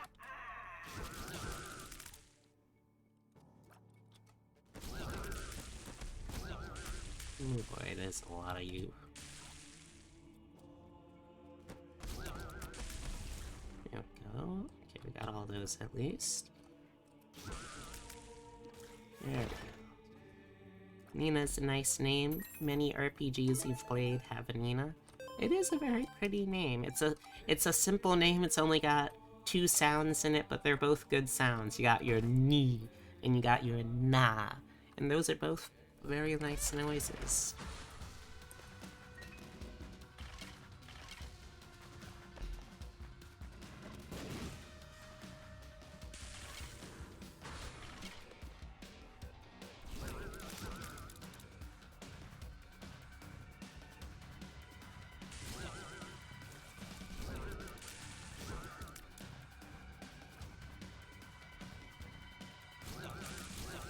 Would want to add her name as a note. Yeah, that's the plan. You got the name Nina from the Breath of Fire 3 game? Just don't call you Dragon, gets confusing in chat. That's fair. Okay, let's add this. Nina. There we go.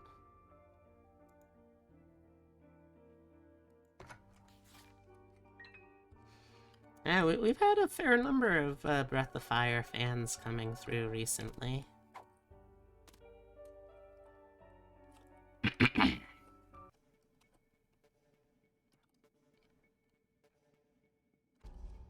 I've never actually played Breath of Fire, but I know E plays it. I know that Obsidia has played it. It's a pretty popular game. One of them Goldie Oldies, I think they're called. You started with 1? Which one?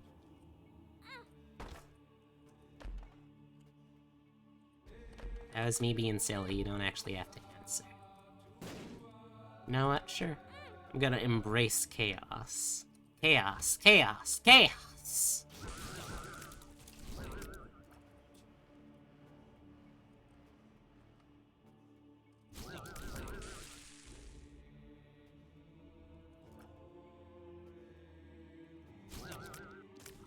There we go.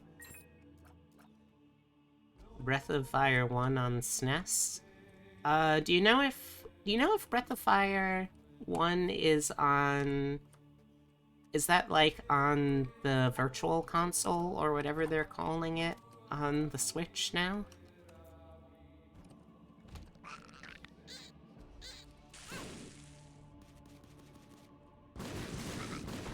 Because any of the ones on the Virtual Console I can certainly give a shot. It is on the Virtual Console? Oh, alright. Would 1 and 2 be in your your opinion as a professional fan. Would 1 and 2 be... Would either those be good places? Or would one be better than the other? Or would 2 be better than the other? Or would 3, I guess, be... You know what I'm asking.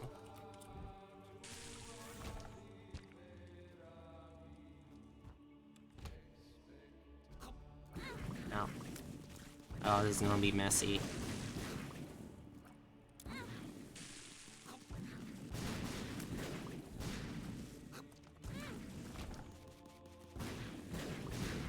That took way too many hits. Breath of Fire 3, 4, and Dragon Quarter are all on PlayStation, though. Okay, so I wouldn't be able to do past 2, it sounds like, at the moment. That's fair.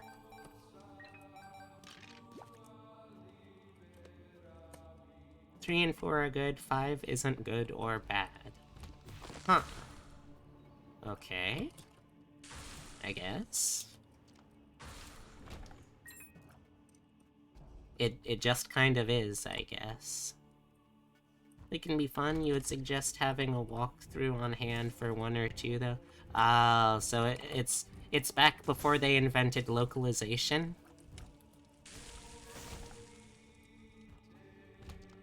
Breath of Fire 5 changed the format a little. For the better or for the worse?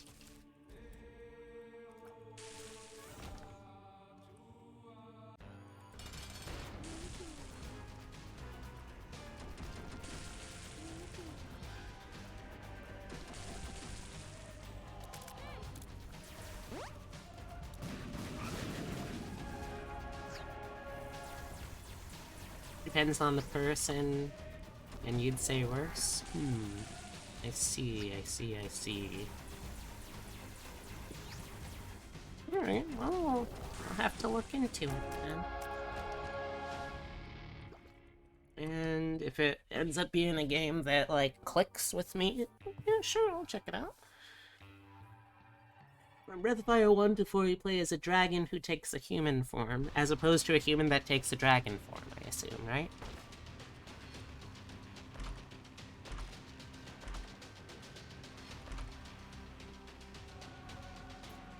Okay. Well, we can probably work with this.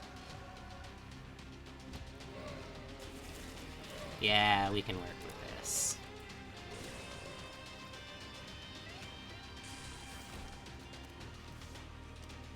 I believe you can change at will. Breath of Fire 5 restricted how much you could transform in the entire... Like you could only transform, I don't know, like 10 times in the entire game or something?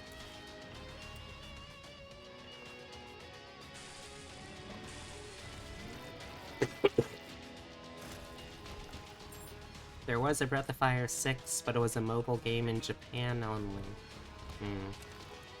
Ain't that a shame?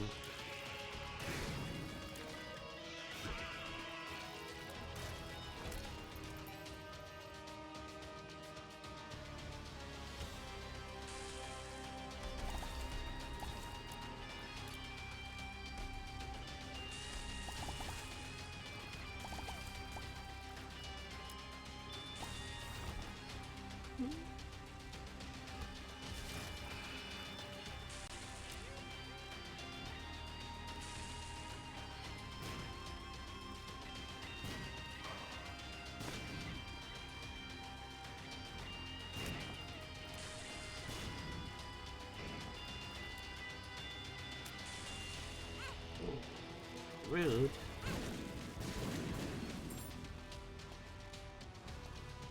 There is a percent counter that slowly climbs up every time you transform. If it hits 100%, you die? Gross. Also, hey Bernadette, how's it going? Hope you're having a good one today.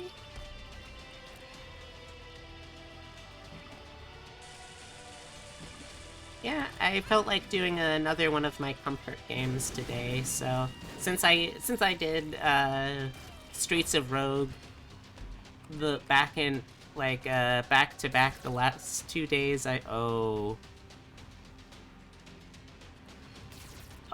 this was a mistake. Oh no. Oh no. This is the worst synergy timeline. And it still does the same amount of damage, but oh my god, this is so slow.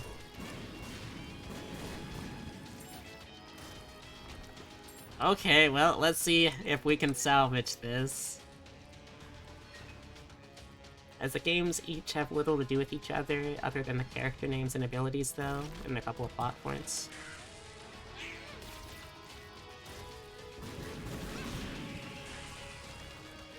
Oh, nope, can't salvage it. Whew. Just got home from your sheep lab. Oh, that's so cool! What kind of sheep were you making?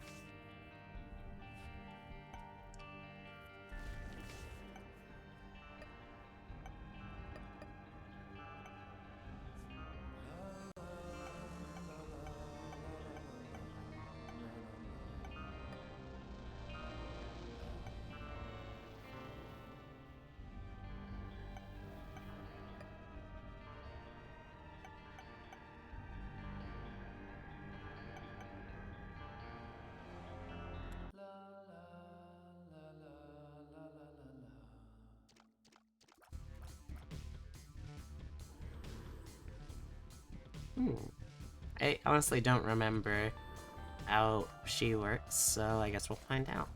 Today was just a safety lecture. The whole don't get Q fever, rabies, etc. Don't stab. Oh, thank you for the head pat. Don't stab yourself with sharps, so on. I see. So when are you allowed to start genetically engineering new types of sheep? I assume that's what you do at Sheep Lab. If I'm incorrect, please do let me know. Excuse me.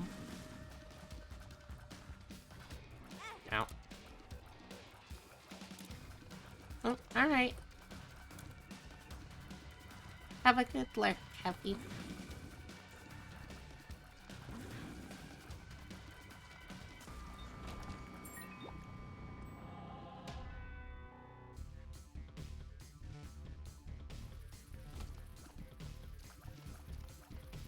No, no, no. No, no, no, you get out of here.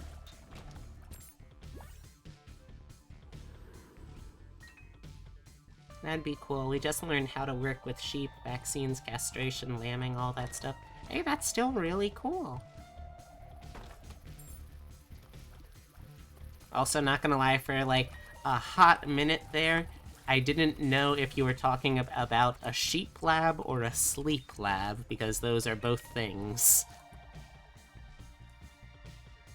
And I am very glad that I guessed right.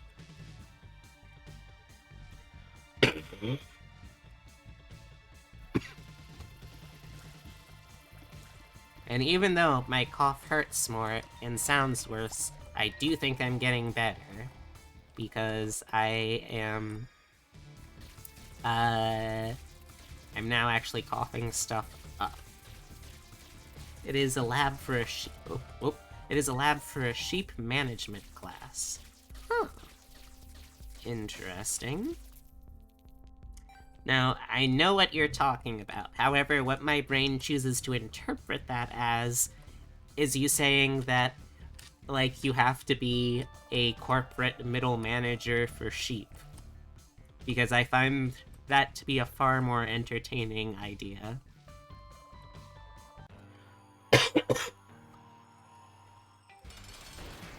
You gotta be able to teach your sheep how to manage their own office affairs.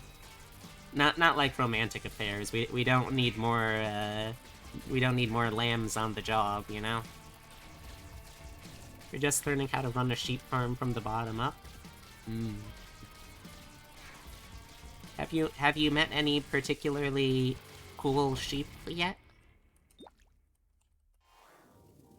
You got any favorites?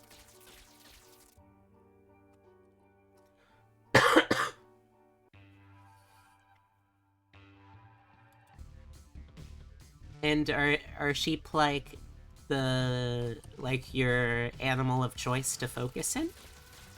Or are you doing kind of like barnyard veterinarian training in general? Or you saw one today, but this is the first one of the semester. Ah. What was the sheep's name? Were they a good sheep? Were they a pretty sheep? There's so many questions I have as an absolute greenhorn of sheep science.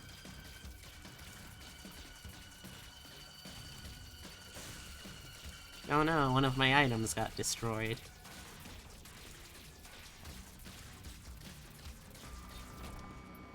Was cute, doesn't have a name. Aww.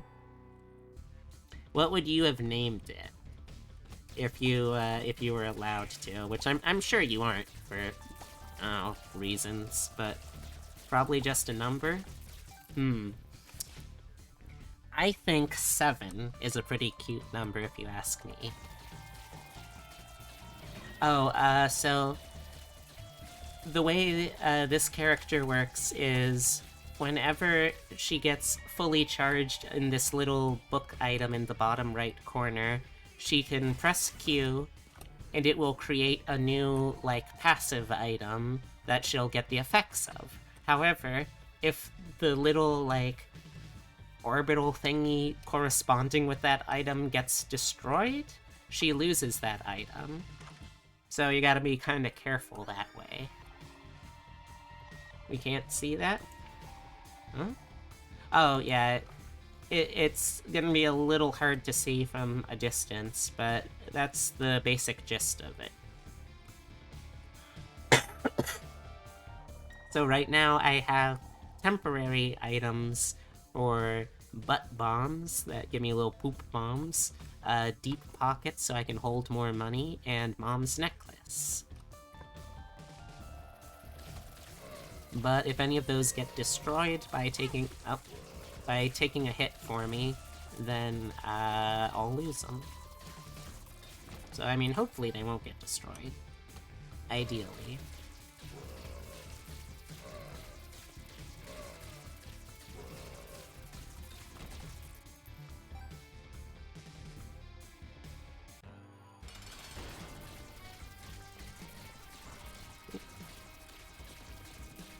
Nope. You stop that, sir. How high is the chance for that? I mean, if an attack directly hits one of the items, like that, we just saw one of them go, instead of me, then it is automatically destroyed, but it has to be a direct hit. So it looks like we just lost the deep pockets item, so now we can only hold up to 99 coins instead of 999. Not a huge loss, especially considering we only had 7 cents right now, so,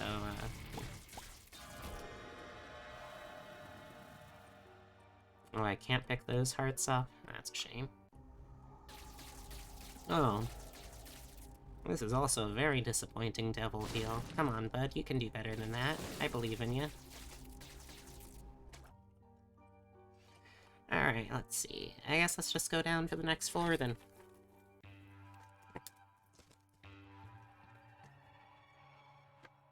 Ow.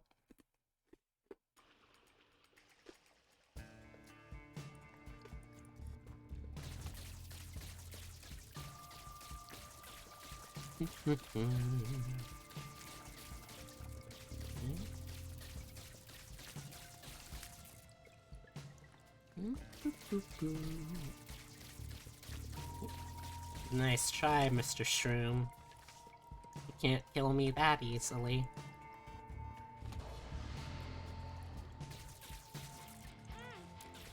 You'll have to get up, like, at least 5 minutes earlier in the morning to catch me that easily. There we go.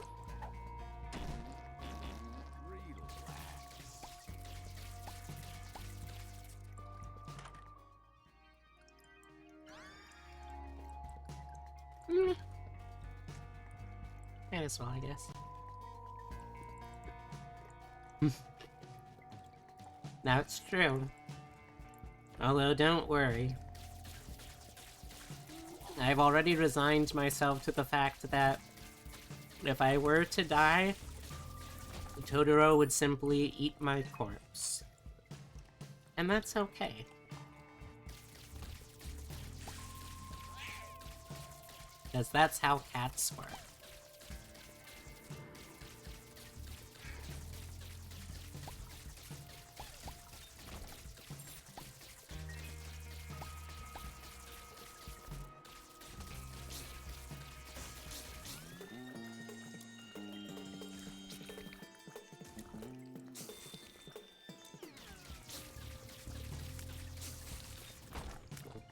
Hmm? Exactly! You get it, Aero.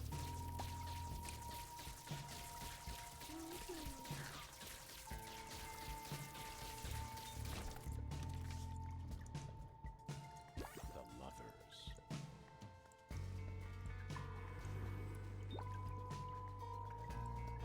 Okay. Well, let's try and find our item room before we do anything else.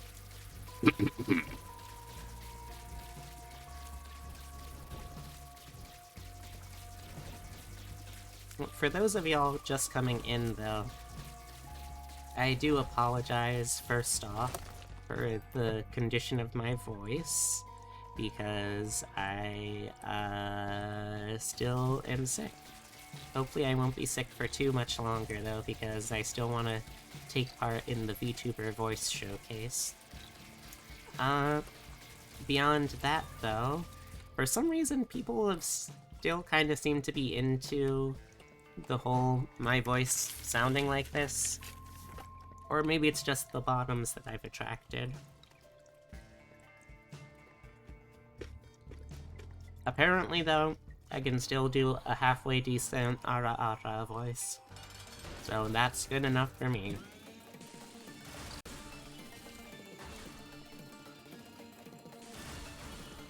Oh, also, if you are coming for the special announcement, not announcement, the special reveal that I teased in the title here, that is going to be happening at the end of tonight's stream.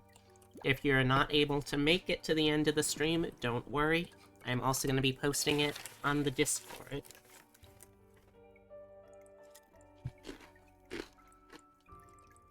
It's something that I'm still pretty nervous about, to be honest.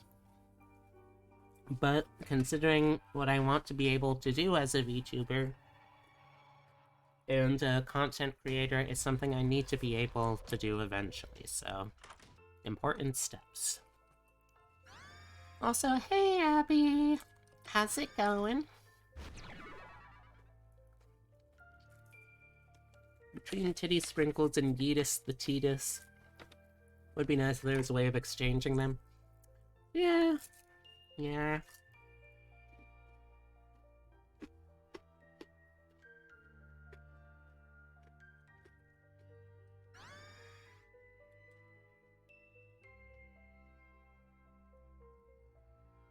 So it goes.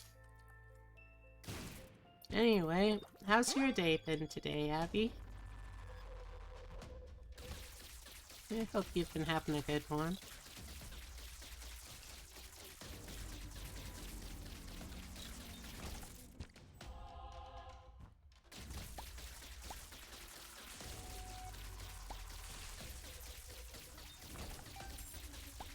A long day looking after second graders? I am so sorry. Hopefully it wasn't too emotionally distressing and draining.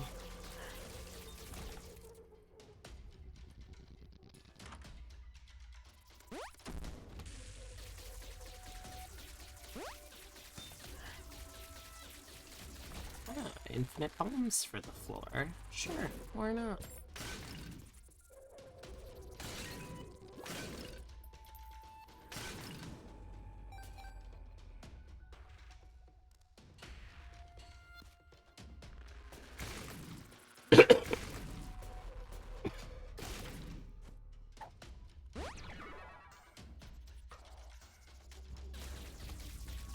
Second graders are mostly fine, but there's one child who you think has written off adult supervision completely.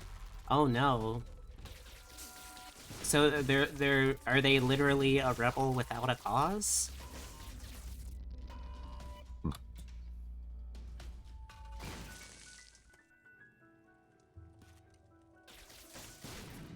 Have they just decided that all adults are worthless?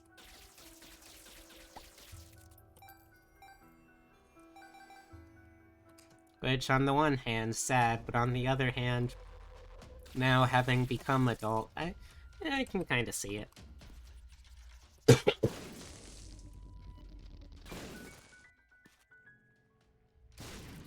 Yeah, got it. Shot speed down.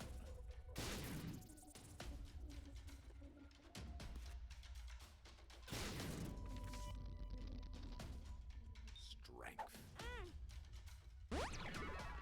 They only respond to a request when his parents are about to be called. Otherwise, they don't sit still.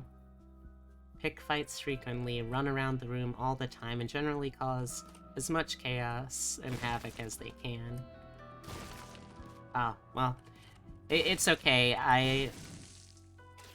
You didn't give names, and that's probably enough, because, like, I'm not exactly keeping tabs on all of the children in that state's educational system, you know? I have no context, so...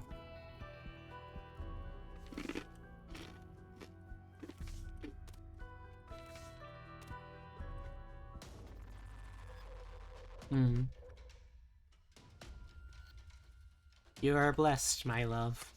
Now go forth and add this 1d4 to every ability check, attack roll, and saving throw you make.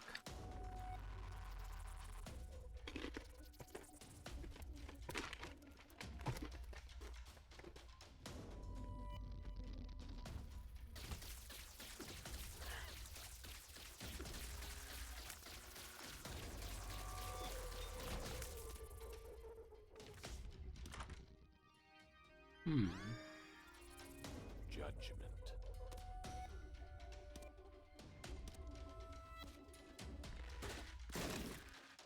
Common instruction, he just wanders off and does his own thing. You can't be certain if he has a spectrum disorder, or hearing issues, or issues at home, or language impairment, but he definitely has anger. That's unfortunate.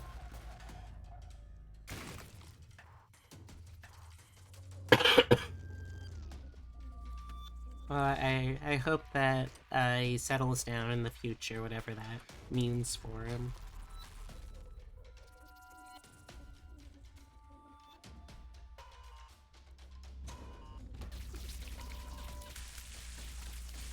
Just remember, despite also being an English teacher and a humorist, you are not actually obligated to be anyone's, what do they call those? Dead Poets Societies, you know?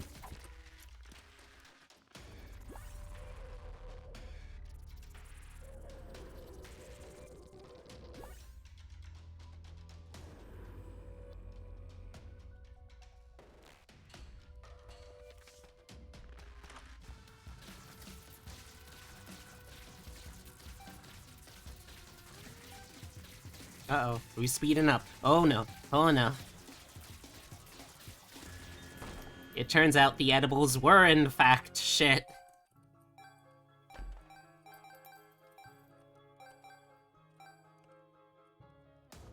Did, however, kinda listen to teachers. Sounds very close to how you were as a kid. Hated working with others, so...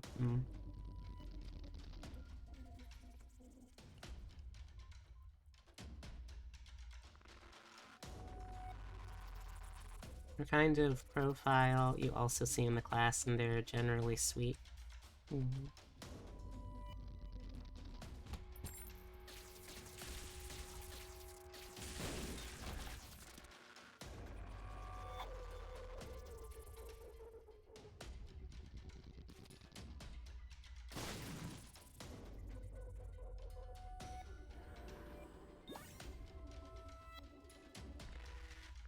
just that COVID has made certain traits and issues worse due to a lack of developmental growth and socializing with other kids. Yeah.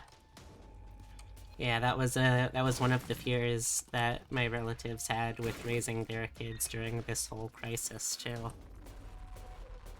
It's unfortunate, but I mean, how can we really better handle it, given what we're allowed to do in societies like ours? I probably shouldn't get too political, though. It's kind of depressing.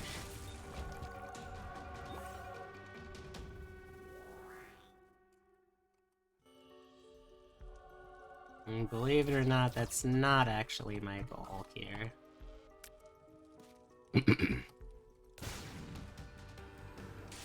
Oh, we got soy milk. Oh, this is gonna be a trip and a half.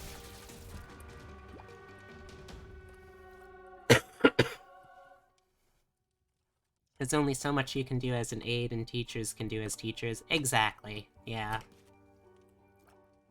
You're teachers, not miracle workers. Some problems are just gonna be bigger than what you're capable of dealing with. And that's not like a mark of failure as a teacher, it's just a mark of you have limits. You're only people.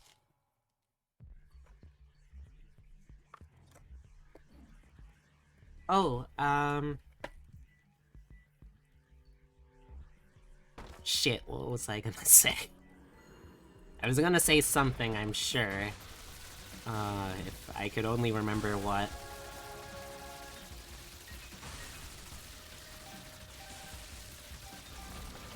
For you, the worst was how you listen to someone you thought was a friend, turns out was an asshole. Yeah. Fuck, you hate it when that happens. Yeah.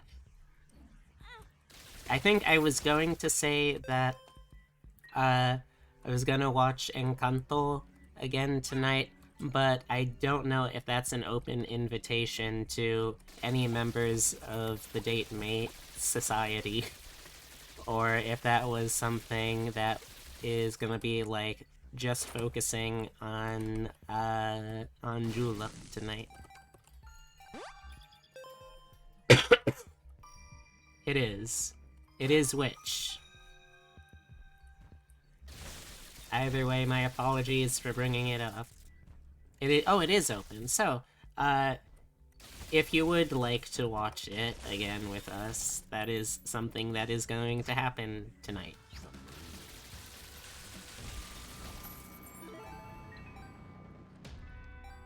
Oh, just that we're going to be watching Encanto with Jula tonight.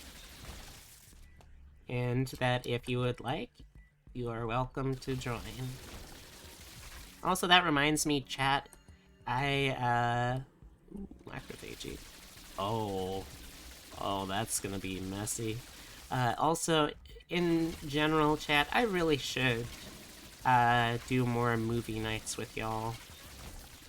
Even if I can't do them as, like, a regular feature, I do want to do more of them. A friend of yours is sick with COVID and you want to keep them company? Hey, that's fine. I hope you have a good time, and send them my best wishes, okay? That also did lead to me keeping more to yourself, because who can you trust when friends are like, eh?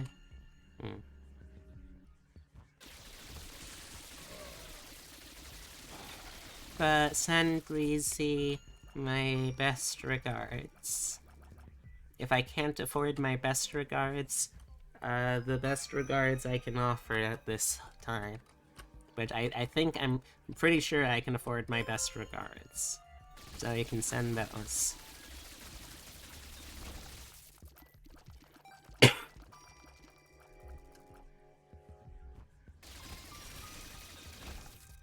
Yeah, you know, this build is, feeling pretty good.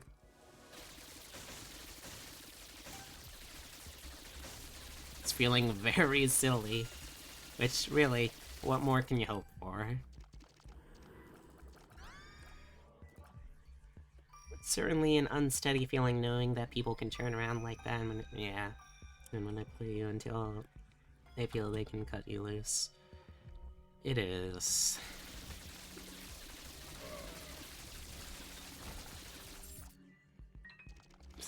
Sometimes that's just how the cookie crumbles, so you know. There's not much we can do other than just try our best to keep an open mind and an open heart and clear eyes.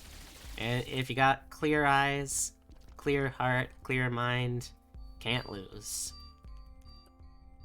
I think that's a reference to something, but I never learned what, so I'm just going to say it completely unironically. Luck down.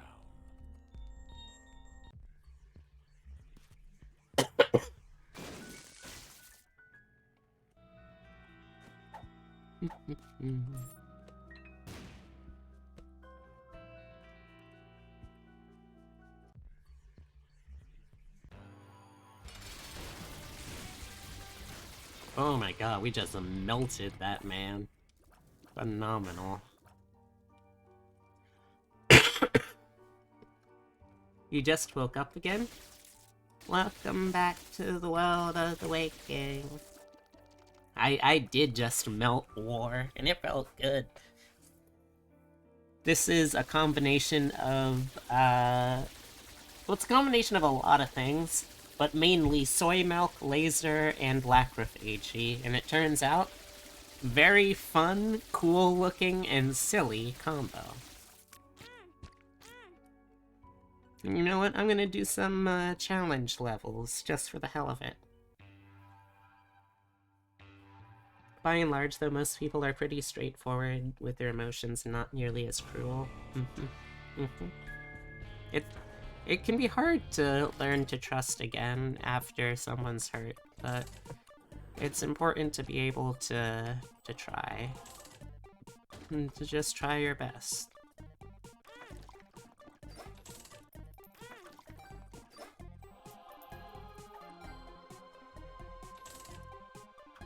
Congested mumbles. Nice. Well, after this we're gonna have, or I'm gonna have to at least start thinking about how I want to cook dinner, and I'm not totally sure about that yet, but you know what? We'll figure it out one way or another.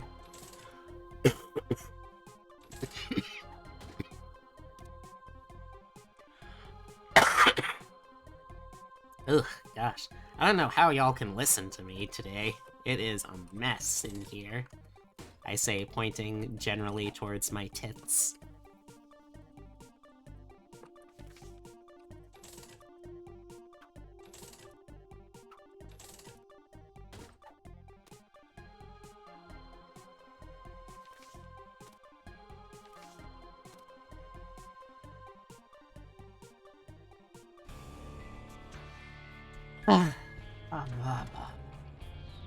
Yeah, let's see what we got in here.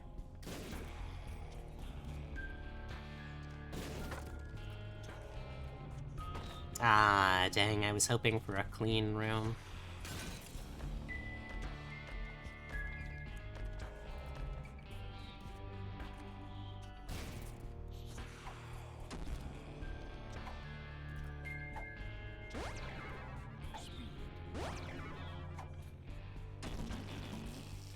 Hey, got some gold poop in here, not bad.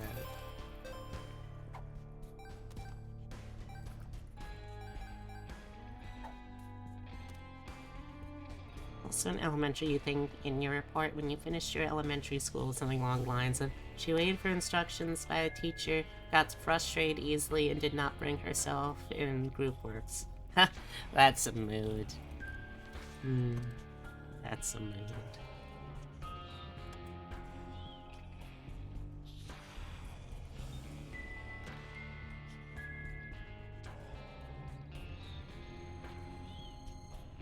Hashtag just neurodivergent things.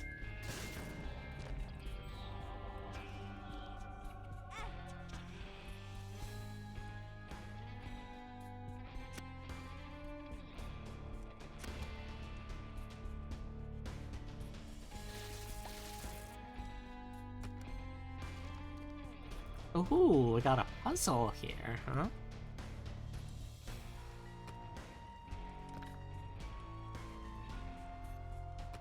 Oh, this is a fun little puzzle.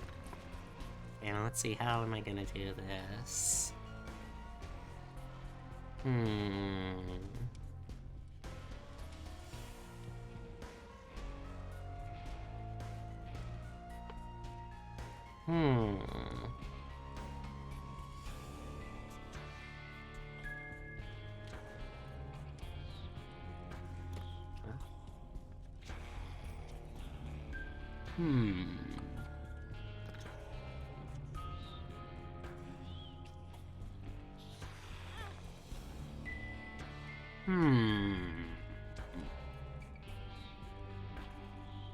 I don't know.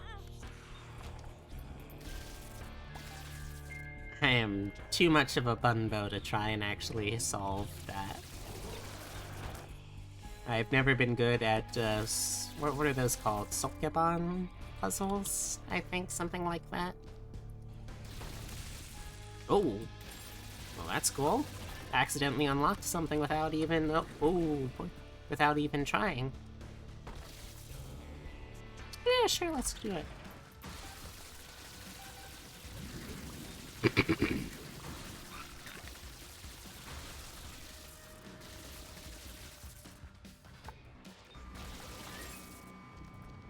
That went well.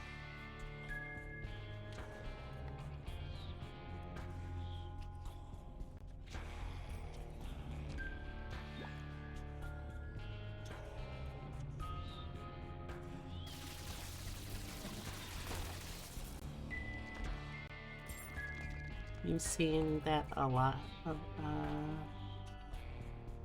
you've seen that a lot this year. You aren't alone.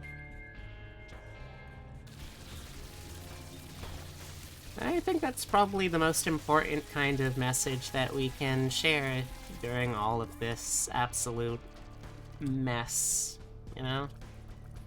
None of us are alone.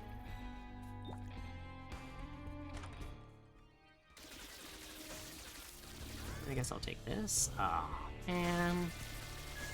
I was hoping for a passive item, I guess, but I don't want that. I'd rather have the health generator. Ooh, let's just go back in here. Hopefully these kids can do better than you. That would be nice, I suppose. Kind of what everyone wants for, like, the next generation. Hashtag TNG.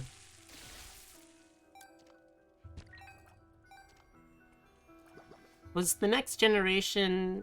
That one was the Picard one, right? Chaos, uh-oh. I feel like the next generation was Picard. Okay, it was. Nice. I remembered a Star Wars thing, unprompted.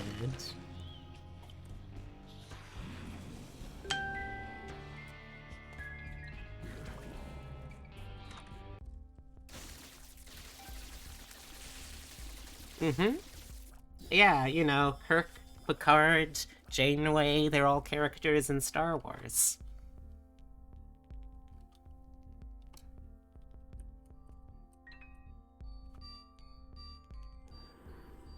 I don't know what you're talking about, dear. Whatever could you be referring to, calling me sus? The nerve of you, you sussy little baka!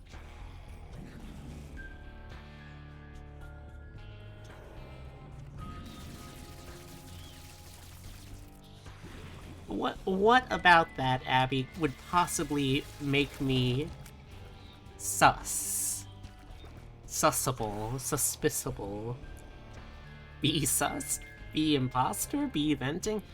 Ha! Nice try, Abby. My channel doesn't have my server doesn't have a venting channel. How could I possibly have vented?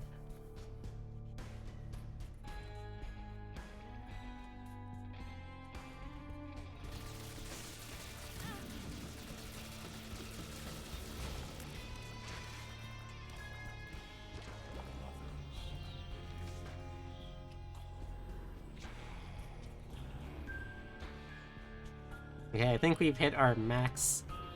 No? Maybe we haven't somehow hit our max number of items. Okay, sure. Ooh, haven't fought this one before. It looks like it's gonna function like Mask of Infamy, kind of. Well, I mean, I'm doing too much damage, so I'll never actually know how it fights. When did you get here? Picard and thankfully Stuart took the character in a complete different direction. Original Picard was gonna be Kirk, but worse, with every French stereotype you can imagine. Oh no. How would he have gotten, like, how would he have gotten super STIs in the future? Like, isn't part of, like, an important part of the Star Trek lore that they're post-disease as, like, a world? Where would he have gotten super STIs if he was doing all of the French stereotypes?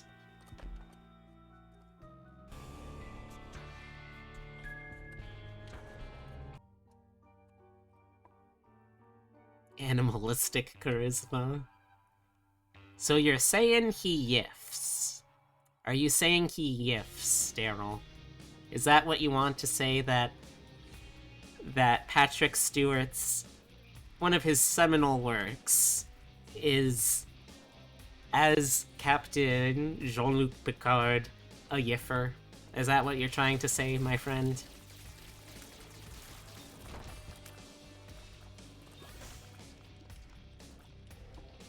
Probing where no man has probed before. Thanks, I hate it.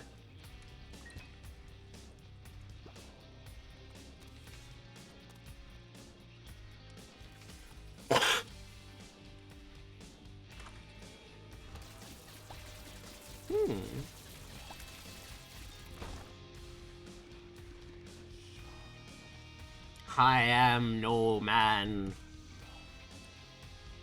Well, don't mean it that way, and yes, you can use one of those embarrassed Picard memes.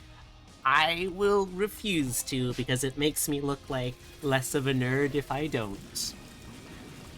That's not true. I've already sealed my fate.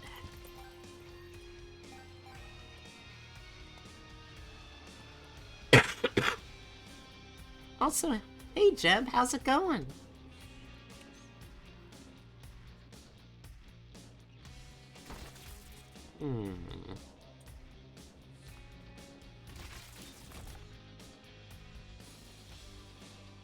We can probably afford to do this. Got more than enough resources. And if there's anything good, I'll just walk across the spikes.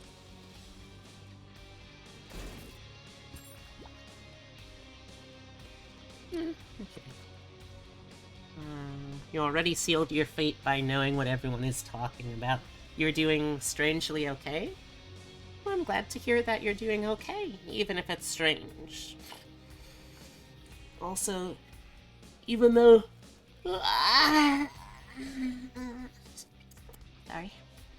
Also, even though you were bad in school, you at least would say, I'm doing pretty okay in my job, and that reminds me how much your school marks can determine what you're able to do when people like you just don't do good in school.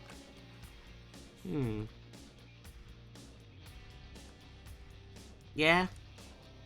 I don't even totally understand the statement, so it's hard for me to say one way or the other, but yeah, I think.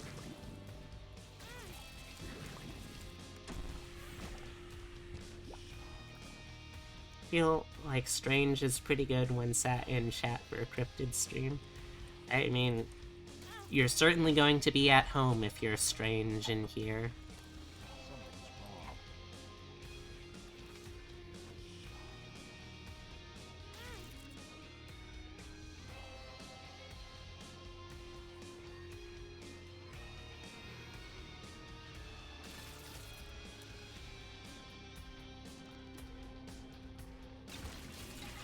I'm glad to hear that you're doing well, even if it feels like a strange kind of well. Oh. Oh. Okay.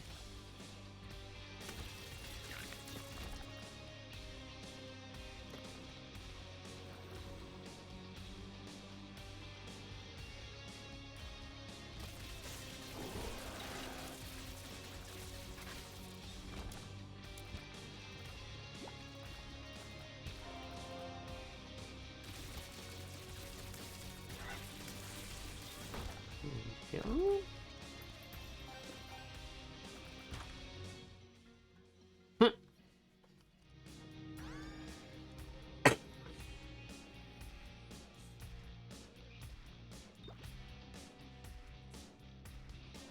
So hey, you were saying you're gonna be watching Encanto tonight? Yeah, it is a planned date night since I've watched it with Epitome. I've watched it with Abby. It's time to watch it with Julep. Though that said, if people are interested, I'd also be happy to, not tonight, because tonight is like the special night for doing it with Julep.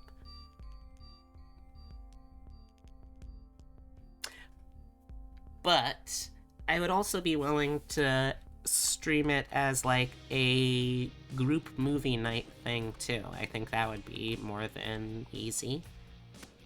More than easy? I think that would be easy enough.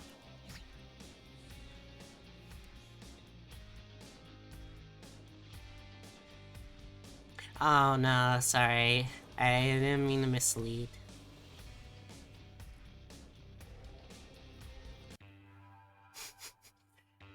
Yeah.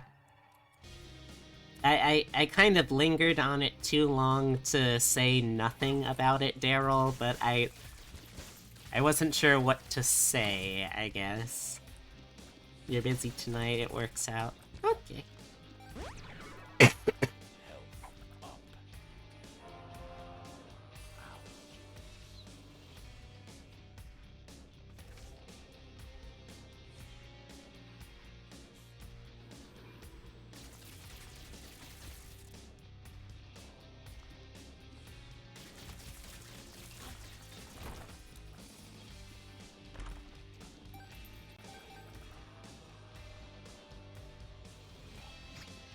Does anyone, by the way, have any particular requests for what people would like to see for the next, movie night?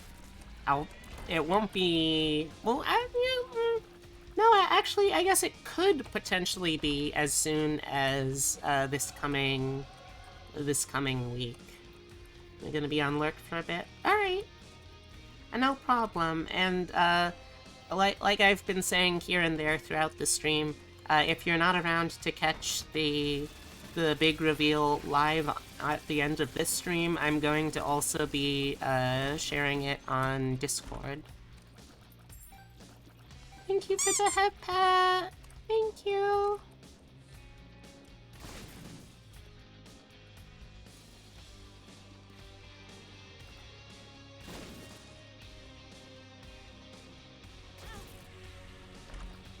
There we go, we got there eventually. There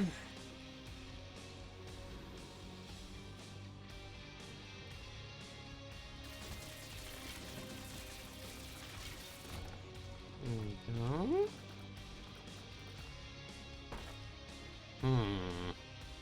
No way to get that, sadly. Randomness. In another stream, there is someone by the name of Ace, and because he used to referring to people as Ace, he just assumed it was that and not an actual name. Ah. Yeah, apparently some people just be named Ace. Like, I don't know what kind of parent named their child asexual, but you know what? Hey, if they're happy being named asexual, then they should be able to be named asexual.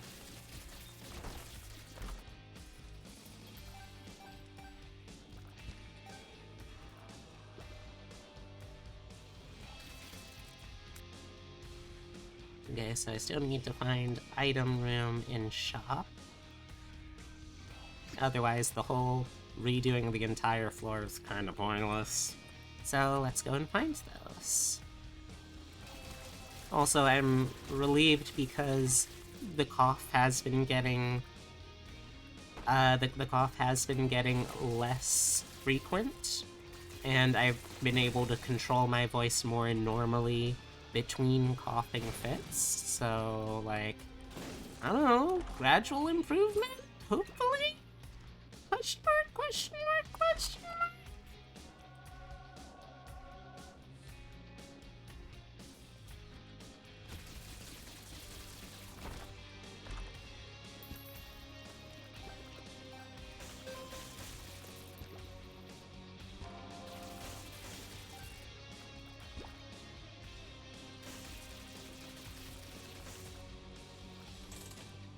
Is the game slowed down, or is it just checking because of the projectiles? Projectiles. Oh, well, sometimes when I turn into a ghost because of my astral projection item, then it's a genuine in-game slowdown. When it's just doing it and I'm not the ghost, then it's just because of too much load. Let's see, we got that. You know, and let's get this. And, you know what, let's refresh some items a couple of times, maybe, huh? How about that? Can I use this? I can't. Ah, Sag. Waste of a little bit of money. Hate to see it. You hate to see it.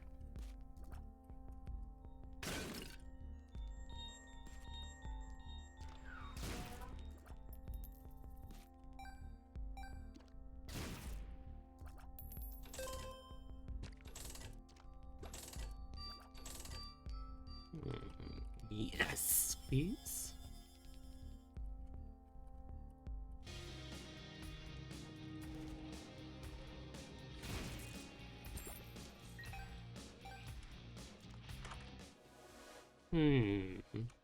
Mystery. Oh, this is a terrible item to get. Oh, this is gonna suck. Oh well.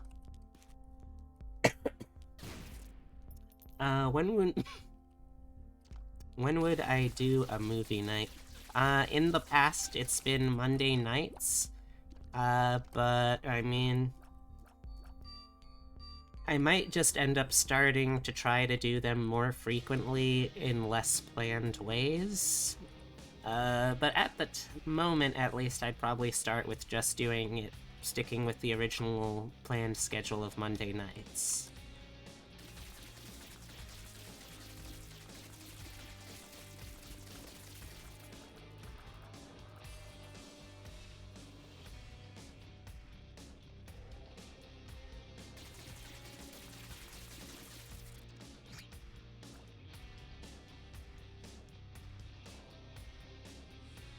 General time frame?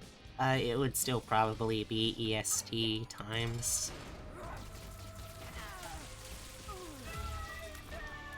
So fast.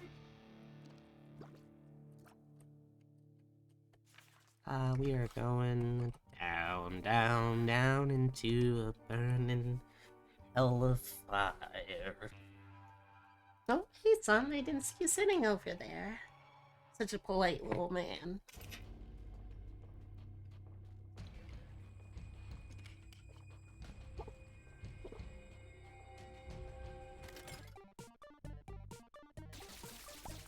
So like 6 p.m. EST, in the past it's been closer to like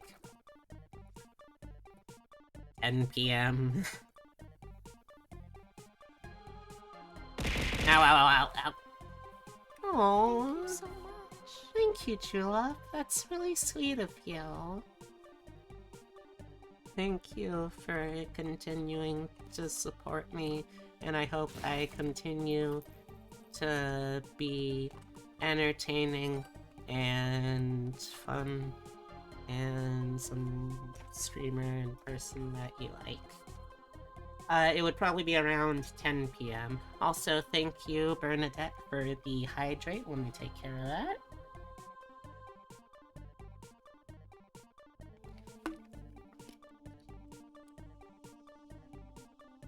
And I'd probably also be kind of flexible, like I said. I want to do those more often, period, so that probably also will mean more often at times that aren't 10 p.m. EST Monday nights. Hydrate or dihydrate. Okay. Can I pick hydrate? I want to say hydrate, maybe? Also, I'm relieved because I'm not sure what I would have picked outside of hydrate. I mean, I guess if I was really, really forced to, I could pick zydrate? But long term, that would be a horrible life choice. A little glass vial? Just is that the little glass vial that gets loaded into the barrel of the injector, kind of like a gun? Like a battery. Like a bat. Who puts batteries in guns? That's weird. Hydrate? Oh, no. Zydrate. You know, it, as Epitome said, it comes in a little glass vial. A little glass vial? A little glass vial. Jesus Christ, if they don't get that, it's gonna have to be a movie night. Epitome just said, Jesus Christ, if they don't get that, it's gonna have to be a movie night. So, question chat, did anyone catch that reference? Also, thank you very much, Bernadette, for letting me practice my Woo voice. I'm gonna be doing the Woo voice as part of the Vtuber voice showcase, so I do need to practice it more. Thank you very much for giving me the chance to practice. There's something's face all in that movie. Also, so far, only one person said that they got it. Yeah, this is gonna have to be a movie night. I guess so. So far, Julep also has it. Did he hear me? I can't hear you, sorry. I'm sorry, I can't talk louder with Uru. Julep also got it. Oh, good. I'm glad you looked it. I was worried you looked it. We both the genetic paw total guarding me. Yeah, he's sitting on his desk, or not his desk, but the desk where his favorite toy is locked most of the time. And he is just angrily. Oh no, he's putting out his fingers. No. Kiss. I kiss.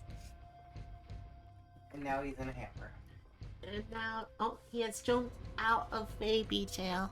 I repeat, the boy has escaped enclosure and is no longer being held in gay baby jail. If you have any news as to where the prisoner has gone after breaking out of confinement in gay baby jail, please let us know at your earliest convenience.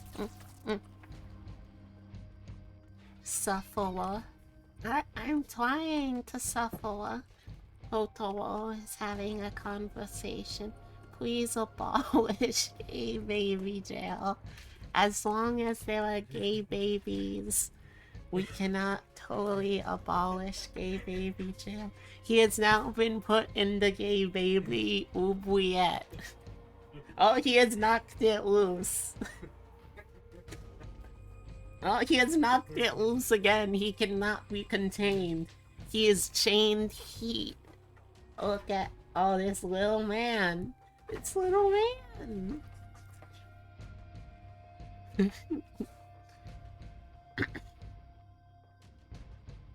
Gay baby oubliette. You're a cat. Well, technically it's not an oubliette. It would have to have an open top. You can get out now at any time. I'm not keeping you in there. Your cats like to sit in your gay baby jail. Nice. What's your gay baby jail? We need to rehabilitate our gay babies. Don't worry. Inmates of our gay baby jail are given every chance to rehabilitate. They are also given every chance to physically leave the gay baby jail at any choice. They are literally not held in by anything. They could just walk out at any time. In terms of jails, by definition, Oz is very poor at keeping gay babies outside of their own free volition. If he is in gay baby jail, it's because he feels he needs to be. Due to a sense of Catholic guilt, we have, of Catholic and or Episcopalian guilt we have instilled upon him in his upbringing, or through his own nature in addition to our nurture. A cage with an open top filled to the brim with stuffies.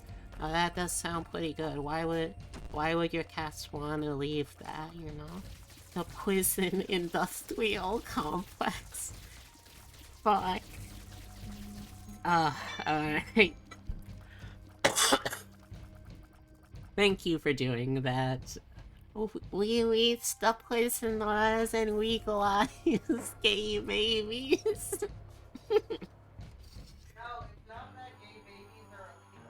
It's not that gay babies are illegal, Epitome says.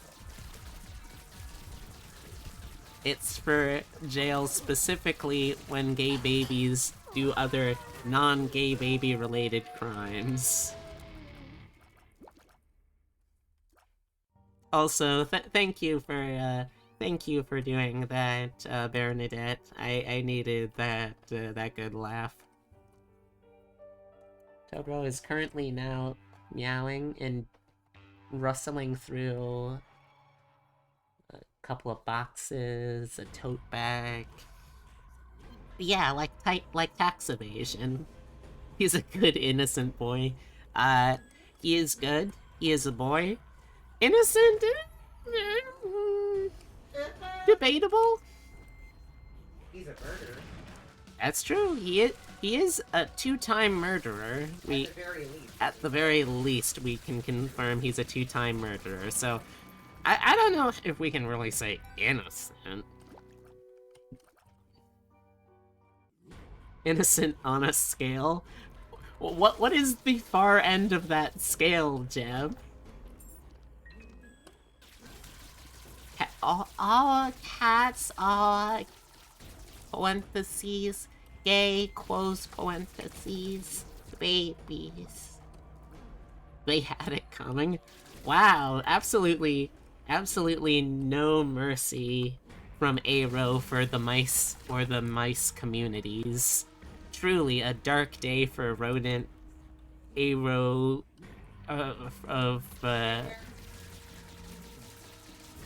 Still, truly a dark day for asexual, aromantic, and rodent relationships. You hate to see it. They had it coming. They had it coming. They only had themselves to blame. Did they? I mean, they aren't allowed to. I guess. Gotta protect your cat kind. Are you saying that you are a cat girl, Aero? Do we have it now on record that you are claiming to be of the cat girl race? Some of your dearest friends are rodentia. I know, Jeb. It was a murder, but not a crime. Totoro has never done anything wrong in his entire life. Oh, chill out. Oh, that is innocent. That's a level 1 innocent.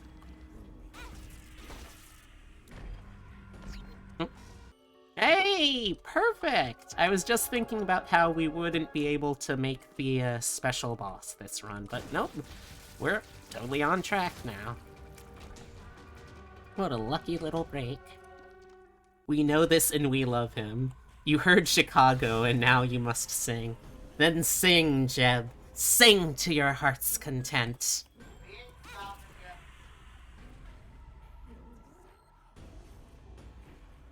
Though I do have to know, are you more of a, how should I put this? Are you more of a Lipschitz or a Cicero? I feel like that's an important thing to know in our relationship.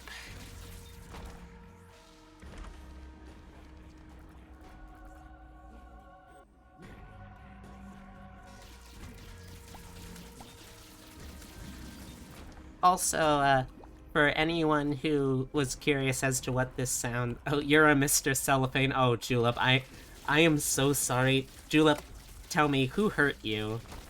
Who hurt you to make you a Mr. Cellophane?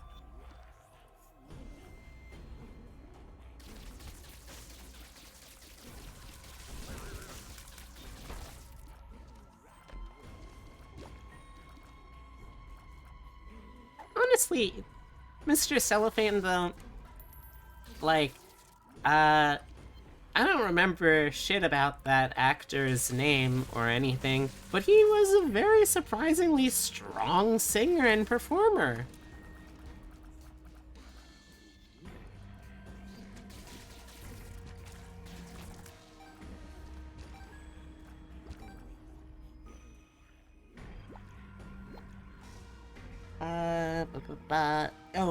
And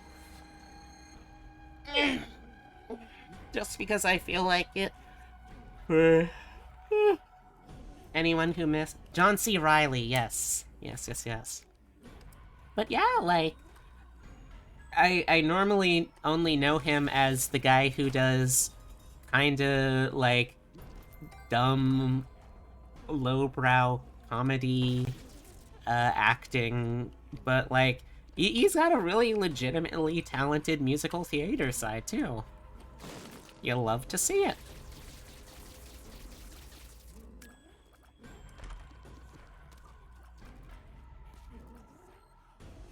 You don't remember, but your vocal coach in middle school wouldn't let that be your audition song and you're still bitter.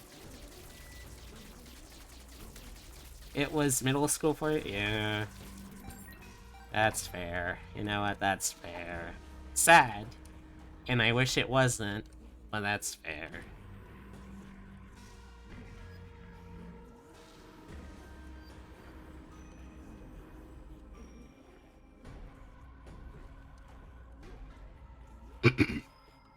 Oh, and for anyone who missed it earlier, since I was talking about how much fun I've been having doing voices again, let me give y'all a free little...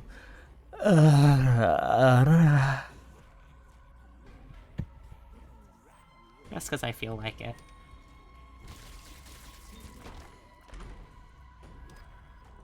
I'm not interested in being a full-time Vtuber, but I am entering the possibility of looking into being a part-time alter ego Vtuber. Oh, well, Jeb, if you insist, let me give you all a few... There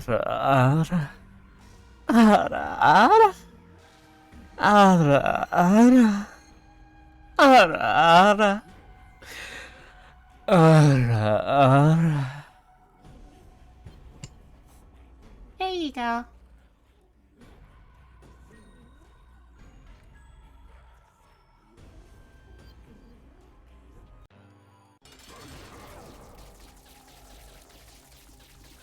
Like, I ASMR, oh fuck, that's really good. Shit, that's a really good line. I'm definitely gonna have to use that for a title / whole concept of a stream sometime. Fuck, that's really good.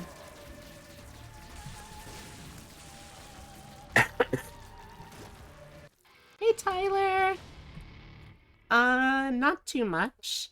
I just did a handful of ara-aras. I've been coughing really hard because I took Mucinex, but that means that I've also been doing a little better today, and hopefully, fingers crossed, I'm gonna be able to do the VTuber voice showcase that I wanted to do this weekend still. Other than that, yeah, I've been having a very sick day, but still overall probably a better day. Also looks at myself arguing about how I should be allowed to sing men's songs. Wow, I can't believe I was so cis. I know, right, Julep? What could have possibly happened to you to have turned you trans?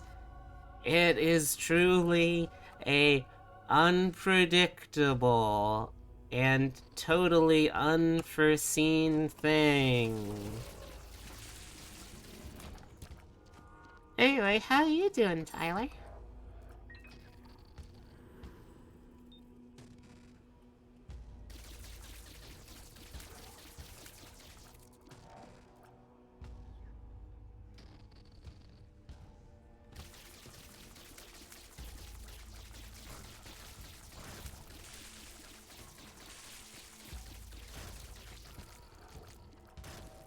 Gonna head off for now to play more Undermine on your stream. Alright, have a good one, Nina. I'll see you around.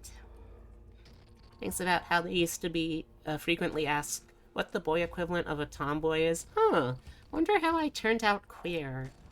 You're good, just debating on what to play? Well, what are you in the mood for? Like, what kind of game are you in the mood for if you don't know specific game?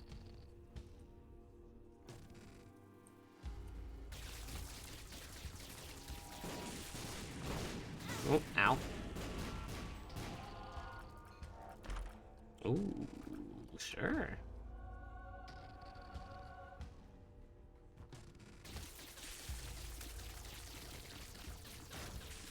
Vocal coach. Let's try a Lemiz song.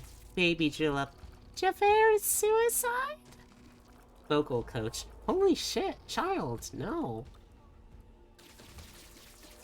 I've never actually listened to anyone sing through the entirety of Javer's suicide song. But Gluteus Maximus. But I have heard part of a cover that absolutely blew me out of the water of Javer's suicide, and it wasn't because it was a particularly well-sung cover. No, it was because it was from someone who lived in Quincy, South Boston, and they purposely just did their absolute damnedest to make this the most hard-edged, like, most ear-bleedingly powerful Bostonian accent in it. Like, it wasn't even their accent. They lived there, they knew how to make it, but it wasn't theirs. I don't even think there's a recording, which is the tragic part. Like, I can eventually find the, I'm sure I can eventually find the episode I heard the excerpt on the podcast from, but it was like, stars, multitudinous in number.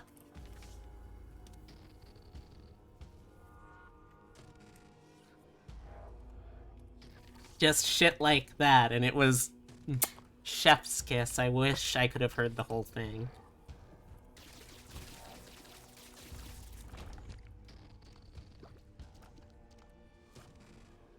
If you're thinking Hades, then I would say Hades. That would be my suggestion for a game to play. If it's something you would enjoy, that's a big ol' thumbs up from me. Todro is once again trying to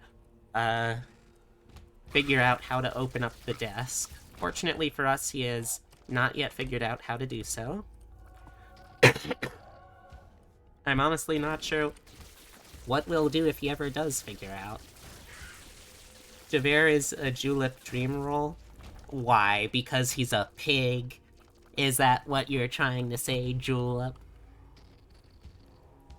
Safe behind bars!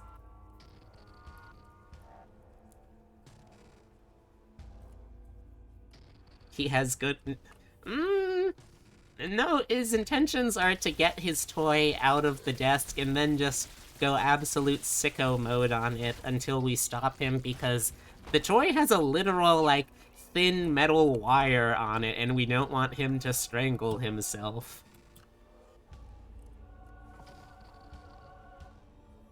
Those are good.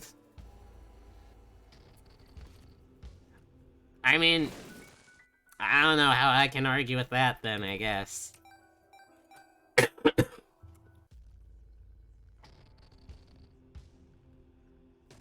Oh, it's because you have a mixed relationship with Christianity? Fair.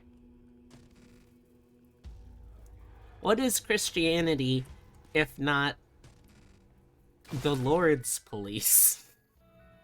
I couldn't even finish that sentence without starting to laugh. Fuck me. I know it was bad. I couldn't even finish saying it.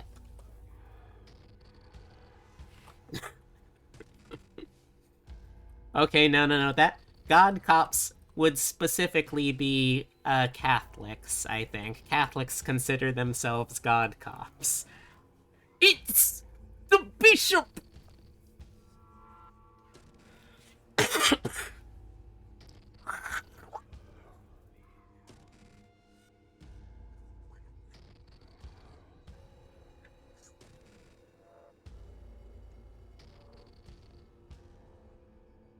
You're welcome, Jeb. I too was raised on Monty Python videos. Was Javert not Catholic? I don't know. I mean, he's French, probably? Yeah. Yeah, the French were pretty big on the whole Catholic thing, I think. The French are more Catholic than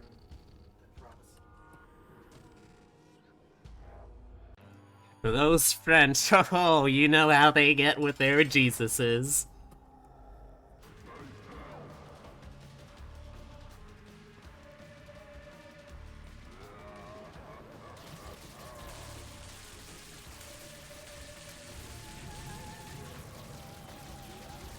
Oh, we are absolutely melting this motherfucker. Fantastic.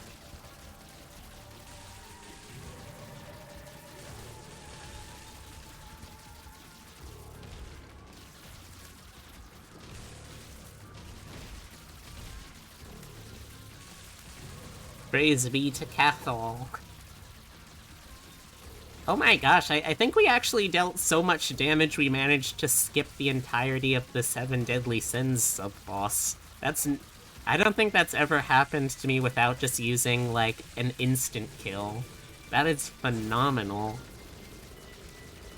I learned something new, apparently. You can actually deal enough damage to skip, entire sub-bosses here. That's really useful.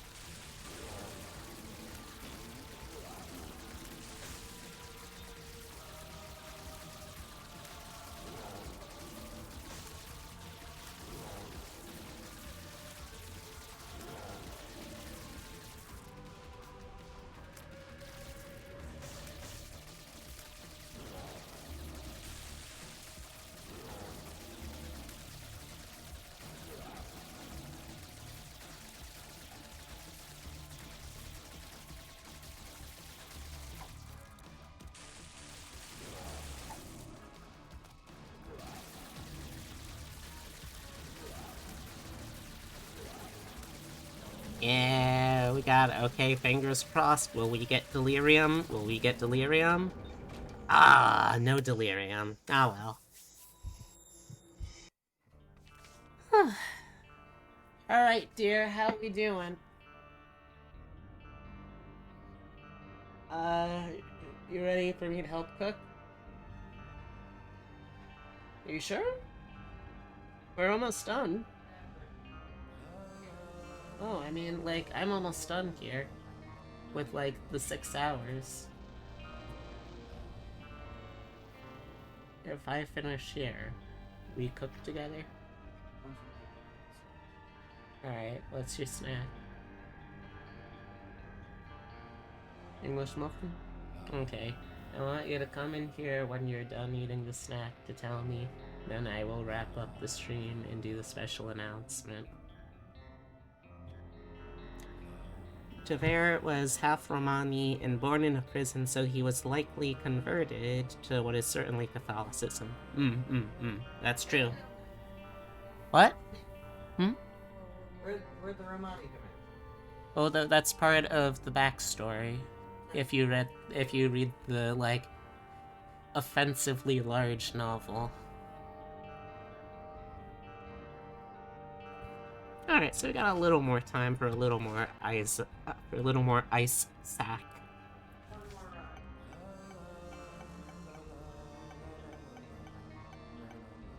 Thank you. Yeah, you're not getting it. Not yet. Alright, we got enough time for one more run, chat. Anything in particular y'all want to see?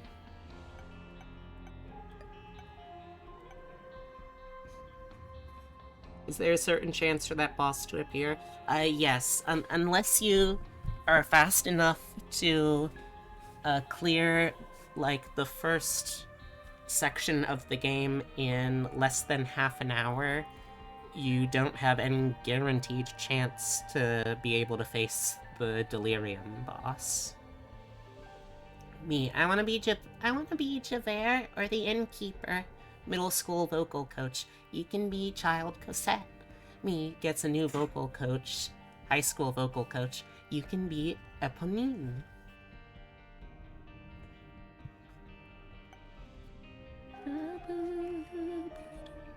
You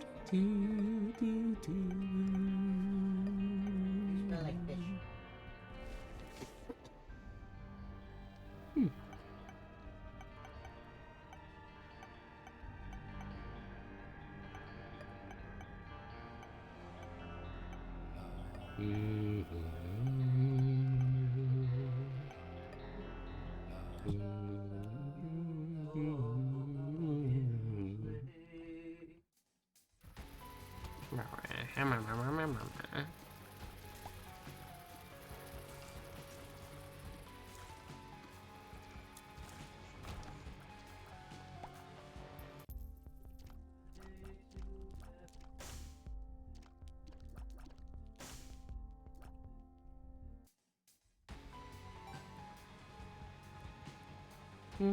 You love Victor Hugo, you hate Victor Hugo. You love Victor Hugo. Julep, I'm not gonna lie, that's starting to sound like an abusive relationship you have there with famously deceased author Victor Hugo. Famously deceased. What does that even mean? I forget, was it Victor Hugo that was so popular? Well, not so popular, but was, like, so, well familiarized and well visited in the French brothels that when he died, there was, like, a funerary train miles long with all of the sex workers that he had, like, gotten to know. I think that was him?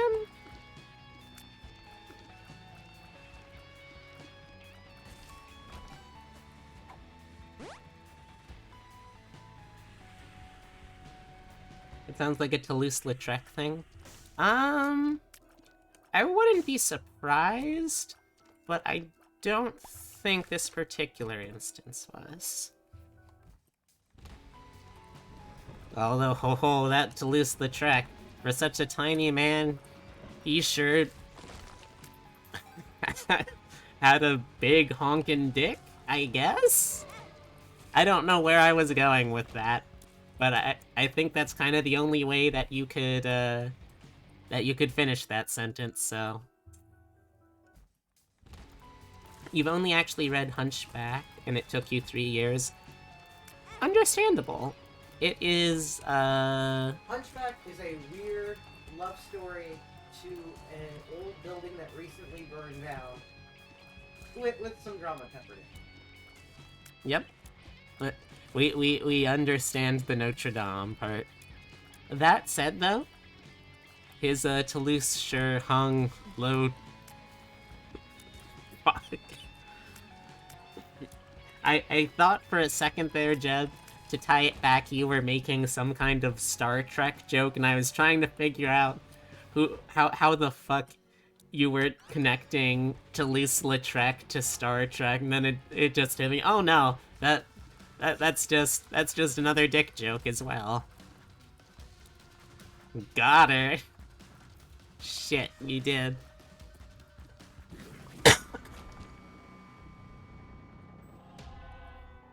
We stand a short king. True. Also, you know what would actually be really interesting? If someone did a reimagining of The Hunchback of Notre Dame, but based it off of the college Notre Dame, and did that as a whole, deconstruction of the inflated value that people put on college and Ivy League schools and that kind of thing.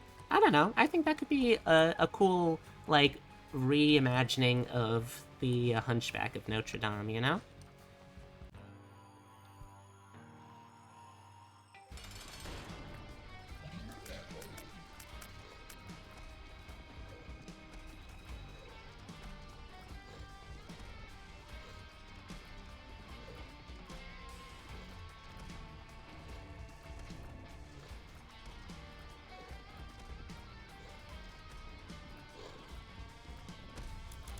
To be fair, you started reading it before your vocabulary was ready, so you literally read it with a dictionary in your bag. Oh, sweet baby Julep, that is so sweet. That is so cute. I'm just imagining tiny little piglet Julep, wide-eyed in his wonder at the writing of Hugo, pausing every 10 minutes to take out his vocab list that he's created from this novel.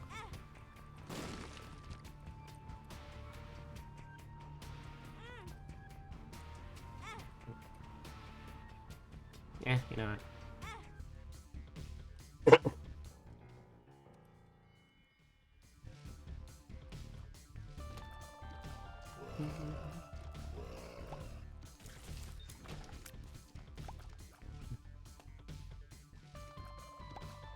You have, the definition of words, like buttress, defined in the margin. Oh, that's so cute! Oh, I love it. Thank you for sharing this information with me. I will treasure it.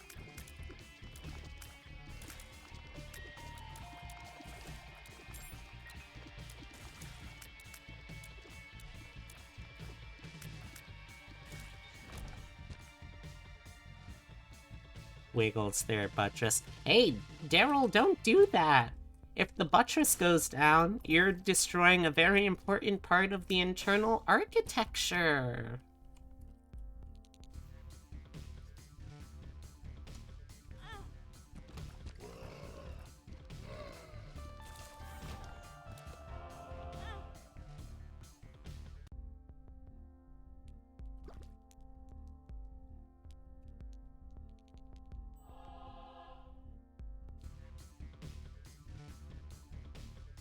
You also highlighted quotes that you liked.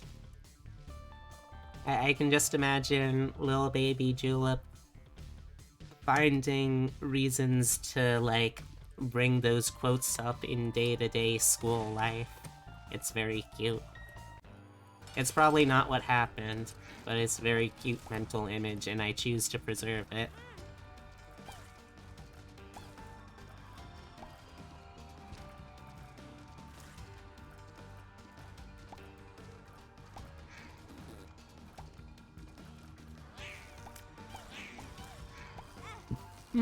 You definitely did. Oh, that's so precious!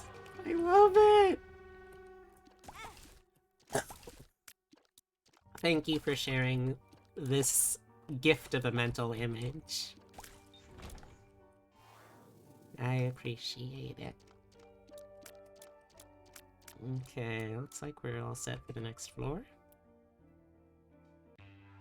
Alright, let's see, what are we trying to do this run to?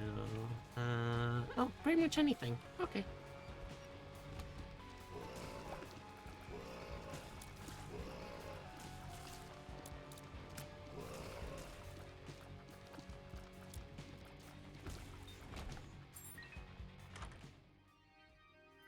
Nope, don't want that one.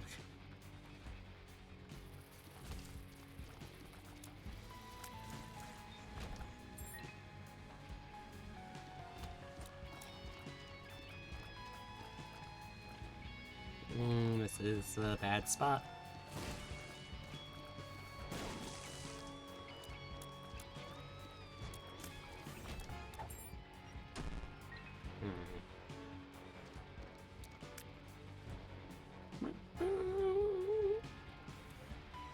Now we have 4 flies. Good. Yeah. On what is based how many flies you have? Okay, so... each of the tainted versions of the characters are, like, alternate future, like, bad timeline versions of what their character could become. For Apollyon, normally, their whole deal is they start off with an item that lets them absorb any items they encounter to either get a random stat bonus or combine the effects of what they can do. For Tainted Apollyon, instead it just turns all of those items into these red attack flies whenever it eats an item. The attack flies basically shoot out whenever I fire in a direction and one of them is ready, and they do a ton of damage. So that's like the trade-off. You kind of focus instead of like curating a really cool spacebar item, you just turn everything into these little red fly bullets.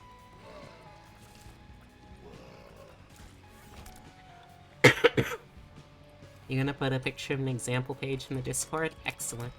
Snack done, love. When you're done with this run, it's time to reveal and stir fry for the Encanto. Okay.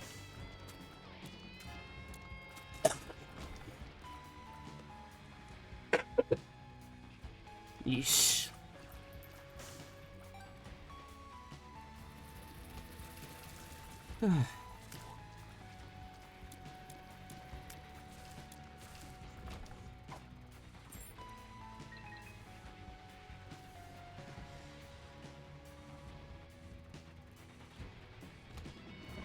Thank you also everyone who's stopped by, even if you haven't been able to stay the whole time, which I don't know how you'd be hearing this if you haven't been staying this long, unless you're listening to the VOD, in which case, hello! Hello from the future, it is nice to see you. I hope that everything is still okay then. But yeah, after this run, which I'm gonna try to finish as quick as I can, I'm gonna be cooking and then relaxing for the rest of the night, hopefully healing my voice well enough that I'll be able to record tomorrow. And before that, I will be able to show y'all the big reveal. I'm still, honestly, even after all of, like, the mental prep work that I've been doing, I'm still kind of nervous to show it off, but I want to be able to eventually share things that will necessitate me showing this kind of thing off, kind of, so I want to be able to at least dip my toes in the water. You know what? Yeah, I'll take this HP up, actually. Okay, what do we got? Ooh, okay, those are some decent options.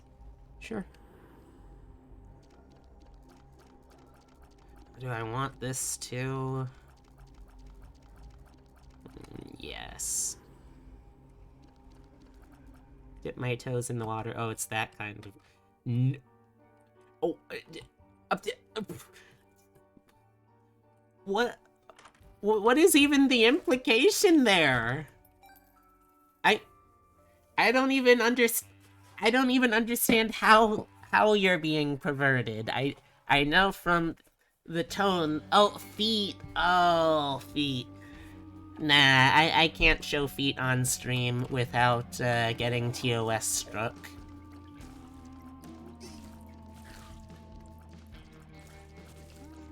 Feet are one of the forbidden objects for stream.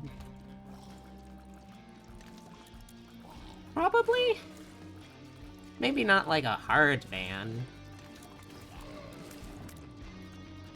But it is definitely TOS.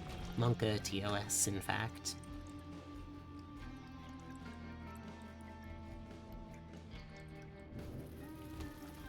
We got some pretty decent damage, though, going into this, and we've got 4 attack fly friends. So I feel pretty okay about the chances.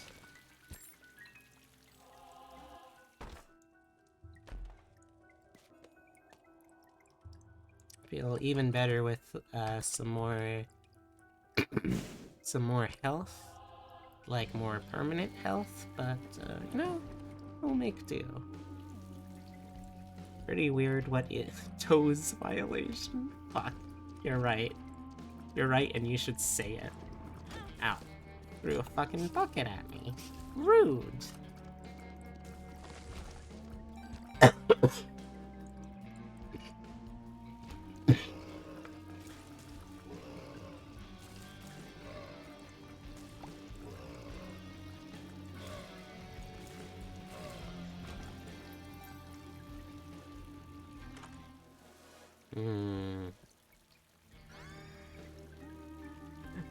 Not a great item, but it could be worse. Reminds me of Tumblr's old female-presenting nipple. Oh god, I remember when that happened. That was so weird. Why did they think that was enforceable? Why did they think any of that was a good idea, considering the vast majority of their user base in one way or another tacitly supported adult content? Okay, let's see, where are we going here?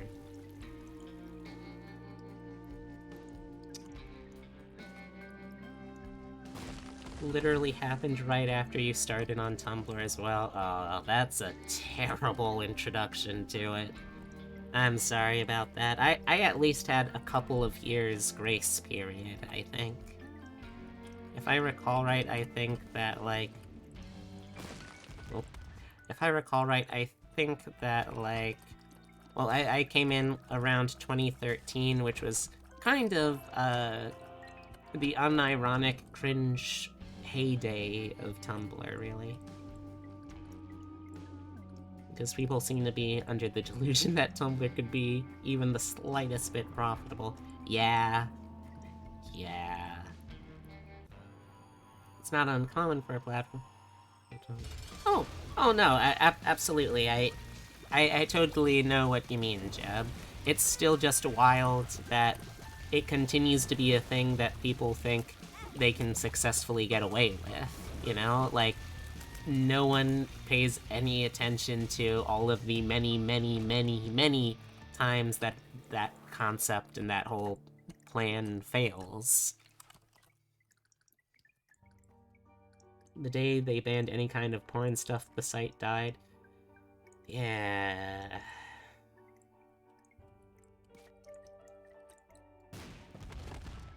Okay, you know what? Epitome, how hungry are you? Do you think I should try for a serious run, or do you think I should try for a mother fight? Because I don't think I can do a mother fight, but it would also be a way that I could justify easily, like, serious run? Okay, no mother fight then. Got it.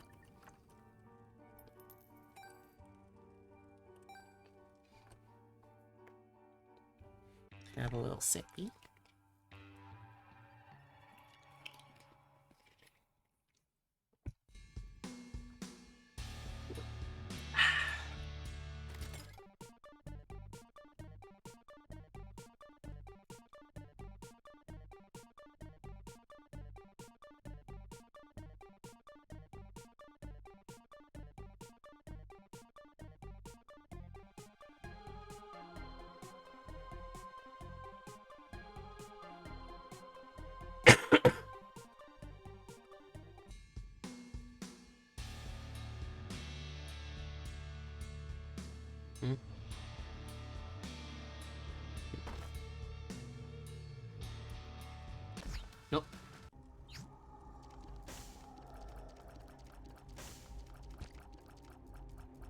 mean, I guess. Yeah. Sure. A decent move.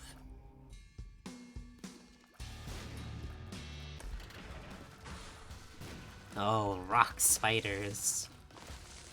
The distant cousins of rock lobsters.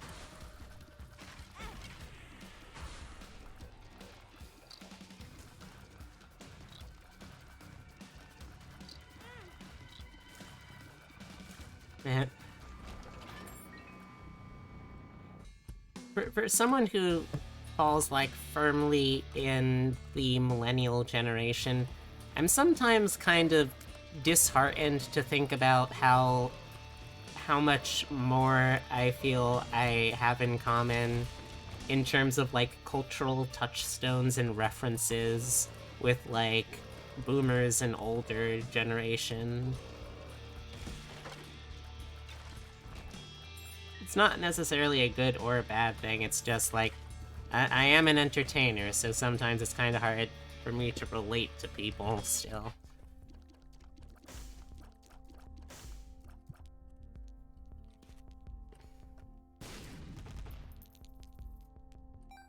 We have to accept that we're old now. Okay, like, don't get me wrong, I fully accept that I'm old, Jeb.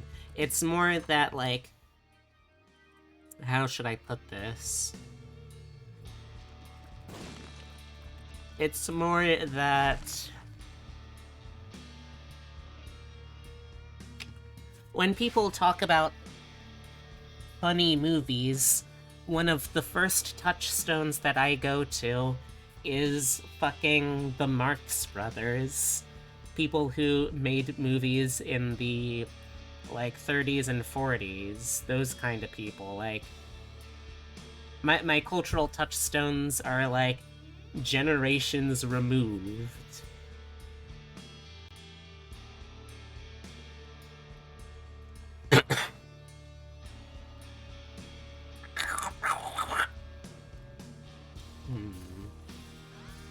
Oh.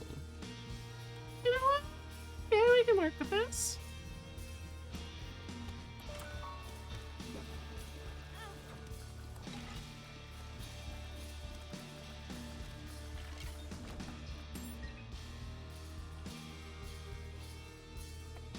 Okay, fair. You have to download a fan-made add-on to have a blacklist. Hmm?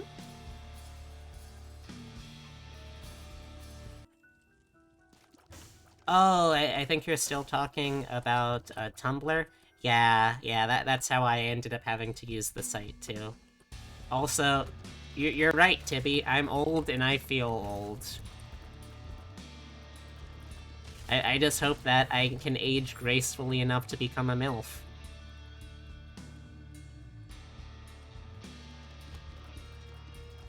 To be honest, the only reason I'm not still active in, like, checking and reblogging stuff on Tumblr is just because I forgot what my password was for, like, desktop Tumblr, and at this point, I'm just too lazy to do the necessary email paperwork to, like, get it back. You got hacked? Oh, that sucks.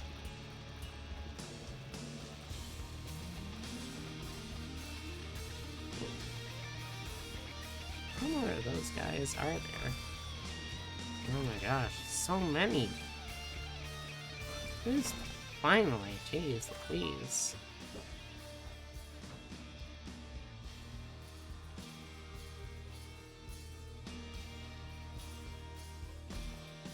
Actually, I wonder...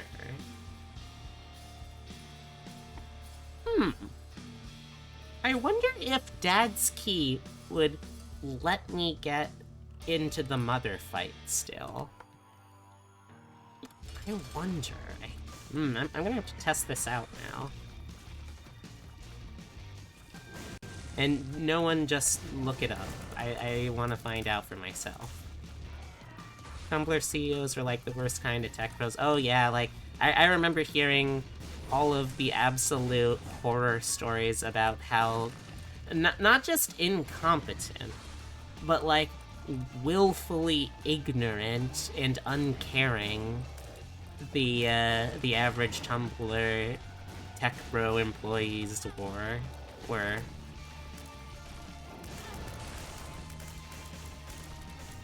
Exactly, proudly incompetent, willfully so.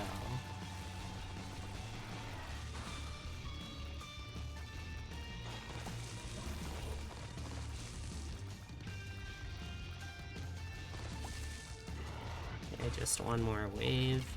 Ow. Ow. Ow.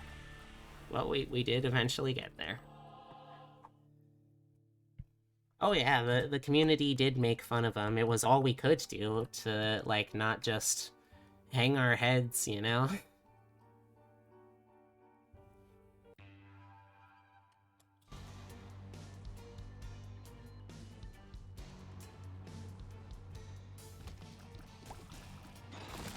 Ooh. Big rocky poop. Big coprolite-looking motherfucker.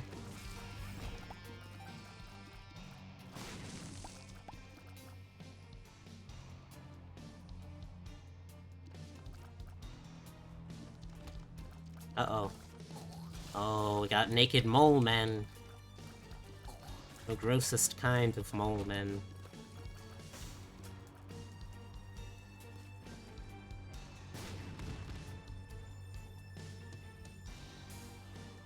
And yes, I remember Comfortable Doug, and no, I still think naked mole men are the grossest kind of mole men.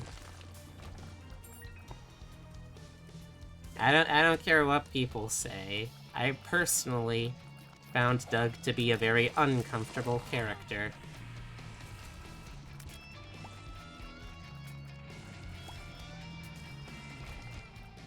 I vaguely remember running across Alexandria's Genesis on Pinterest and being super jealous. Alexandria's Genesis? Like, the Sega Genesis? Or, like, the biblical Genesis? Or an old fake Tumblr story? I don't think I'm familiar. Fake genetic disorder? Fake... I do think I remember fake purple eyes, actually, yeah. Huh. Small world.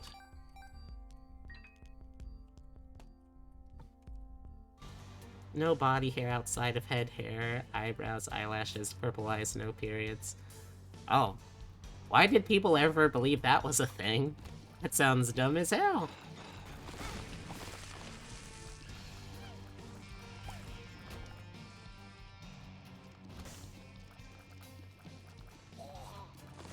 I feel like Tumblr was such a good example of, if you say something confidently enough, people just don't question it.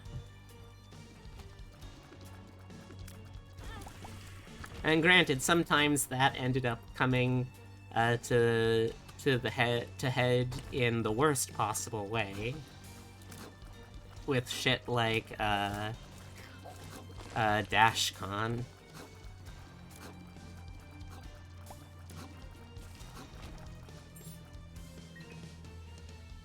Thing is, the person who created it turned out later to be a trans woman. Oh, good for her. Good for her. Okay, let's see. Wish I could get more health, but well, what can you do?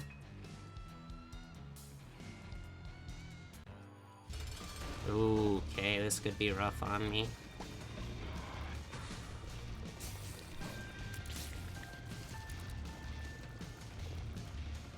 Gotta be careful with this guy and all of his phases. Okay, phase 2. Will be more the spread shot phase, I think, if I recall right. Yep. Ah, damn it. So, phase 3 is where it's gonna get really scary with the lasers. Ow, damn it. Oh, geez, what a horrible night to have a curse indeed. There we go, okay. We survived at least. But at what cost? Tragically, I don't have enough HP now to, use the secret, or not the secret, the alternate exit. Unless I just get, like, super lucky, maybe?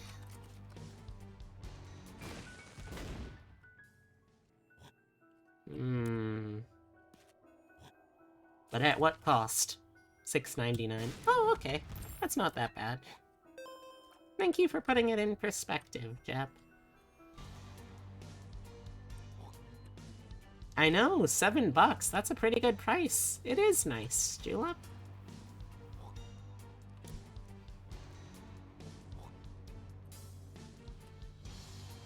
Ooh, excuse me.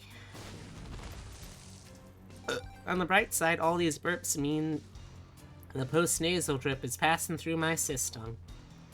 What do we got in here? A health up. Don't mind if I do.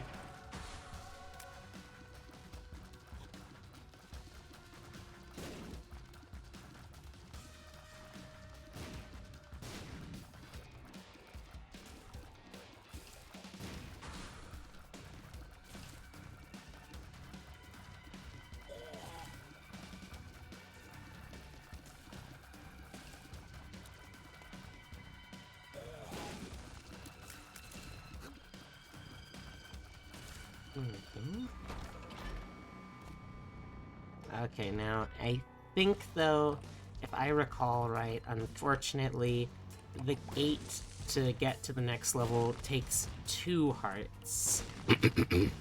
Which would still count me.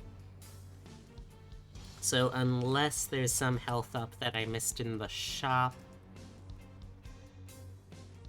I think the mother experiment is still sunk.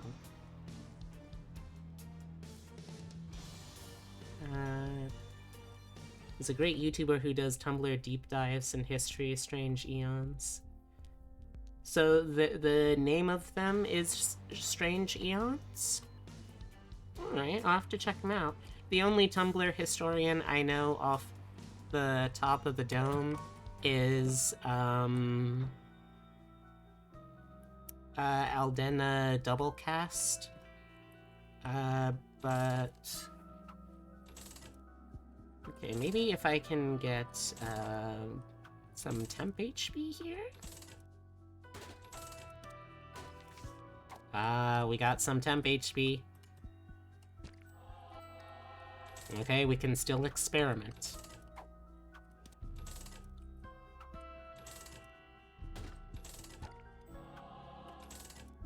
Let's try and get a little more for a cushion, though.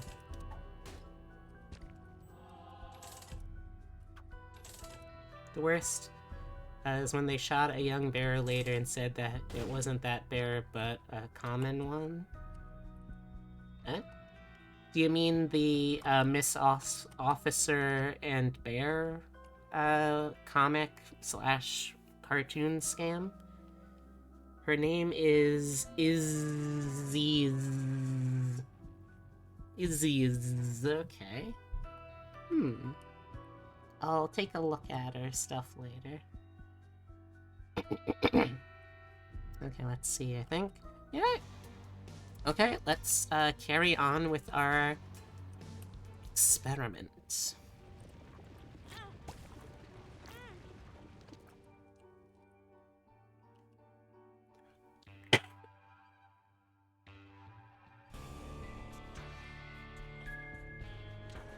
Gehenna. Ooh, okay. Ooh, okay. Okay, there we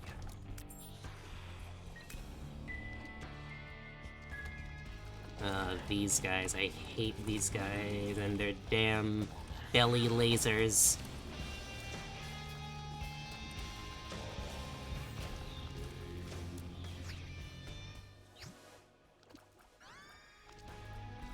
Okay.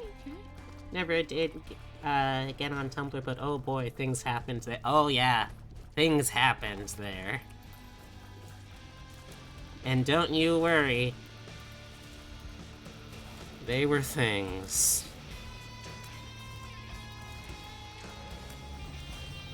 Honestly, I think one of the things that most encapsulated my experience with Tumblr was watching how all of the, like the enthusiasm over what the site could potentially be grow to a head with DashCon and then absolutely plummet after that when people saw what happened. Things still happen on Tumblr? God, I hope so. It was a real shit show. I'd hate for the internet to lose that.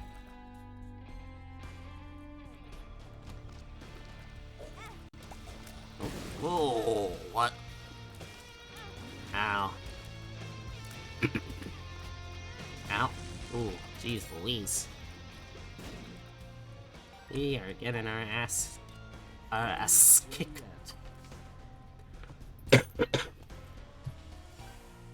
You just misrate my dick pic. Oh, that is... Was that an actual thing? It's a real shit show, but with your help, we can make it even shittier. I mean, you're not wrong. And you should say it. That's it, that's the end of that sentence. You're not wrong and you should say it. I'd love to get one of those, but can't. Don't have enough health.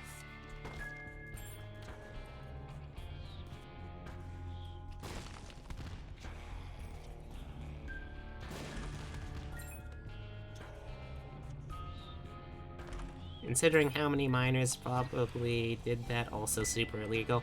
Oh, yeah, for sure. Ooh, not bad. Not a bad item to get here. Ooh, that was a close one. Ooh, no, I forgot about gimps. Ooh, I always forget about the gimps. Oh, not the belly lasers.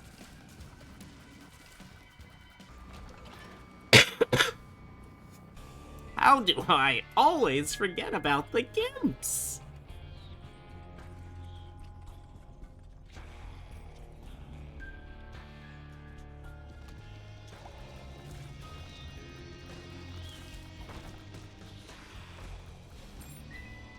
I would love to have some more HP. Boy, would I love to have some more HP. Oh gosh, have I told y'all, chat, just how much I would love to have more HP, maybe a little more survivability while we're at it?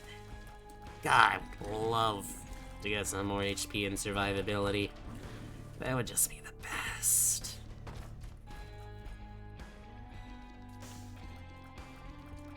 How much would you... Oh, I would love to get some more HP and survivability. Let me tell you, Jeb. Not the other Jeb, you, Jeb. Let me tell you.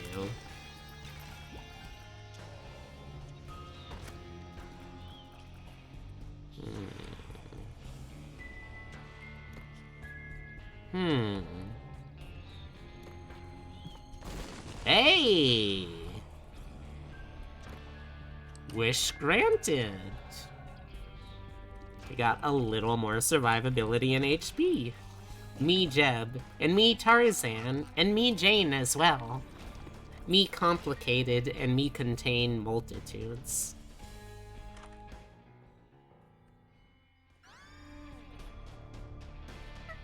Okay, we can take this for this floor at least. Not gonna keep it.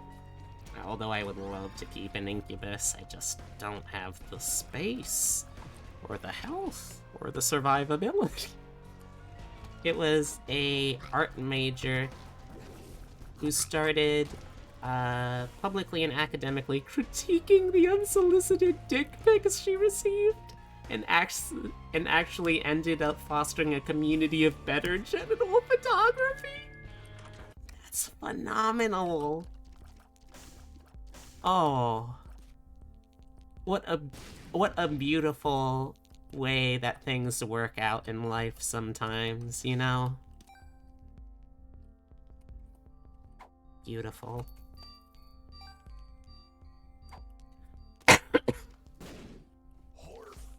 Horf. That's how I feel.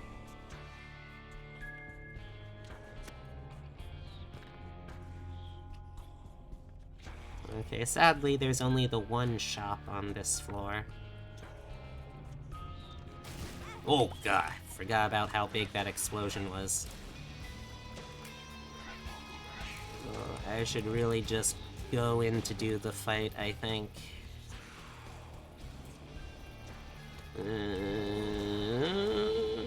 Ooh, I hate this guy. Haven't fought him before, but I already hate him.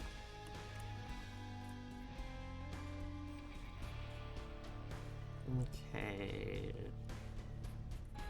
Right, I can't get that guy. Wonder where that falls when it comes to crimes. Like, from them it's sexual harassment, but I wonder if making those public is like sharing a CP, possibly? Possibly.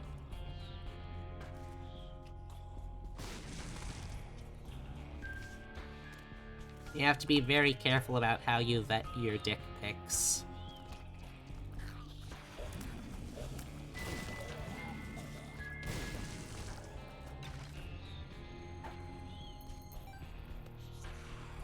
I'm gonna try exploring a little more, maybe?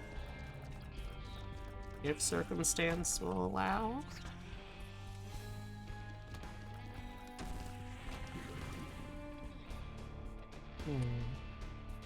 I guess there wasn't a way to verify the age of submissions, but it was not like a hookup site or whatever. Hopefully your vet doesn't give you any dick pics. You don't want that kind of relationship. Jeb, if either a veteran or a veterinarian give you dick pics, I don't think that's an appropriate relationship to begin with. Like, unless you are also, like, a professional vet or a veterinarian and you're, like, doing peer review? Maybe then? It's like, oh, does it look like there's something medically wrong with this patient, this, like, I don't know, fucking labradoodle's dick? I was like, oh yeah, that looks a little weird. You should probably send that to a dick specialist. Peer-reviewed dick pics. Yeah, you know, for medical reasons, peer review. Gotta make sure that there's nothing wrong with them dicks in them pics, you know? This labradoodle's doodle. Richard Pitchers labradoodle's doodle. A labradoodle doodler's doodles. Doodling league. What am I even saying at this point?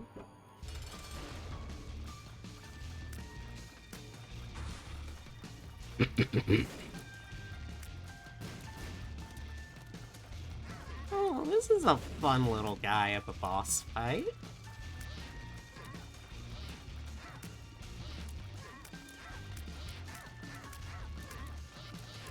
Oh, you're shooting fast, bud. Oh, too fast. Oh no. Oh no. There we go. Whew. You are an adult and so is she. It started off as a joke and then it quickly moved to voluntary submissions. Wakarimashita. You submitted a snapper dick pic at one time. How did he review? Good, I hope. Alright, let's see if we can do this. Ow.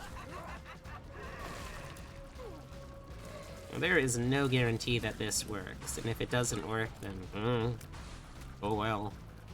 What have we lost? A couple, like a half hour of time that we enjoyed each other's company in.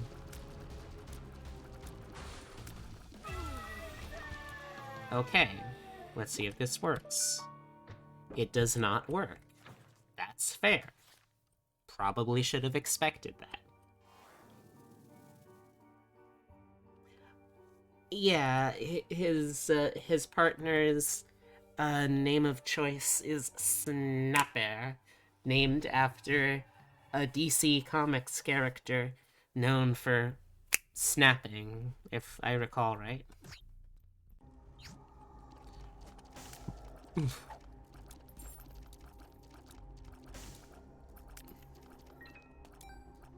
I like that is Snapper Car's whole thing. He's just, like, he doesn't have a power, he's just there to hang out, to relax. He's very good at snapping, though. Okay.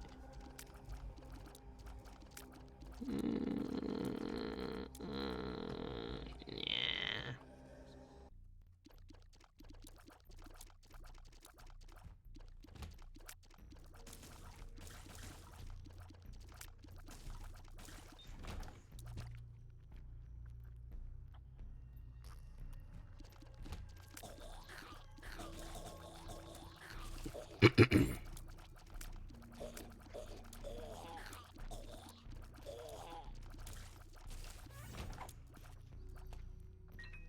Oh my god, got ourselves another Horfer.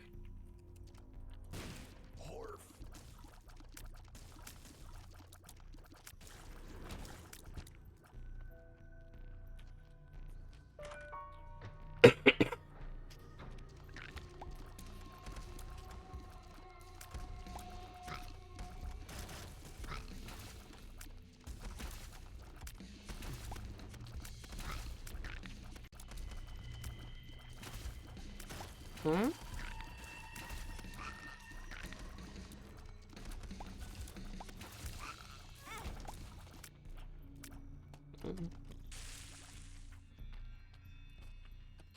Alright, let's see.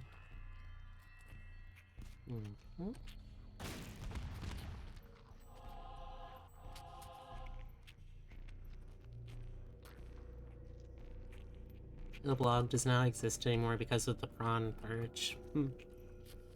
Yeah. It truly was, a product of its time.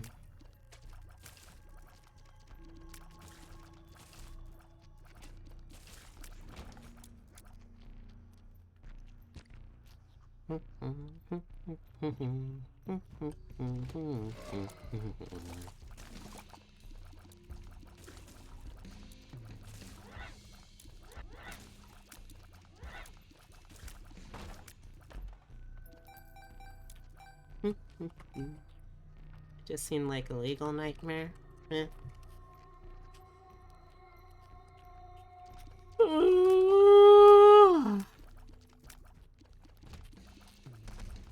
I'm no genital lawyers. Although that is a very entertaining mental image for me, just like standing there in my Southern lawyer suit, like, nah, I'm just a simple, small town genital lawyer, but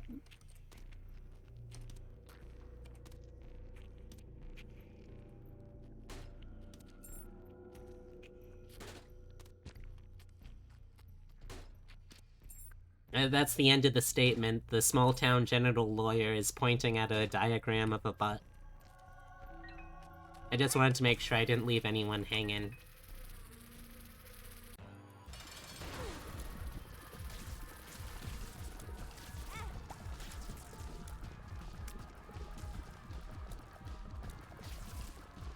Excuse me, Your Honor, but I believe this falls under genital law. A hanging butt. Now, we have not even discussed the possibility of my client's innocence. I hardly think it appropriate to jump to possible punishments, don't you, Mr. Lawyer Darrell?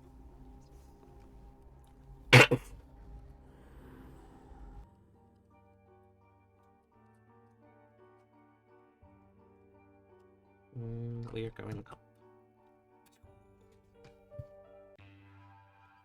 I don't think it's the butt that hangs so much at.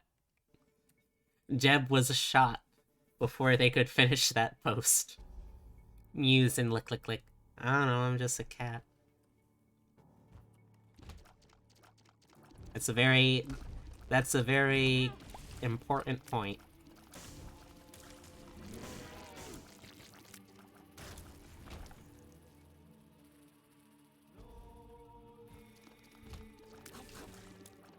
Oh.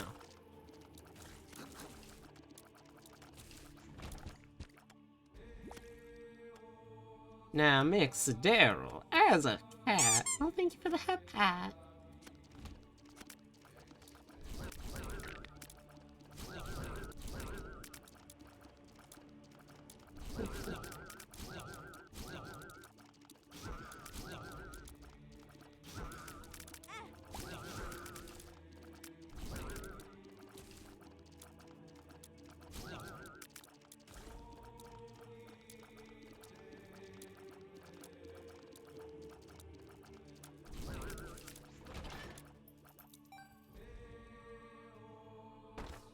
Hmm.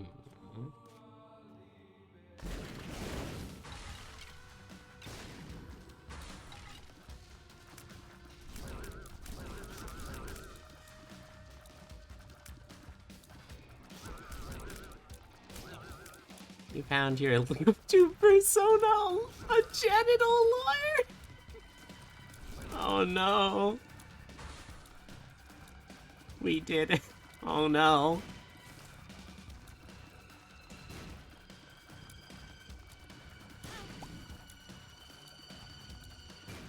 Ooh. You can't change that now. Oh no. I can't? Oh no.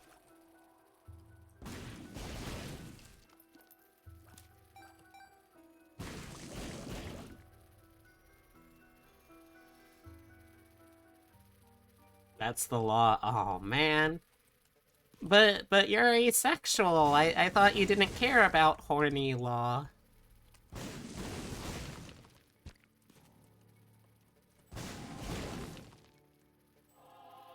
The genital law. Now I'm just imagining, like, a genital Judge Dredd. Like, you can't do that! That's against the law! I am the law. And it's the Judge Dredd mask, but instead of the X on the visor, it's just like a penis. You mean just Judge Dredd? Okay, fair. Fair.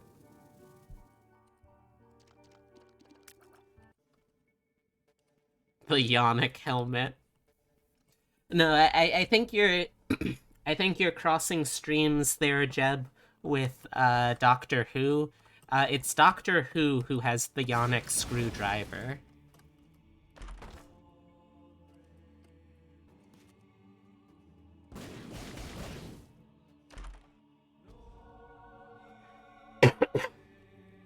Okay, I'll have to admit, Yonic screwdriver, that one was pretty good, right? Boo? Why are you booing me? You know I'm right.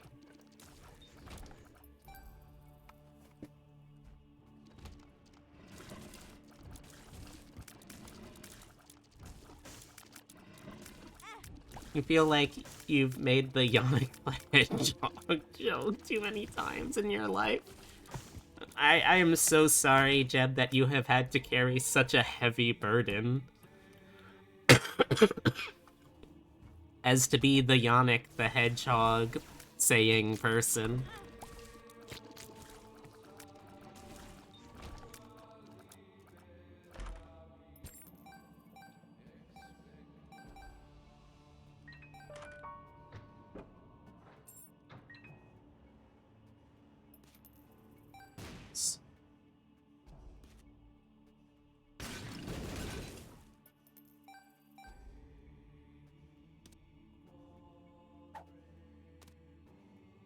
Hey, welcome back, Abby. How's it going?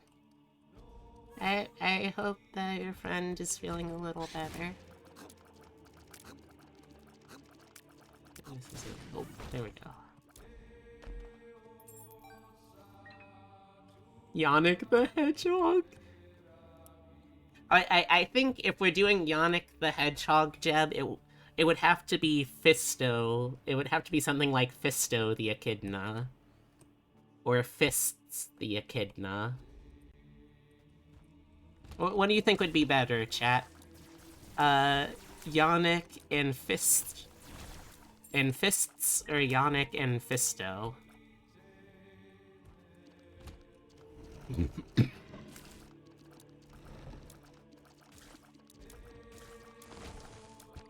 Tails, I think, could actually stay unchanged. Maybe just singularize it to tail, like getting tail.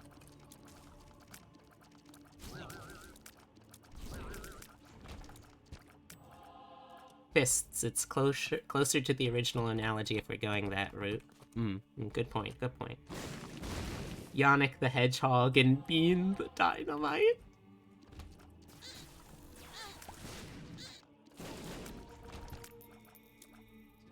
Phenomenal, I hate it.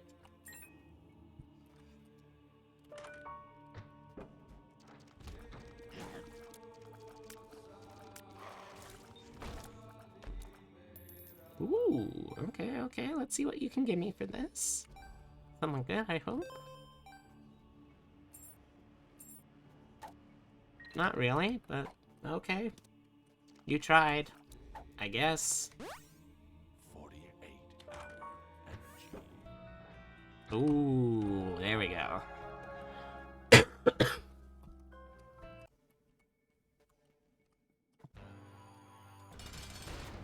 Also, not going to lie, Yannick's screwdriver sounds both like a cocktail, a Doctor Who porn parody, and also like a legitimate either sexual or professional wrestling move, and I'm not sure which one.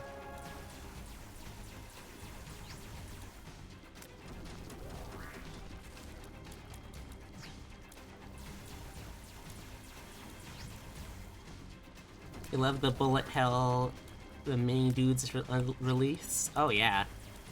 Like, Isaac is primarily a roguelike, but don't get it twisted, it really likes to do bullet hells sometimes. Daleks are not sex toys, maybe if you're a coward. I mean, they are ribbed for someone's pleasure. Even if that someone is a genocidal aliens. It could be both. You've got a point, Chad. Got a point. Oh shit, you want that to be your finisher, the Yannick screwdriver? I'm so glad I could give you this gift, Julep. It's all I have to give.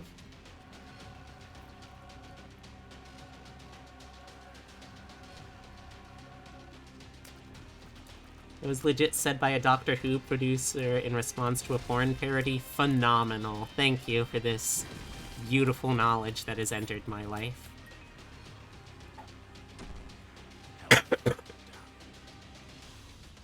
Ooh, phenomenal. I got the legitimately worst pill I could have gotten in that situation.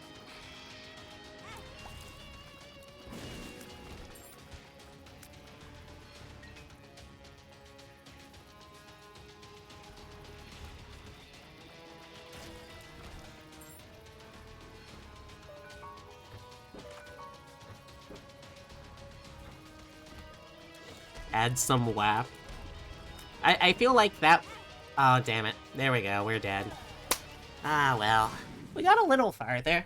We didn't actually get to where we wanted to get, but we got a little farther. Alright. Okay, so, chat. Are all of y'all ready to see something special? What do you say, chat? First off, let me go through some of my usual stuff, say thank you very much, everyone, for hanging out with me tonight. Again, it was really touch and go there with some of my coughs. You're already seeing something special bees on screen.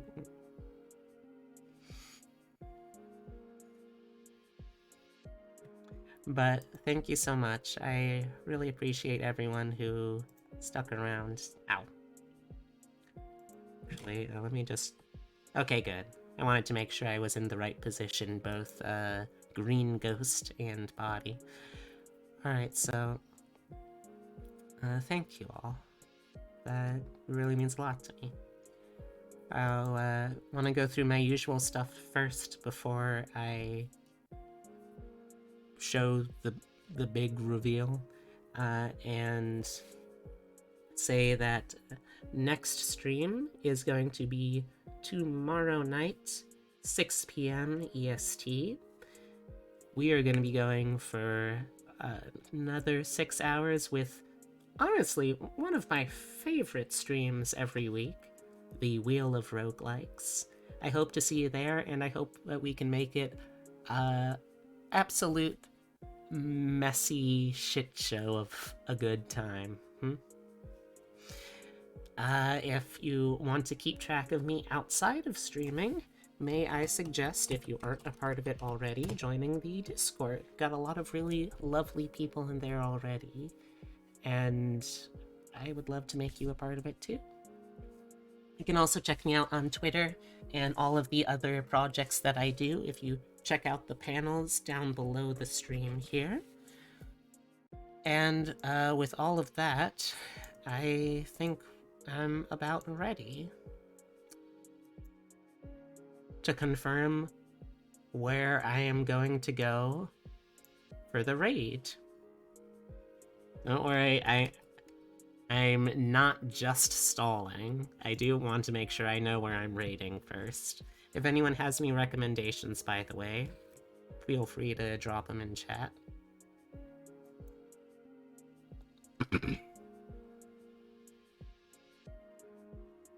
Sure. What was that face for, Aero? Obsidia's having a charity stream? Ooh.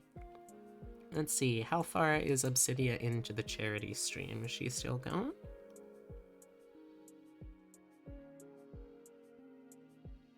It looks like she's only gone for, like 2.5-ish hours. Oh yeah, like, I'm just waiting to see, if, like, she's gonna be continuing on for a long time after stream, just to make sure we don't just, like... Okay, yeah, it looks like she's still in the midst of this. Yeah, we can throw it over to the charity next. Alright, so, before we do that, though, let me kind of explain what is going on with what I'm about to reveal. So, I wanted to do something special when I was celebrating my 1-year anniversary last November, so I was trying to talk with different artists about stuff that I could do, and ultimately, because I won a free picture from an artist that I admire, I figured I would use that to celebrate.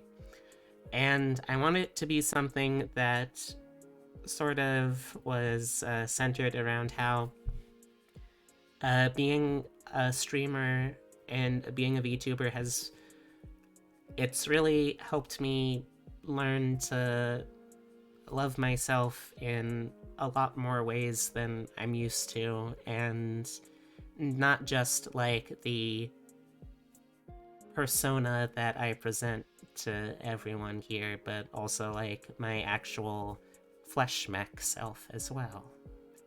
And to do that, I thought it would be nice to have a picture of both of them, but thank you.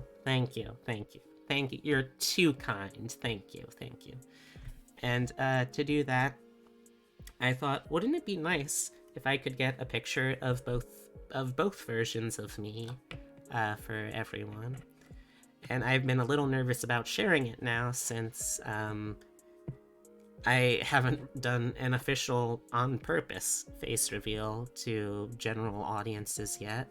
And I guess technically, since this is artwork and not like photos or video, I still haven't done an official face reveal, but it felt real enough that I wanted to make a big deal of it, I guess.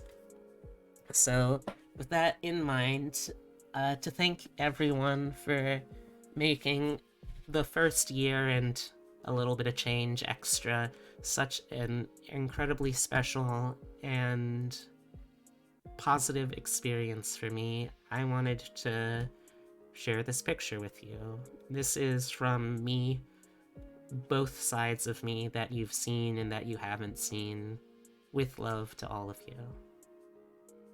It's gonna be a little hard to see a lot of the details because of the orientation of the picture, but again, I'll also be posting the full version of this and the close-up on Discord afterwards. So without further ado, here it is.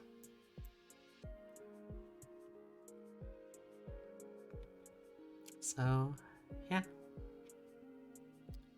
I'm sorry if it comes across as a disappointment, but my flesh mech is still a little ways off from getting proper ears and antlers, and thank you, Tibby, thank you.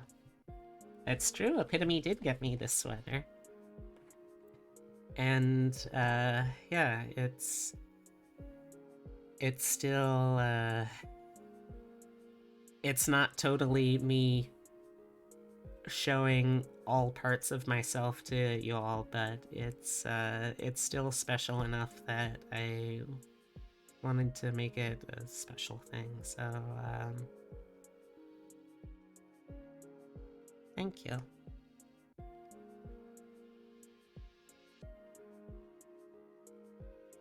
Thanks. Alright, well, if you want to see more of this, or the close-up version, then you'll have to check out the Discord. It'll be another reason to head over there. Or I guess you could also watch for the artist on Twitter, since they're gonna be able to post it in a little bit. But yeah, thank you all so much. I hope that I get to continue sharing this incredible gift that everyone's given me with everyone for a long, long time to come. Alright, so let's put this away for now. Thank you. Alright, with all of that said, how about we go keep a certain Death Knight company? I'm glad that everyone seems to like it. Thank you. Alright. Now, if you're coming along for the raid and would like to use a raid message, we've got some options for you. You can either use a version with or without the emotes. You can take your pick.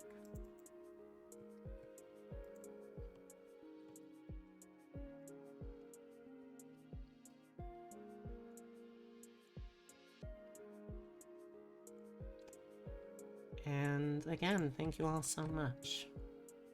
You can check me out once more on Twitter or on Discord.